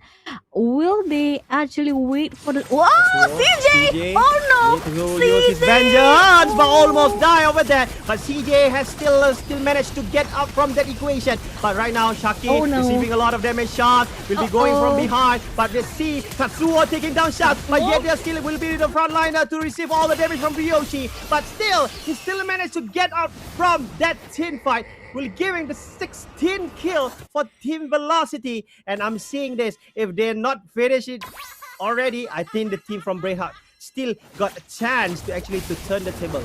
Oh, this is lot number 2. I don't know how Team Braveheart is going to contest a Malefic Draw. Already been brought by City Nosana. This means damage will be available for Team Velocity right now. Lot is in their pockets. They don't even need to contest it. It's a free lot. This is called a dine in. When lot is in the middle, can they? I don't know. They might they might be fancied because of Ryoshi, Oh, as long good as they one. don't get caught. Combine to Isu with the glorious pathway, but meanwhile we can see that yet they need no. to receive a lot of damage. Ryoshi, you can see that right now. Oh, Ryoshi. going to all in. With that unleash the base, the little beast bomb. But we can see Lot has not been taken down yet. He's still knocking on the OCG. front door, but we can see that RZ. But right now, we already seen that the team from Braveheart once again managed to defend their home. But right now, inhibitor turret will be taken down as well. Ryoshi receiving a lot of Ryoshi. damage, but still have that battle mirror image to use as an escape mechanism. RT will be joining Chucky and City Norsana. Shaz receiving a lot of damage as well. One by one, inhibitor turret will be taken down by Team Velocity. Oh, Obsidia, this is why it hurts. Whenever Obsidia get the itemization, let's look on Obsidia. Already got Sky Piercer. Already, it's gonna hurt a lot for Obsidia now. Oh, godlike on Shaki at the bottom lane. Oh, no. has been taken down by Ryoshi, but right now Shaz barging in like no tomorrow. Katsuo receiving a lot of the damage, but he need to know that because Shaz can sustain with that a lot of damage, but somehow you can see that there is backup from City Norsana. What is happening down there? Zero into the RT. RT is a little bit offside just now. What is happening? Right now City Norsana will be going under with Shaz, and Fury of the Phoenix has been unleashed. Isu is going for that push, but at this moment I can saw that Braveheart slowly catching up with velocity momentum at this moment. Yeah, with 40 seconds for the third lot of the day, can Braveheart contest the lot, and looking by the itemization by Shaz, Shaz already have bleed armor. Definitely, he can actually take damages from Katsuo. So he only has to put on his body in front and go over to actually bind Katsuo, or at least pressure Katsuo to not join on the team fight. It can happen if they want to try to contest the lot, but a team fight starting. Oh, they see that yet they are receiving a lot of damage, but still managed to climb over. Fury of the Phoenix has been unleashed. Hiroshi took down Red Deer. City Rosana in the grave danger. Guess he will be taken down as well by CJ. Fury of the Phoenix, the next one from RT. But from behind, we can see that Katsuo has been harassed by Black Shaki. Zewin has been taken down. Isu will be the next one. And this is not a great moment for Team Braveheart, because the team from Velocity, they will going to march into the base of Team Braveheart. Only shots left to defend this crystal, but let's see Katsuo with that high damage, but you can see also the crystal will be focused, and Velocity X UITM will secure their first point of the match.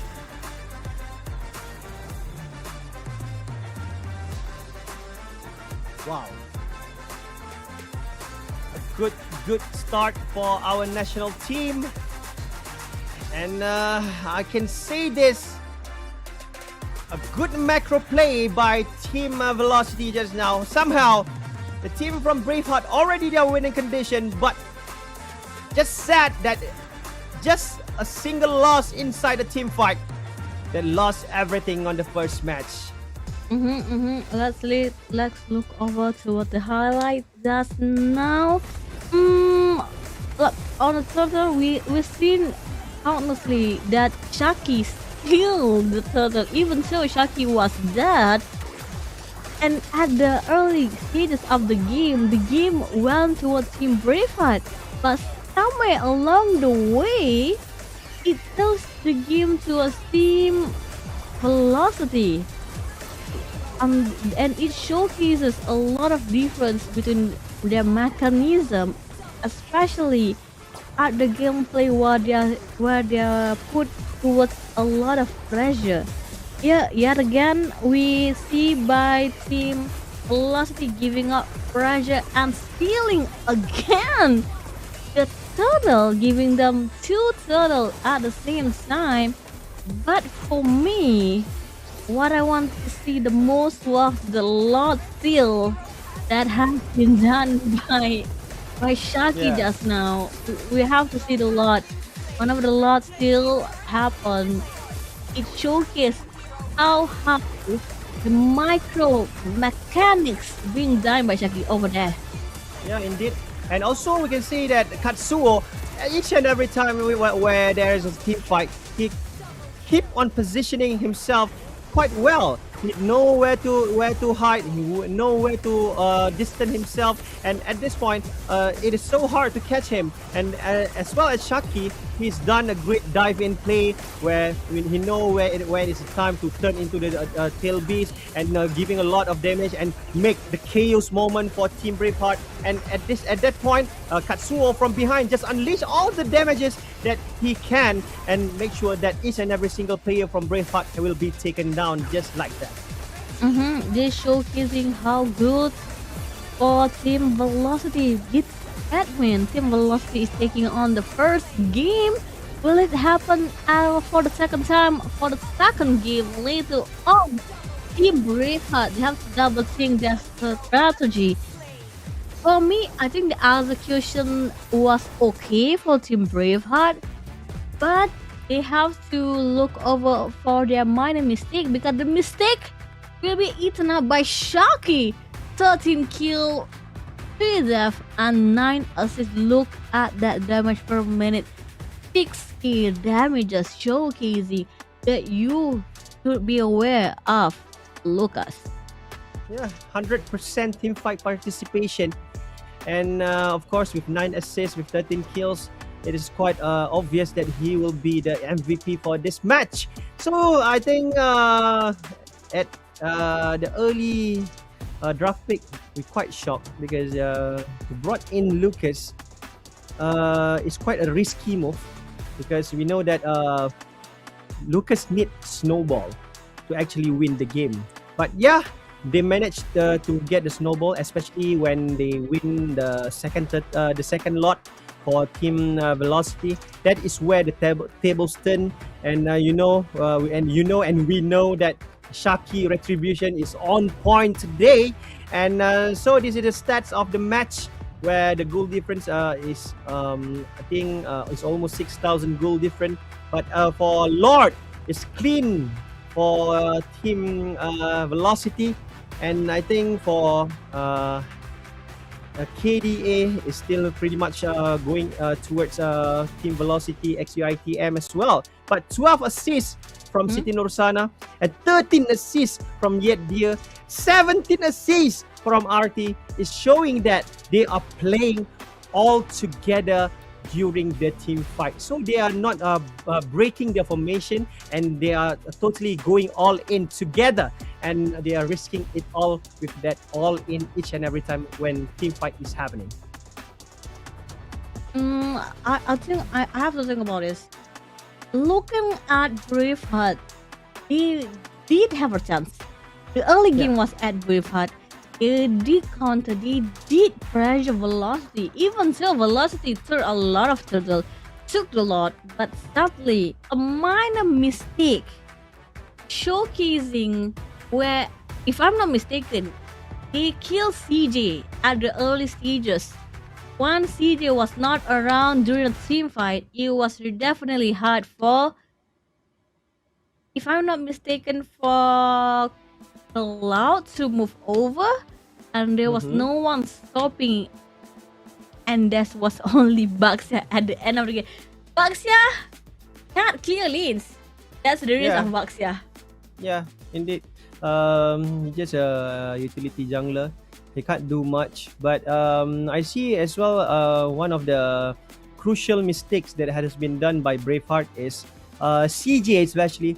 I know that Freya is a hero that can sustain damage, but we often saw that CJ recklessly jump in with that Valkyrie Descent, try to swing his swords, try to give all the damage, but at the end he just can't do much. And especially when the moment he jump into the turret, try to kill Arti, which is the Valentina.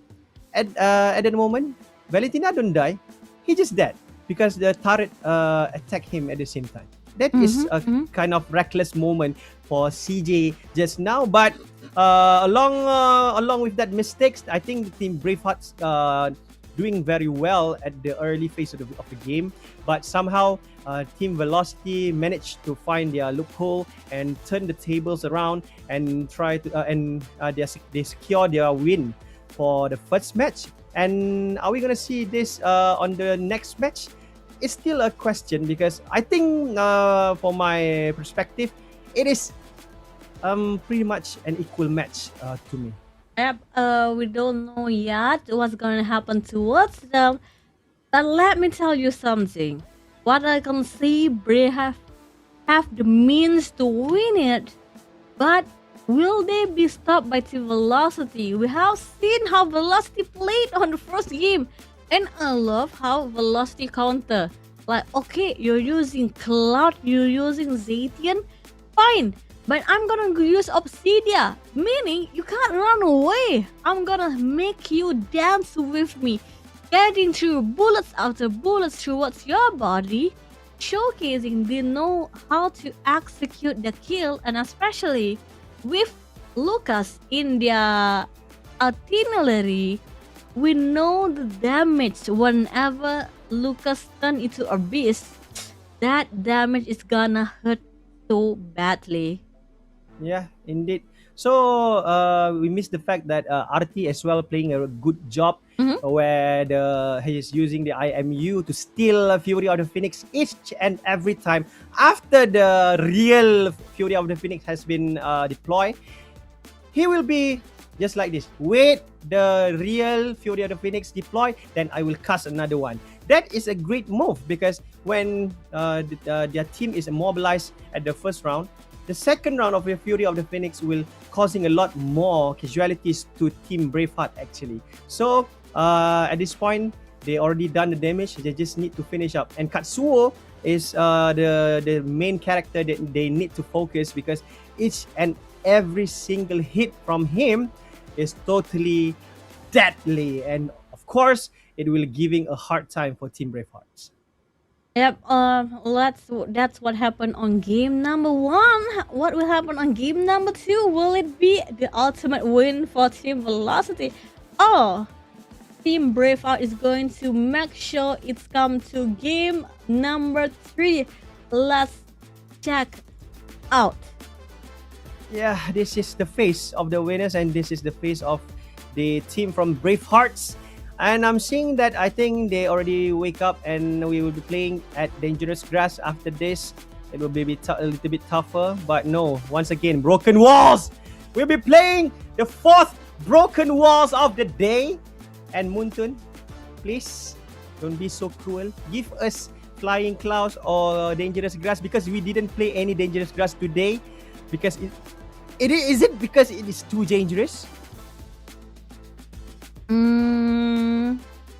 It might be. We never know. We never know. It might be. It might be. It might happen. It might happen towards the game. Like, oh, okay. I'm thinking they might. I don't. Will it might be a respect ban towards Lucas. We have seen Lucas being played. We have seen Lucas dominating on the first game. Will Lucas be banned out? And this is the MVP for our first round. I think his Lucas is insane, man. Seriously. But this is the draft pick for the second round for Velocity versus Bravehearts. Marcel and Zuxin has been taken out from this match.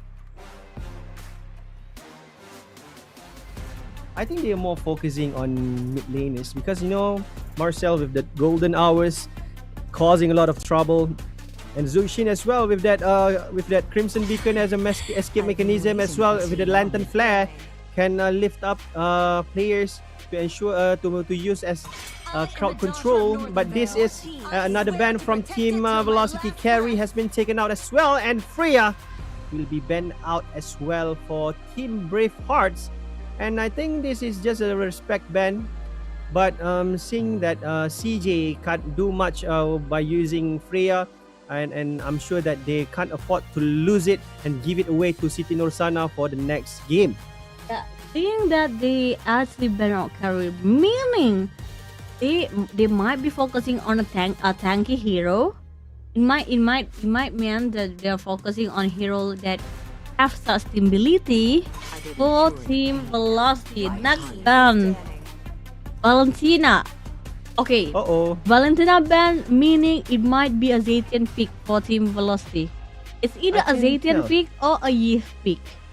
They did play Yves, if I'm not mistaken.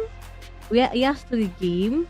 Is it a Yves or I'm confused to see that they play the Yves or the Zetian, since yesterday we have 2 velocity. But it might be that team velocity is focusing on their mid laners as their first pick. Yeah, indeed. But somehow we know that the fact Zetian is a good pick as a first pick.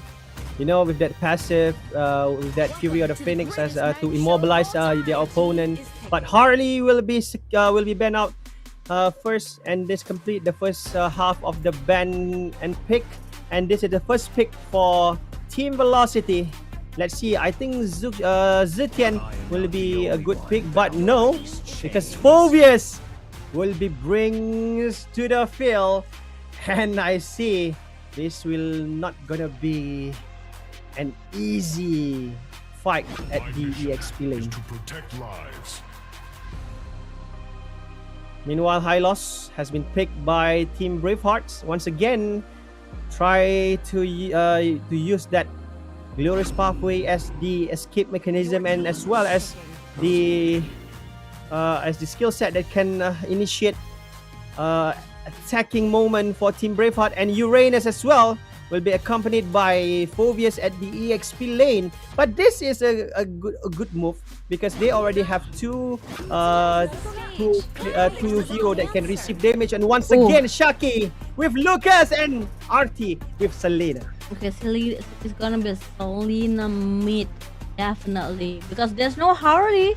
So he's gonna be safe playing. Artie is gonna be safe playing Selena. Okay, for will they take in? They need some heavy hitters right now for Team Braveheart. They need something heavy. Are they planning to take in a Granga or not a Cloud again? They need something to give out the burst damage for Team Brave. Or will they take in Fadrin? Fadrin is also a good pick, but Suryo.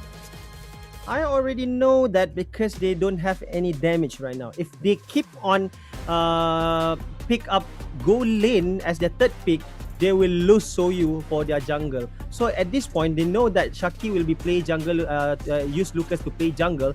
And the next 2 ban for Team Velocity will be focusing all the way for jungler to minimize the hero pool for Team Braveheart. And Glue will be banned out for Team Braveheart to ensure that yet Gear didn't use it because he used it quite pretty well in the first round. But as for Team Velocity, I think they will be more focused on the next damage dealer for Team Braveheart, which is at the goal lane. I think Granger will be a good ban, as well as I think not Obsidia, but I think Yip, a good one. Yep. RWM.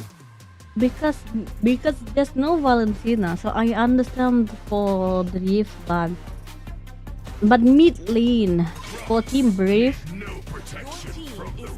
are they thinking Zetian? Are they thinking Zetian should be picked? I think so. Lunox pick could also work right now. Lunox can be the heavy hitter as well for Team Braveheart at this moment, because with that darkening is needed, because the damage from darkening is quite painful to actually burst towards Lucas and Phobius. At this moment for Team Velocity, I'm not sure, because there's still a lot of heroes can be played by Team Braveheart. But let's see what is gonna be for the last ban. But Zetian will be banned out from the second match, and this leaves Lunox open for Team Bravehearts. Stars brought us here. Your team is picking. Oh! A Nova! Novaria. Wow. I see the visual. I can see the visual. We know a escape mechanism have for Novera. We know the Novera can get visual of the map, and definitely a heavy hitter whenever Novera ops track to one of the players in velocity. But yet again, with Novaria, you have to remember there is still Provius. Yeah. Even though he got the Astra Recall, Star Shatter, but we need to consider that Phobius will be easily chasing him. But right now we can see that Hilda and once again Katsuo with the Bone Hunter.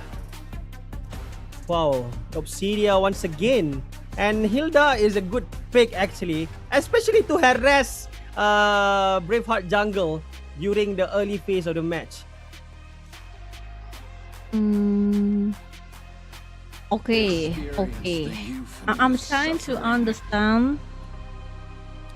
It's a good pick for Obsidia, especially with Nova and Soryu, whereas Nova and Soryu can't run away, and Uranus also can't run away from Obsidia with Hilda. This is a solid pick by Team Velocity. Meanwhile, for Team Braveheart, they have to get really into the back lane if they want to win. Yeah. They need to play 5-man straight away if they want to have a quick win. But this is the point that the team from Braveheart, they need to secure their early phase of the game. They need to win their lane, their laning phase. That is where they can win the game actually. So this is it is what it is. This we will jump into the second game between the Team Velocity XUITM from Malaysia and as well Faith Colleges what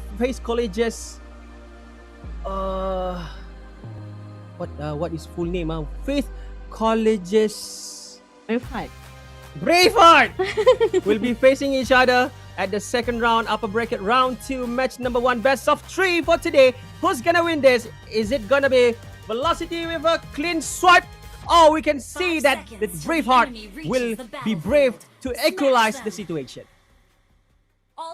For Braveheart, it's a little bit hard unless Novaria is playing aggressively. It can happen as long as Novaria play it. Oh, This is what I look call at that. early aggression. Early aggression by Yetdir is all that. Oh no! Velocity need. Esu, have to be a little bit more careful about this. This is what Velocity need right now. Harassing all the way, because they have Yetdir, and as well we can see that CJ can't sustain much versus Siti Norsana at this point. Because you know, Phobius is a good hero, but Abyssal Era by RT and RT First Blood. Isu has been taken down. It is a good start for Team Velocity. This is what I'm afraid of.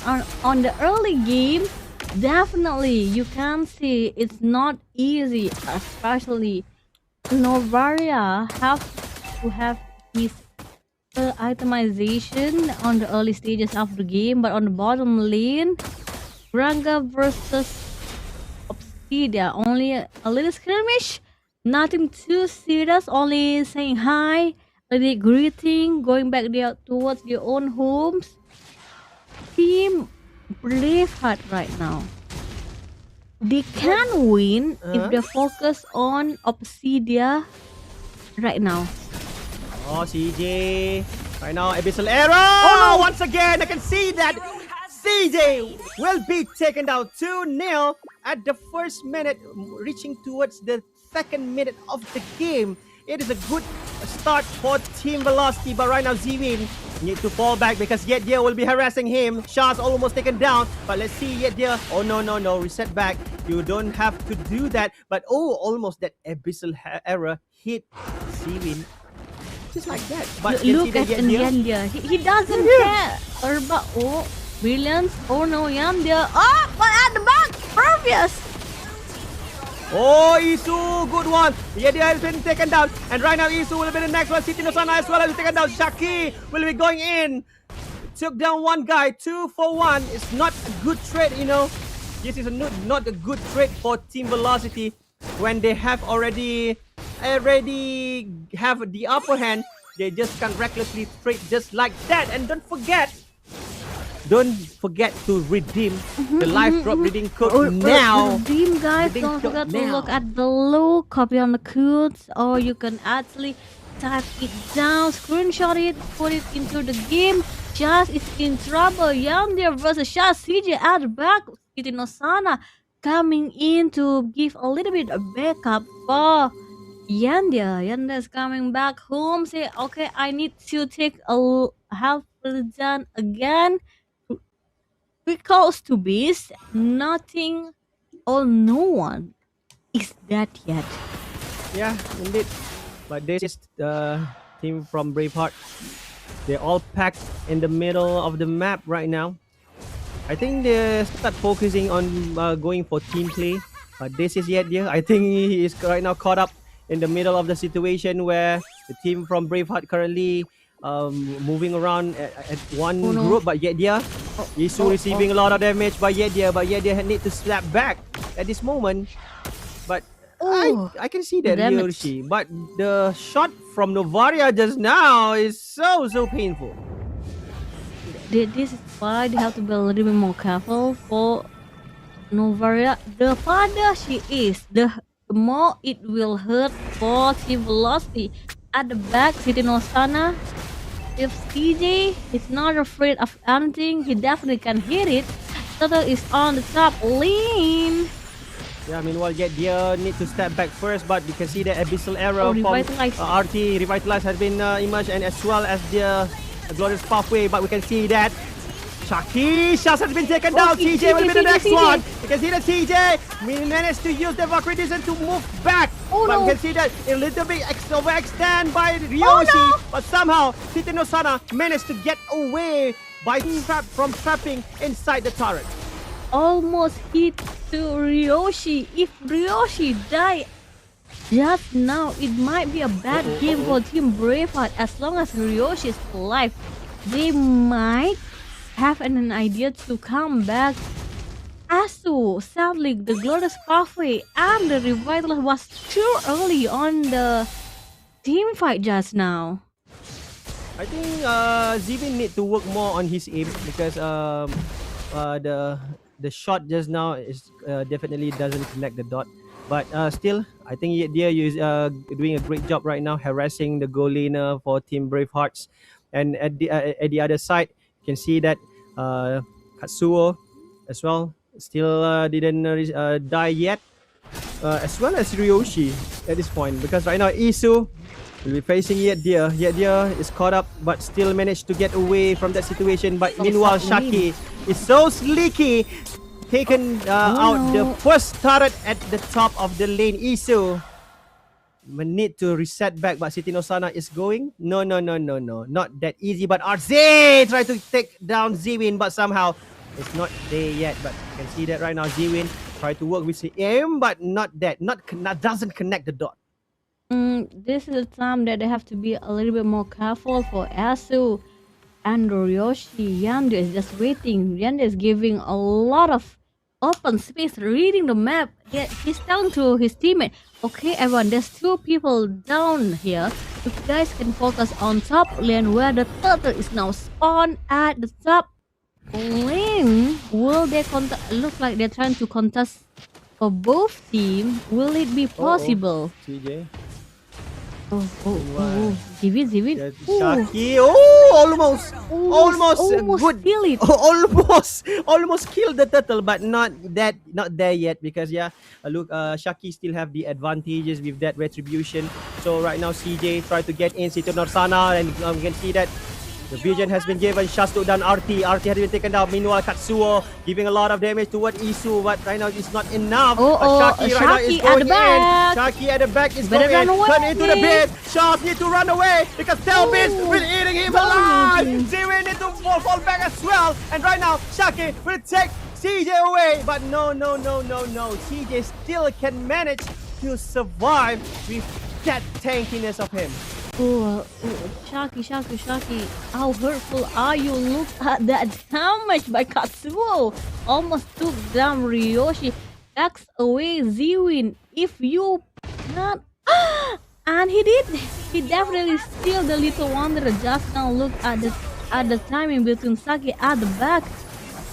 He was almost dominating for Braveheart, but when Shaki comes with a triple kill, and he can't run away that easy. He almost put on CJ, but definitely was not enough. Yeah, still have that dash to move backward. But this is Yadia doing a great job of being the frontliner of the Velocity team.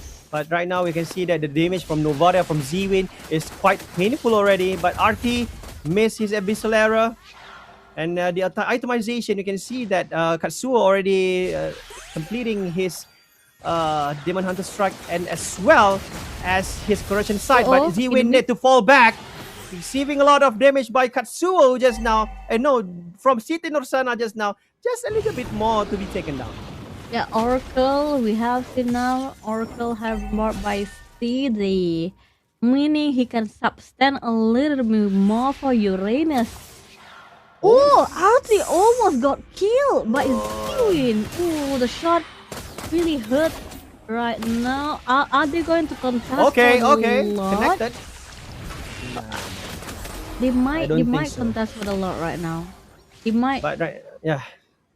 I think the team from Braveheart just waiting that the team from Velocity to start the lot and actually jump into with that glorious pathway. But meanwhile, you can see that a good zoning by Yedia. But meanwhile, you can see that Shaki already. But just a good skill! Retribution. But meanwhile, we can see that Isu receiving a lot of damage. Even he have that revitalize. Not enough for Katsuo because Katsuo will eat him down a lot. For a tanker, I think Aroma is not that worth it. But still, a kill is a kill. It's still a small win for Team Velocity, even though they lost their objective. But CJ right now try to harass that. It might be a small for Velocity, but a lot for Braveheart. A lot on the bottom lane. Meaning they can push on top on bottom lane right now. They're gonna follow on the lot. This is highly dangerous for Team Velocity right now, especially. They need to be careful with Zwin at the back. Yeah, CJ jump in, try to be the front line of the team. But meanwhile, you can see that Lot already marching towards the turret. But you can see that CJ already trapped. But still, he can manage to sustain the damage.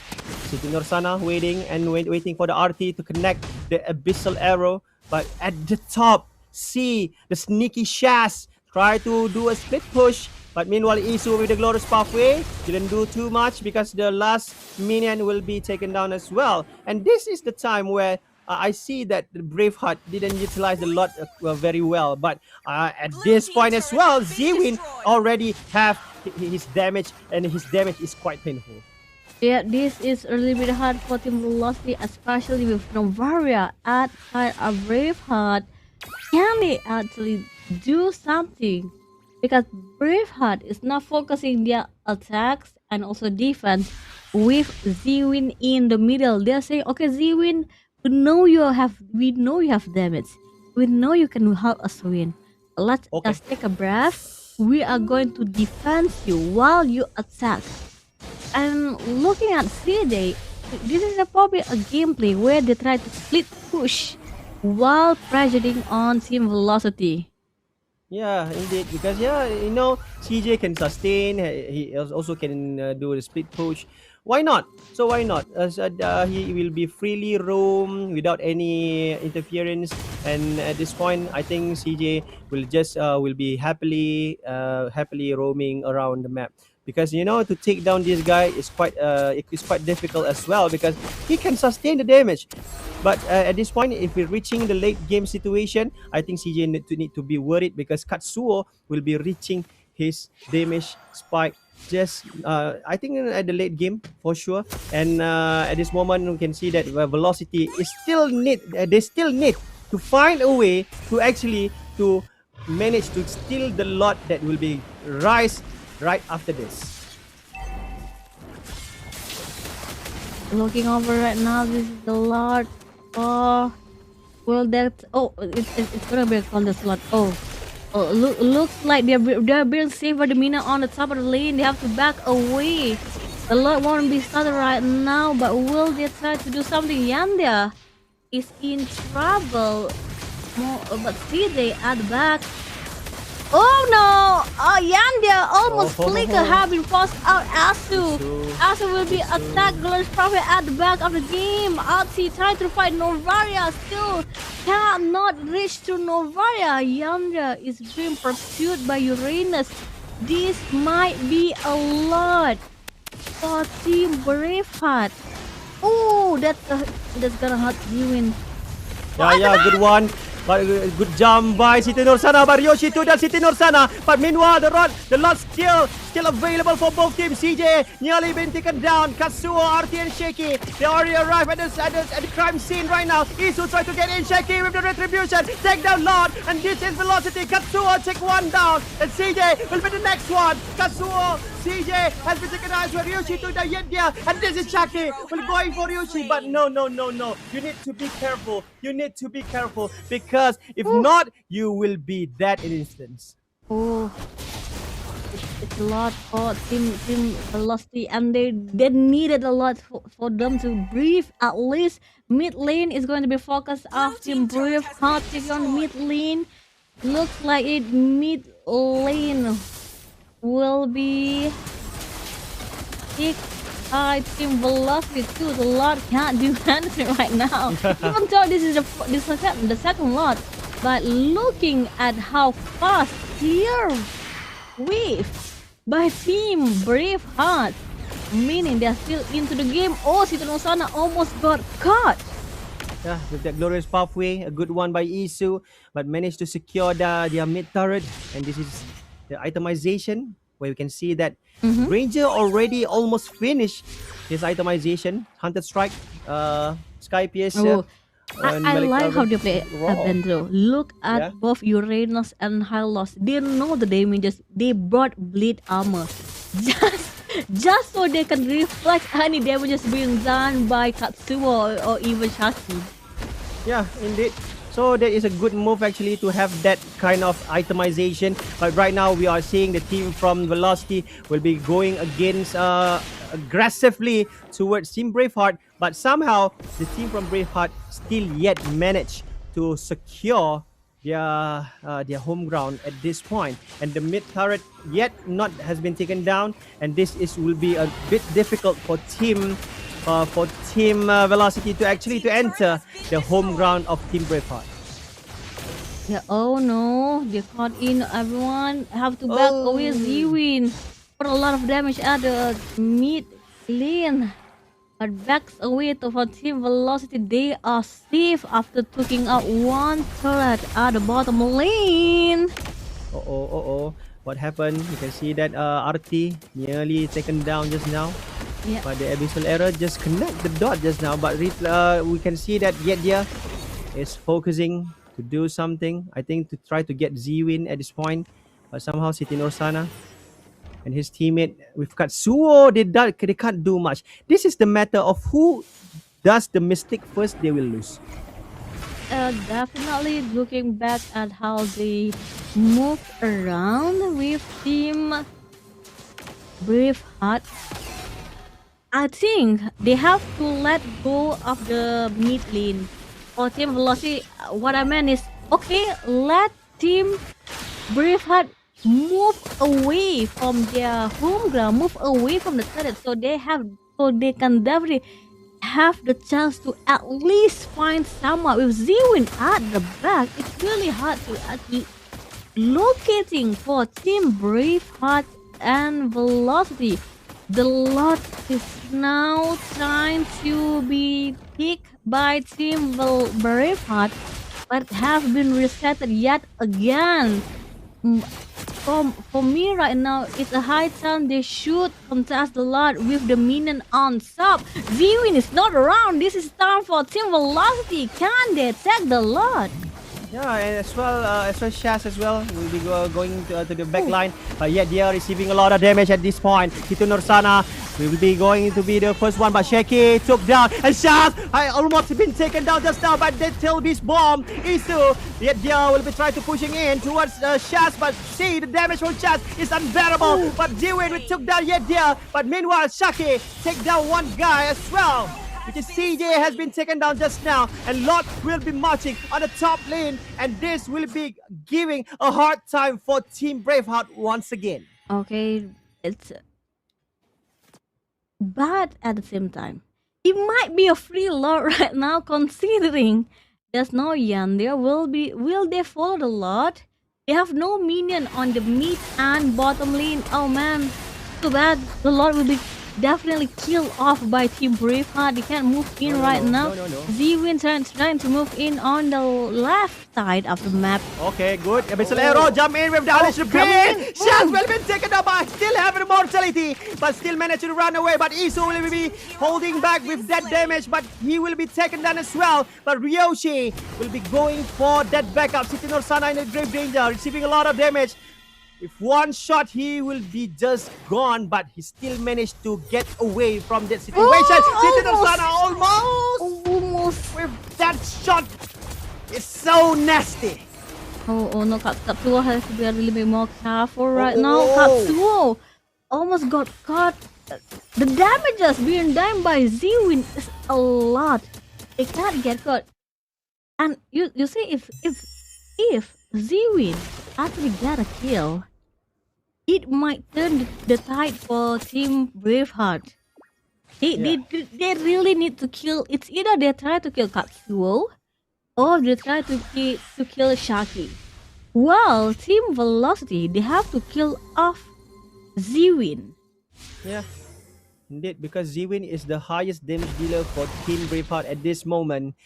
And meanwhile, you can see that the team from Velocity, they are up to something. And at this point, as you say just now, they need to take down Zwin as their key player. And as well, the poking damage from Zwin is quite painful, especially towards Arti and Katsuo and Shaki as well.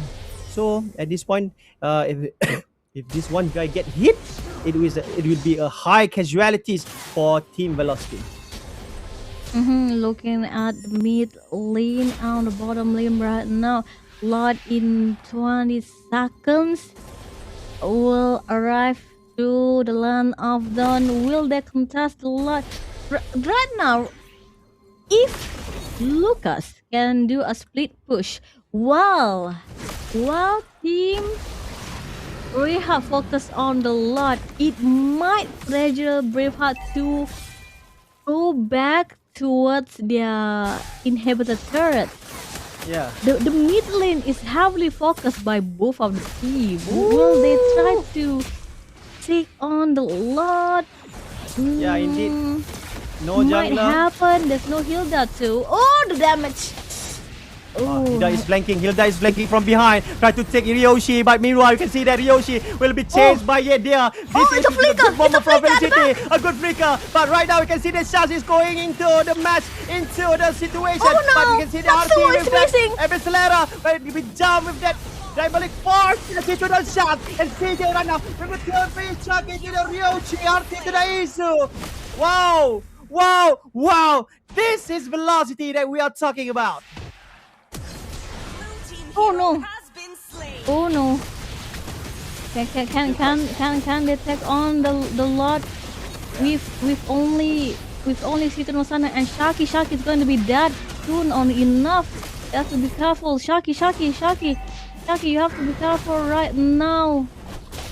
Too much investing is not good for yourself, but right now we are sorry, Shaki is going to be dead. Going in with that beast. Was somehow we can see the Shaki has been taken down. Yeah, dear Nursana, the only person will be left to focus, but this is a reckless play actually by Shaki just now, risking himself to get caught. Oh shit! Play. Oh damn! EJ, it was not enough. The lot have been if the lot wasn't resetted, it might be a chance for Team Braveheart, but sadly the lot have been resetted just now. They tried to start the lot again, but I don't know if a risk they should take. Oh, at the back. Katsuo has been caught up, but right now we are seeing Katsuo will be going back. Oh, the lot have been resetted. The lot have been resetted again. Not yet, but you can see that Isu has been taken down by Katsuo, and right now we are also taken yet here by Ryoshi, and Nursana will be going to face with Shaz as well as another two teammates from Team Braveheart. I think Braveheart will take down this lot, and Shaz doing it very well, but Katsuo took down CJ. The sandbag of Team Braveheart has been taken down. I see if they want to win this, Velocity needs to go straight away push to ensure that they can minimize the lot impact to this round. I don't know if they can do it. Lot is going to move at the mid lane. And Yandere is now 20 seconds. Meanwhile, Asu and CJ is still 30 seconds away. It's not gonna be easy. Definitely. Too bad Shaki have been noticed by Z-Win just now. Also have to go back. It's an easy defense by Team Velocity with Katsuo on their side. They can't do anything with the lot. Oh, Shaki almost dead from the hit from Z-Win. Like we said, Z-Win like to add the damage. Glowing one with Divine Cleave, Holy Crystal for Z-Win. This might be it. Oh, finally to Z-Win. Oh, to Ryoshi. Oh no. No one was there to back up on the damages being caught up by Ryoshi just now.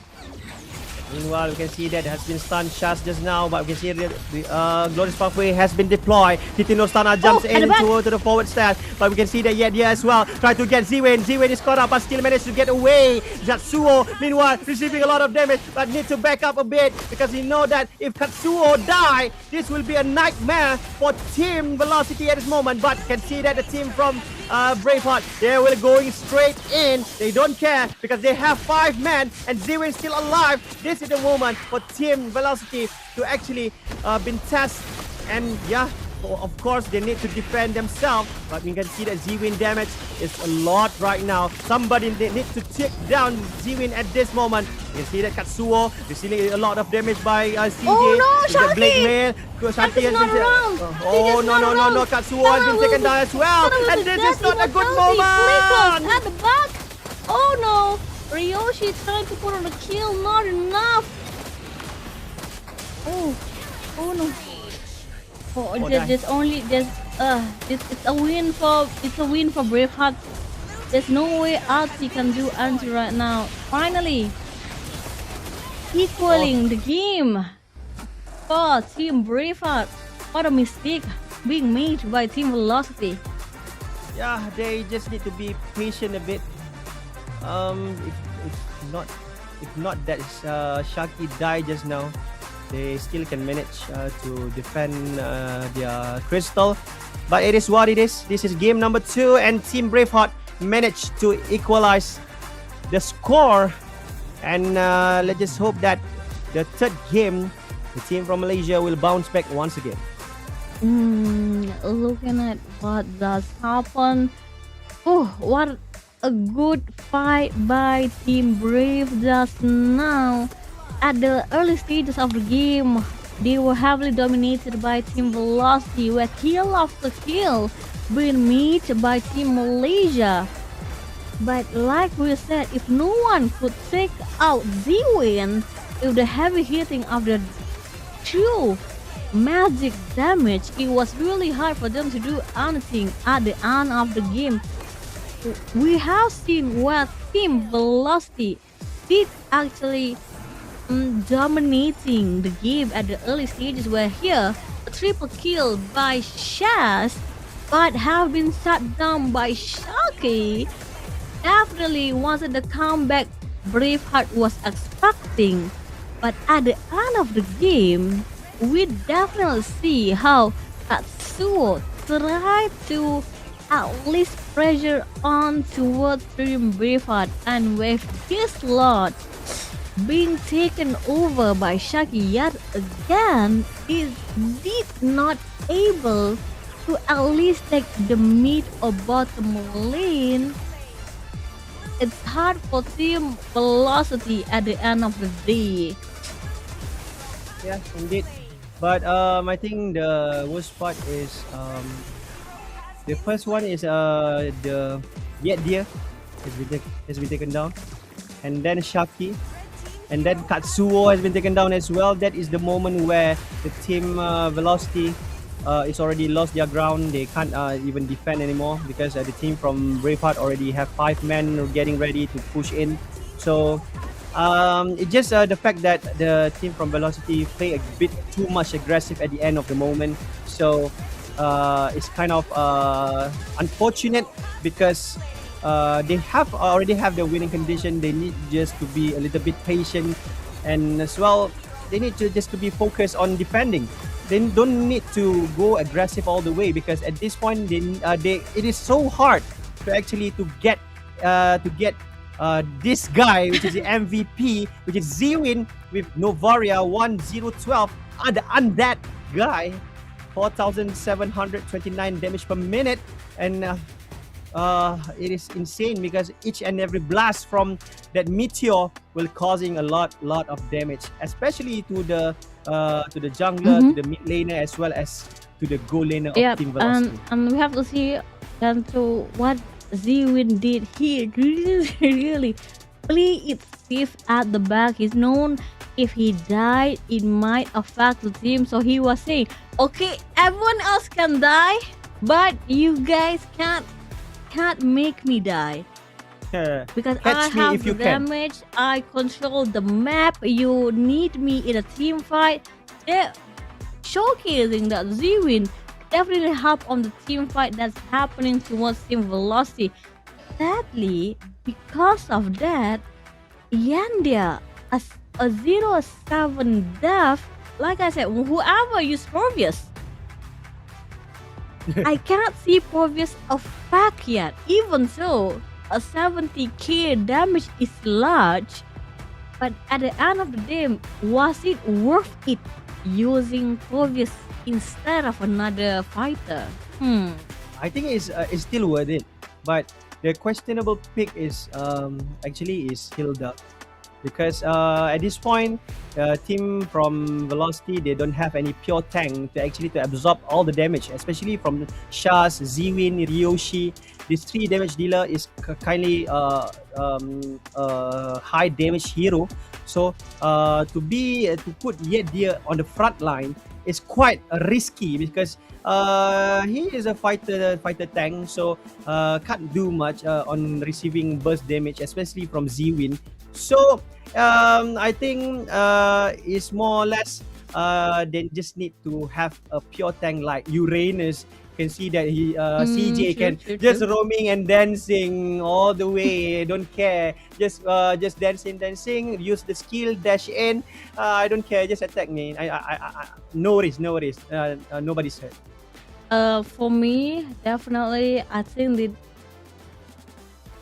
I'm still not okay with the previous pick instead of something else. The Hilda pick, it's a good choice, but not a good play because they did not got Zwin at all at the back of the game. Even catching on Gringo was hard for Hilda. Maybe if they play Glue, it would be a lot more better compared to Hilda. Because Hilda still, Glue can use split. At least you can get onto someone or grab to pressure on a slow compared to Hilda. But at the end again, it's a win. It's a win for team Braveheart, meaning we're going to for the last game of the day. Who will be crowned as victory to move on towards the upper bracket. Yeah, indeed, because the winners will be straight away advanced to the semi-final upper bracket finals. So I think it's just the fact that it's not a draft issue. It's not a draft issue. Are It you is sure it's not a the draft way. issue? I think it is straight away the plan to actually to get The the execution hero, it's the the execution execution of the team. to get the back lane hero, especially Zwin with that Novaria. At some point, I think Velocity already have the idea where we can see that They have the idea in the mind, but Yeah. the execution is doubtful. But it might show that they can actually try it again on team number 3. At Velocity, you cannot make any mistake anymore. Yeah, indeed, Or because you will be punished by team Braveheart. Yeah, indeed. So I think there's quite a few moments where they try to flank over from behind, try to catch two heroes, which is Yoshi and Zwin. But at some point, it is a good play by their Roma as well. Try to defend at all costs. But you need to know that yet Deer using Hilda, he can't receive damage all the way. He is not pure tank. So that is what I question why Hilda is picked. Because if you want to go flanking, the best pick for that situation is what? Yuzong. Yuzong is the best hero to go to catch the back laner of the of that team of the Braveheart players, which is Zwin and Ryoshi. With that Black Dragon form. I agree with you, Zong, definitely. Yeah. So, which map we will be playing at the last map for today? Flying Cloud? Yeah, it is! Yeah, it is! Flying Cloud. I think this is the map that I used to like it a lot because we tend to saw a lot of surprise play by each players. So let's just hope we are surprised with the result as well. But this is the coach for Team Velocity and as well for the Team Bravehearts. They are the mastermind that will strategize all the strategy inside the battlefield in our land of Dawn. So this is the Activision booth where you can play 1v1. So good one, a good one, little kid. You might be the next international player to represent Malaysia one day. Look at what's going to happen on game number 3 right now for both our team Velocity and Team Braveheart. Thinking over the draft pick that's going to happen right now. Yet again, Zosin and Marcel is banned away. Will this man a carry ban again? Might be a Harley ban again. Will Zayton be played for Team Velocity? Or I've been waiting for too long. I'm hoping for a Zayton. It's a carry ban. If it's a carry ban, meaning Team Velocity might dash out an Uranus again. It might happen. Something a little bit more tanky for Team Brave. What would they ban now? It's hard to say that because this is just a normal ban for just like the same ban we can see that from the round number 1 and round number 2. So this is more just like a respect ban, and once again you can see that respect ban toward Uranus that has been used by Isu by CJ quite well. But Lucas will be the next respect ban for Team Braveheart. We know that Shaki used it very well, and I think that is a trap actually because I think that just a comfort pick. There might be another comfort pick for Shaki. So let's just see what Shaki will bring to the table for the last and final round for today. Looking at the title that they gonna pick, what would they play out for Team Malaysia? Again? Again with the previous pick? I'm thinking they are thinking something with the previous, but I haven't seen yet the execution of a previous play since day 1 and day 2. So it's still giving me a lot of doubts right now. I didn't mean to disagree with you, but this is the match that Phobius will break his curse. Trust me on this, because Phobius on the first pick is actually the best pick, because Phobius is a flexible hero. You can go for setups. You can go for catch a important hero for single target, but it is going to be bad because the team from Braveheart lock Valentina all the way, which mean the team from Velocity need to be careful to play a hard CC for their next pick. Let's see. Valentina. Will they pick? I'm looking for something a bursty, something that give a lot of impact, a burst damage. Harry is still open. I love if they try to take in. Yeah, your favorite hero. Your Yep. favorite hero A is glue, coming in. a cloud, but meaning it might be Destiny Harley too. Yeah. Destiny okay. But With Baxia at Braveheart, meaning Baxia is going to be the jungle for Braveheart. Will they? Whoa! Okay. Alet with Final Slash is a good skill where you can actually cancel Cloud's Blazing Duet. It is a good skill if Cloud doesn't use his Purify in time. That is a good one, but still it is still hard to catch Cloud with that Battle Mirror image. So I think it's still balanced. But let's see what is gonna be the next ban for Team Braveheart. I think if they want to ban jungle, which is Harley, is good right now because they can't afford to lose Valentina all the time, because Harley is the hero that can go to the backline easily. But Suyo will be focused on first. Yeah, it also a good mobility jungler, so they can't afford to have this hero to play by Shaki. But at the end, this is the battle of the two minds, of the two strategists. What is gonna be for Team Velocity for next two ban? It might be. I'm looking at. There's still no mid. Oh, okay. Okay. Hard CC. It's a Minotaur ban. Okay.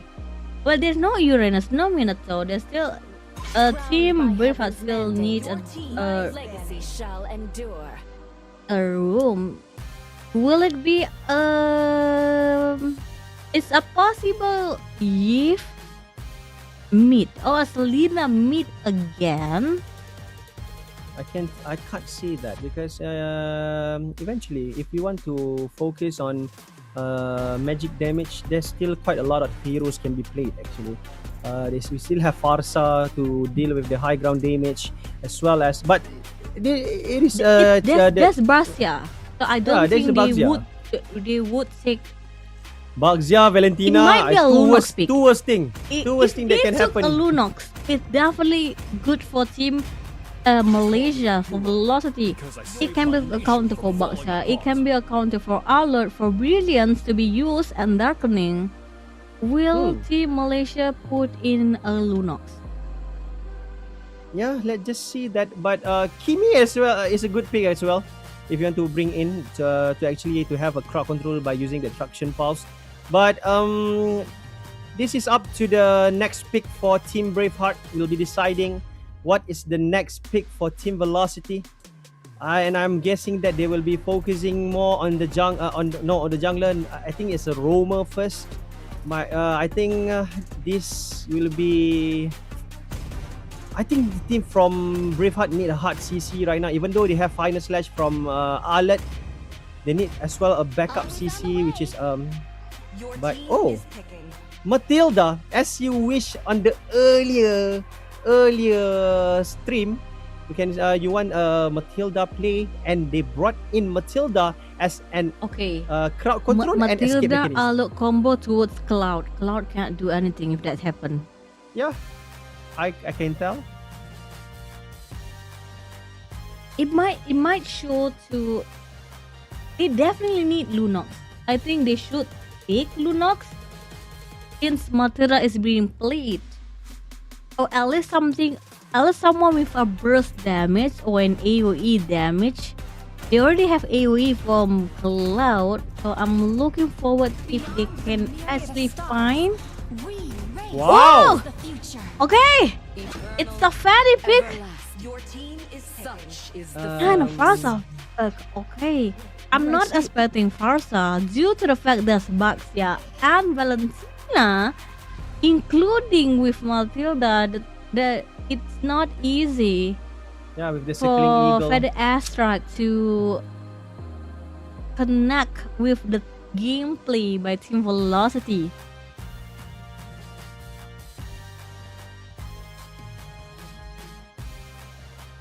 It's just a matter of execution, actually.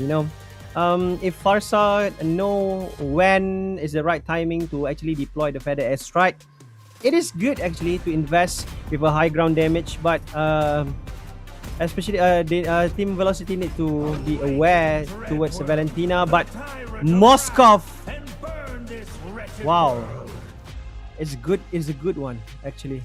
It's a good one with that. It is a late game insurance actually for Moskov, because Moskov is a hero that will give you a hard time, especially at the late game phase. So it is what it is. This is a decider for two teams, which is Team Velocity and Team Braveheart. Who's gonna win this match and advance to the semi-final upper bracket? And let's just hope the best for both teams, and for those who are watching online on the stream, and of course who are watching on the venue at Utama, Kuala Lumpur, please give your all-hearted support toward your team, and let's move into the last and final match for today. Let's see what's gonna happen on the last match of the day. Will it be Team Velocity emerging as victor, or will it be Team Braveheart? For me, the composition definitely have on Team Braveheart. So Team Velocity, they have to outplay them. They have to find the strategy, find the back lane to definitely win towards the games. And this will be the last game for both of the team for today. I'm still looking over. Will team Definitely, I'm wishing for Team Velocity to at least snowball on the early stages of the game. Yeah, indeed. And this is the deciding match once again. Upper bracket round 2, Okay, match guys, this is the number match 3. up of the day. Upper bracket round 2, match number 3. all troops deployed. And let's go. Out of 3, this is what we are looking for. I'm nervous Benzo, actually. what's I'm your nervous, expectation right now for the third game? I'm nervous actually, to be honest, because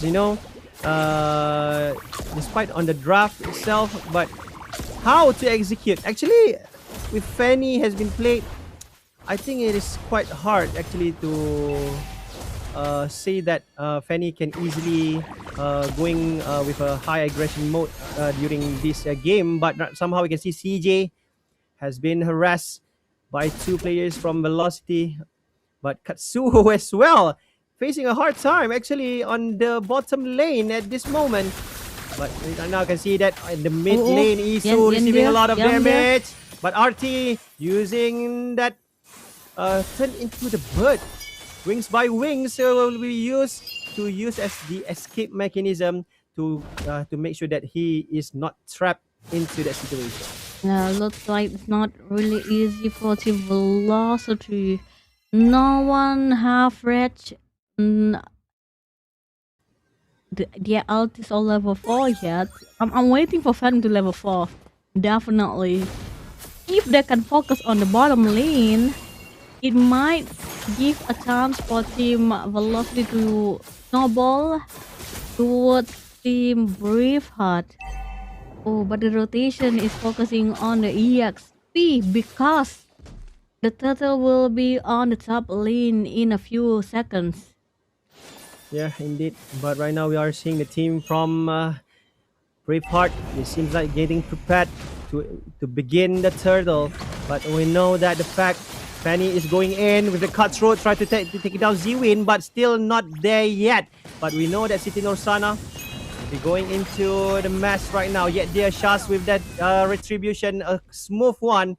And I think Shaki to be so aggressive just now it's quite not worth it because he just give the turtle straight away to Team Bravehearts.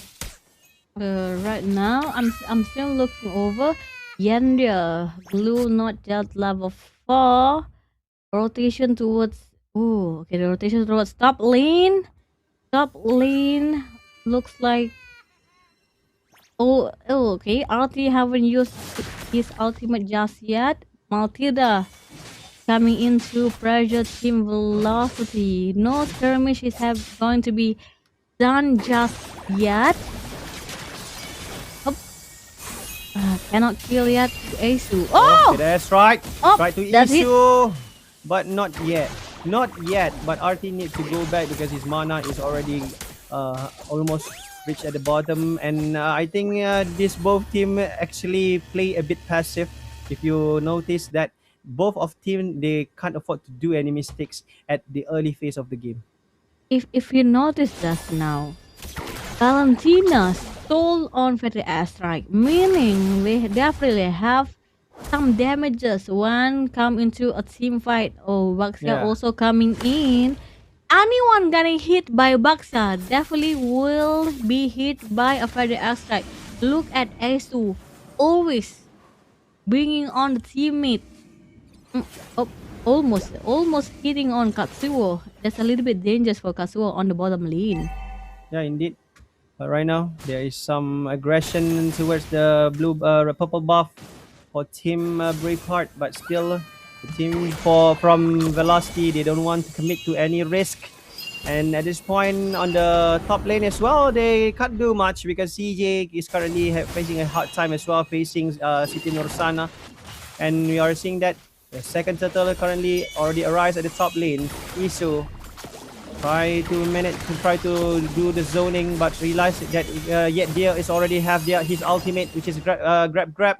And right now Isu try to going for RT and Shaki with the feather airstrike by RT. And right now the turtle is currently secured by the second feather airstrike. Meanwhile, we can see that TJ receiving a lot of damage. Katsuo. Moscow coming in. Moscow at the back.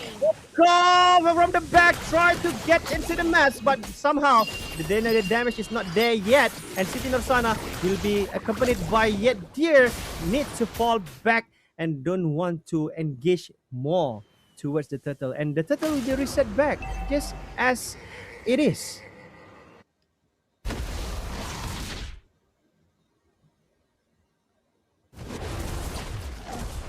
And the last code of the day, ladies and gentlemen, don't forget to redeem your freebies and look at the code at the bottom screen down below. And right now Katsuo will be facing Ryoshi, but we can see that Shaki with the cutthroat, very skill cable, and the cutthroat managed to steal one guy, which is that is important hero need to be taken down and harassed all the way. Ryoshi has been taken down and the turret as well has been secured. Blazing duet by Katsuo, but still Isu managed to dodge it and move away from the crime scene. Yeah, even though the turtle have been taken by Team Braveheart, but look at that.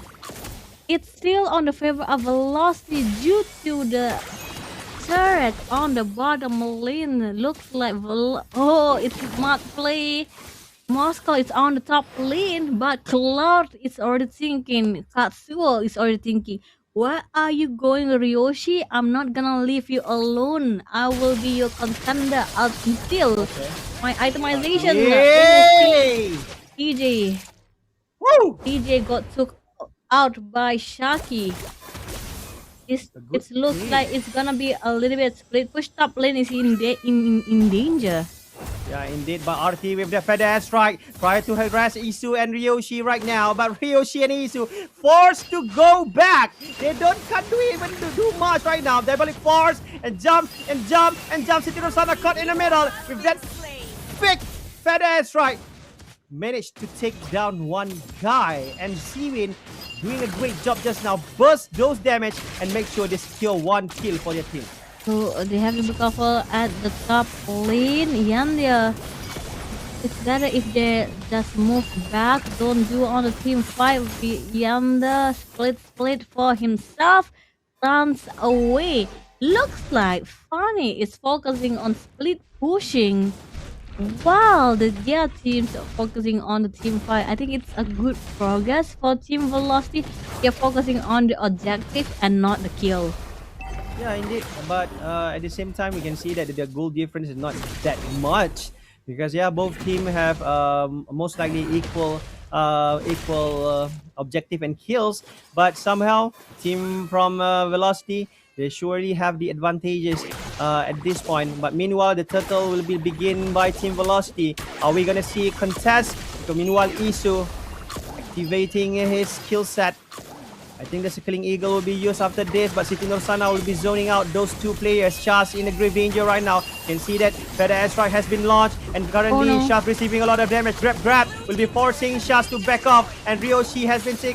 One turret down at the top, and Turtle has been slain, and we can see the RT as well will be going to be the one that will be back up, and Ziwin, good one with that Feather Airstrike, but still doesn't connect the dot. Really good by Katsuo. A good one by Shaz. Will be taken down as well. RT takes down Shaz, and this is a big win for Team Velocity. God, man, Yandia, that split on someone giving a lot of damage and come to Katsuo with the blazing duet, giving them time to initiate a revenge attack just now. Indeed, and they will be focusing on the mid turret currently, and Shaki do a great job. Took down those turret, and I'm seeing that on paper right now, Velocity have a huge advantage at minute number 9. And I think for Team Bravehearts, they need to step up their game, especially CJ currently 0-3-1. He doesn't do much actually, and I don't see any final slash has been used that actually helped inside the team fight. Yep, I'm looking for if will Team Velocity. I think Team Velocity is not right now focusing on split pushing. Definitely, we can't see how whenever someone's on the bottom lane, Fan is going to be on the top lane. If you notice, Bento, Fanny is never inside a team fight. Not yet. Not yet in a team fight.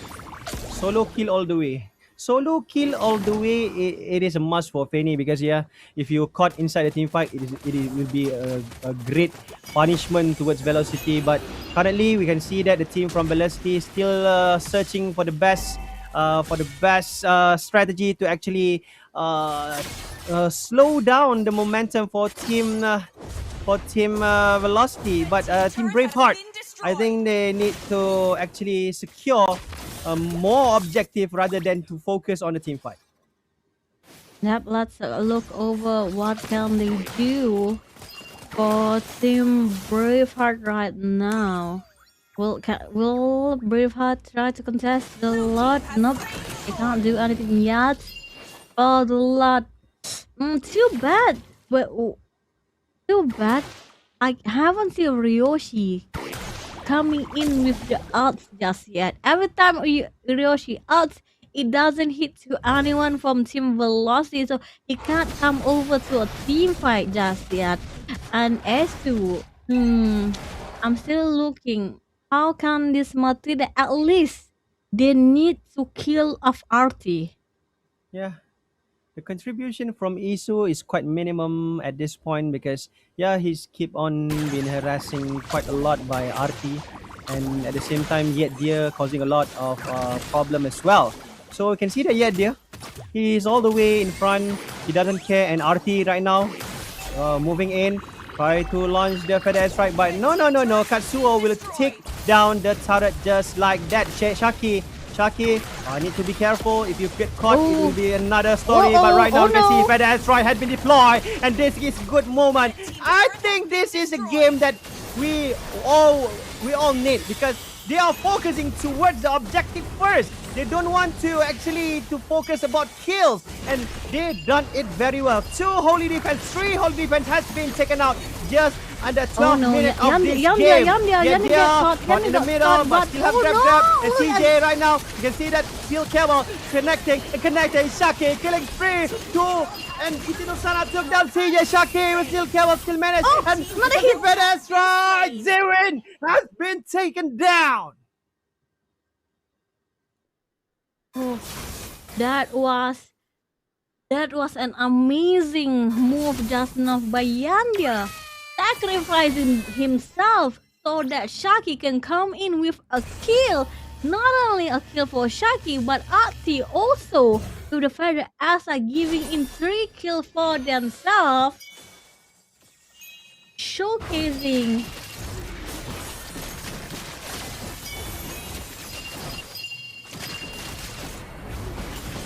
how they can actually focus on the team fight, and the thing is, Abanso, he did not overstay. He was saying, okay, let's check out. They will be safe, and for me, I think it's a great job for it.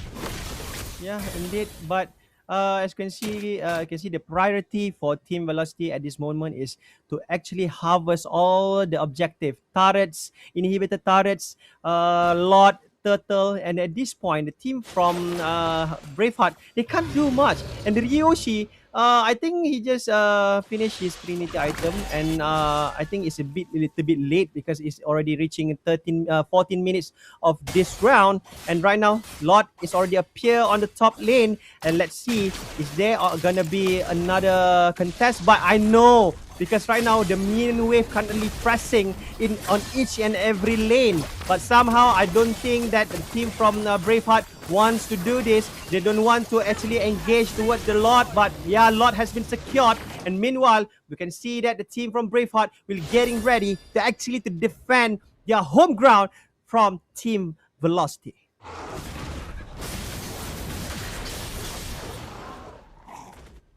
I'm looking at the game right now. I can't see how they can actually try to defend themselves, especially with Moscow not yet having any skill and still not enough itemization at the back. Sitanosana have been stunned at the back. The big overextend, but we can see that Feather Strike has been deployed. Oh no! And Blazing Duet take down Zewin. Double kill for Katsuo, and this is not a good one for Team Braveheart. Meanwhile, can see Shaki with Cutthroat try to take down Ryoshi, but Ryoshi still have that damage and life steal. Still managed to get one, but CJ will manage to take down Katsuo. This is not a good one for Team Velocity, and at this point, we can say that the team from Braveheart currently try to turn the table off.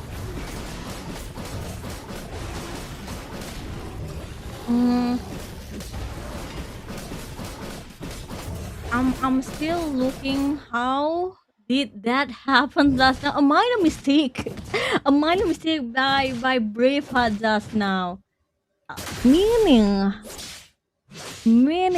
that Velocity, they can't do the minor mistake. The lot was wasted just now. Yeah, indeed.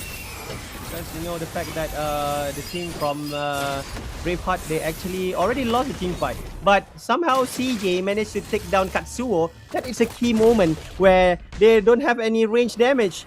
and at that time Shaki as well has been low HP. You need to go back, and at this point the team from Braveheart is currently and slowly catch up with the momentum that has been made by Velocity. And this moment yet dear need to go back. RT need to focus on to keep his distance away from those players from Braveheart. But the air strike straight in. Itsu try to barge in, but you can see that Itsu cutthroat by Shaki. Took down one guy. At this moment, you can see that the team from Velocity will go all in. Grab, take down one Katsuo. And CJ I think will be taken down as well. Double kill for Shaki.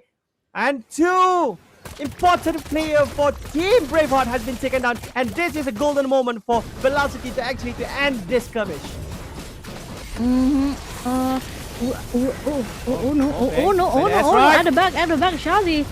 Oh, it's a flicker, it's a save. Look at that shot. Oh no, it's an endgame definitely for Team Braveheart. GG, well played, and it's a win for Team Velocity X UITM.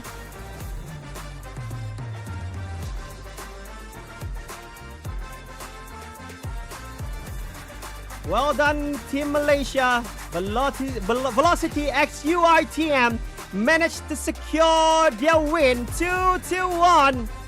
And this is not the team that will be easily taken down. And this is the representative from Malaysia. Once again, give it up to UITM X Velocity.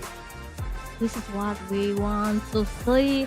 Velocity, congratulations for Team Malaysia.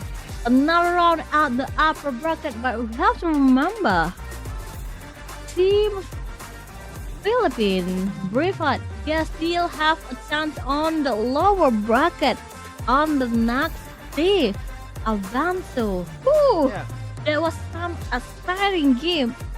I was amazed, definitely, because I thought with the drafting, it was a higher chance for Team Braveheart, but the execution for Team Velocity was saying, okay everyone sit down, take a breath, let's relax, let's focus on split pushing.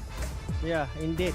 Because you know the fact that the team from Velocity, they keep on focusing on the objective at the first half of the game. When they're focusing on the objective, especially the turret, at that point, each and every lane for Team Braveheart, they have a huge pressure by the minion wave. That is all the problem already happened, but at some point we know that the team from Braveheart tried to catch up with the momentum, but it is easily break by Team Velocity at that moment. You can see that right now. Katsuo already reaching his damage output already at max, and he just will be jump in with a better image, and with that blazing duet causing a lot of damage. And this is the moment here. It's really almost a comeback by Team Braveheart just now. Yeah. But yet again, Ryoshi, the ulti did not hit it. They did not hit on the ulti. Yamdia was taken out. The lot have been dead. But in the mid game, Shaki yet again with the cut stood. I love how CG have been playing every time CG swipe the street. It always hit into it's either 1 or 3 player of Team Velocity. But even though that happened, there was no comeback. There was no backup by Team Velocity, causing to the MVP being second to Castuo. Even so, only 2k damages. Still, only 1k, 1 death in his artillery, 4 kill and 30k gold. Showcasing Castuo have been playing on as much as patient in this game compared to the other 2 games, because he knows he needed a win and he wanted to win it patiently and wait for the chance to a split push. Yeah, indeed, and to be matched up with Moskov at the goal lane, I think he's done a great job by minimizing to get killed by Moskov. But I think I have to say this because there's always Shaki and as well as Yet Dear that are always giving a great backup to their goal laner and make sure that their goal laner win the lane. And as for Team Braveheart, I think Baxia doesn't do much. They can't actually sustain with the utility jungler. And Zwin, I think he is the unsung hero for Braveheart. With the good skill of Feather Edge Strike, but not there yet because the damage output is not there yet. But for Moskov, even though the KDA is good 312, but the damage dealt is not that big, 66,000 only. Compared to Katsuo, only 51, but the impact has been brought by this player Katsuo is actually giving a huge impact, especially with that blazing duet on the crucial moment. If you see Ryoshi 66 compared to RT, meaning Braveheart did actually have the damage. It's just not enough for them to do anything. Between you and me, I was actually surprised that Team Velocity, they didn't want to play it aggressively. They play it safely till they win the game. As I said earlier before we start the game number 3, Fira, this is the game where phobias break the curse.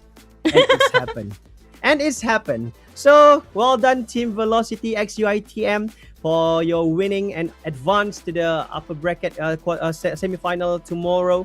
And yet, make us proud tomorrow once again. And for Team Braveheart, you still have your journey on the lower bracket. Don't be sad because you still have another day to prove yourself as the best team that playing in this tournament, which is OPPO Hyperlegend 2026. And we as casters for today, we are so happy because we already seen a lots of amazing gameplay by you guys, and it's good to see that because we have two exciting match for today, and this is the bracket, the updated bracket for tomorrow, and we are seeing that the team from Braveheart will be facing Clarity Gaming on the match number 10 tomorrow, and Little Pika will be waiting either to face either NU Bulldogs or Velocity X KPTM for tomorrow match. Meanwhile, we can see that Velocity X UITM already advanced to the upper bracket semifinals, and let's just hope that they will bring us the champion title to our homeland. A lot of exciting this is going to happen tomorrow. Still best out of 3, and anyone who's watching right now have free time, you can drop by at one Utama to join and give your positive vibe and cheer for the team for Malaysia or any other team at OPPO Hyperlegend Cup 2026. There's a lot of goodies over there. You can also see a lot of discount being happen on site at the event. Furthermore, for tomorrow is still best out of 3 for the upper semi-final and the lower brackets round number 2. For me, I'm hoping to see. I'm excited to know about match number 8, which is for NU Bulldogs and Team KTPM Velocity, who will win and will fight towards Team Velocity X UITM. It's an exciting news that we'll be sharing for you guys tomorrow. Yeah, indeed. But you guys still with me tomorrow, I've been told. But sadly, Fira will not joining us for tomorrow casting. You know, she's still just watching you guys. What you guys play in the live stream. No worries. She will still give her support towards I'm supporting everyone, teams, especially for Team Velocity. For everyone out there. Also, don't forget, you can actually redeem a lot of codes if you drop to our live. If you see all the redeem code, who knows, you can get a skin, you get coins, you get diamonds, you even maybe any new hero that you can collect. So always drop by to our live where we'll be sharing a lot of redeem code, a lot of freebies for people at home. Yeah, indeed. So, guys, that's conclude our day for today. But once again, we want to encourage you guys who is living nearby one Utama shopping complex. Do drop yourself to watch the offline event over there, and let's just hope you guys will be Enjoy the day. cheering, and enjoy the vibes. And we will be seeing you guys tomorrow. And let's throw back to the host. Flava. Here you go. Flava, take it Bye. away. Congratulations, but of course, knowing that is the upper bracket itself, both teams still have their lifelines over there. A slight advantage going over towards UITMX Velocity because they are still in the upper bracket with 2 lives. Nevertheless, kudos going on to Faith.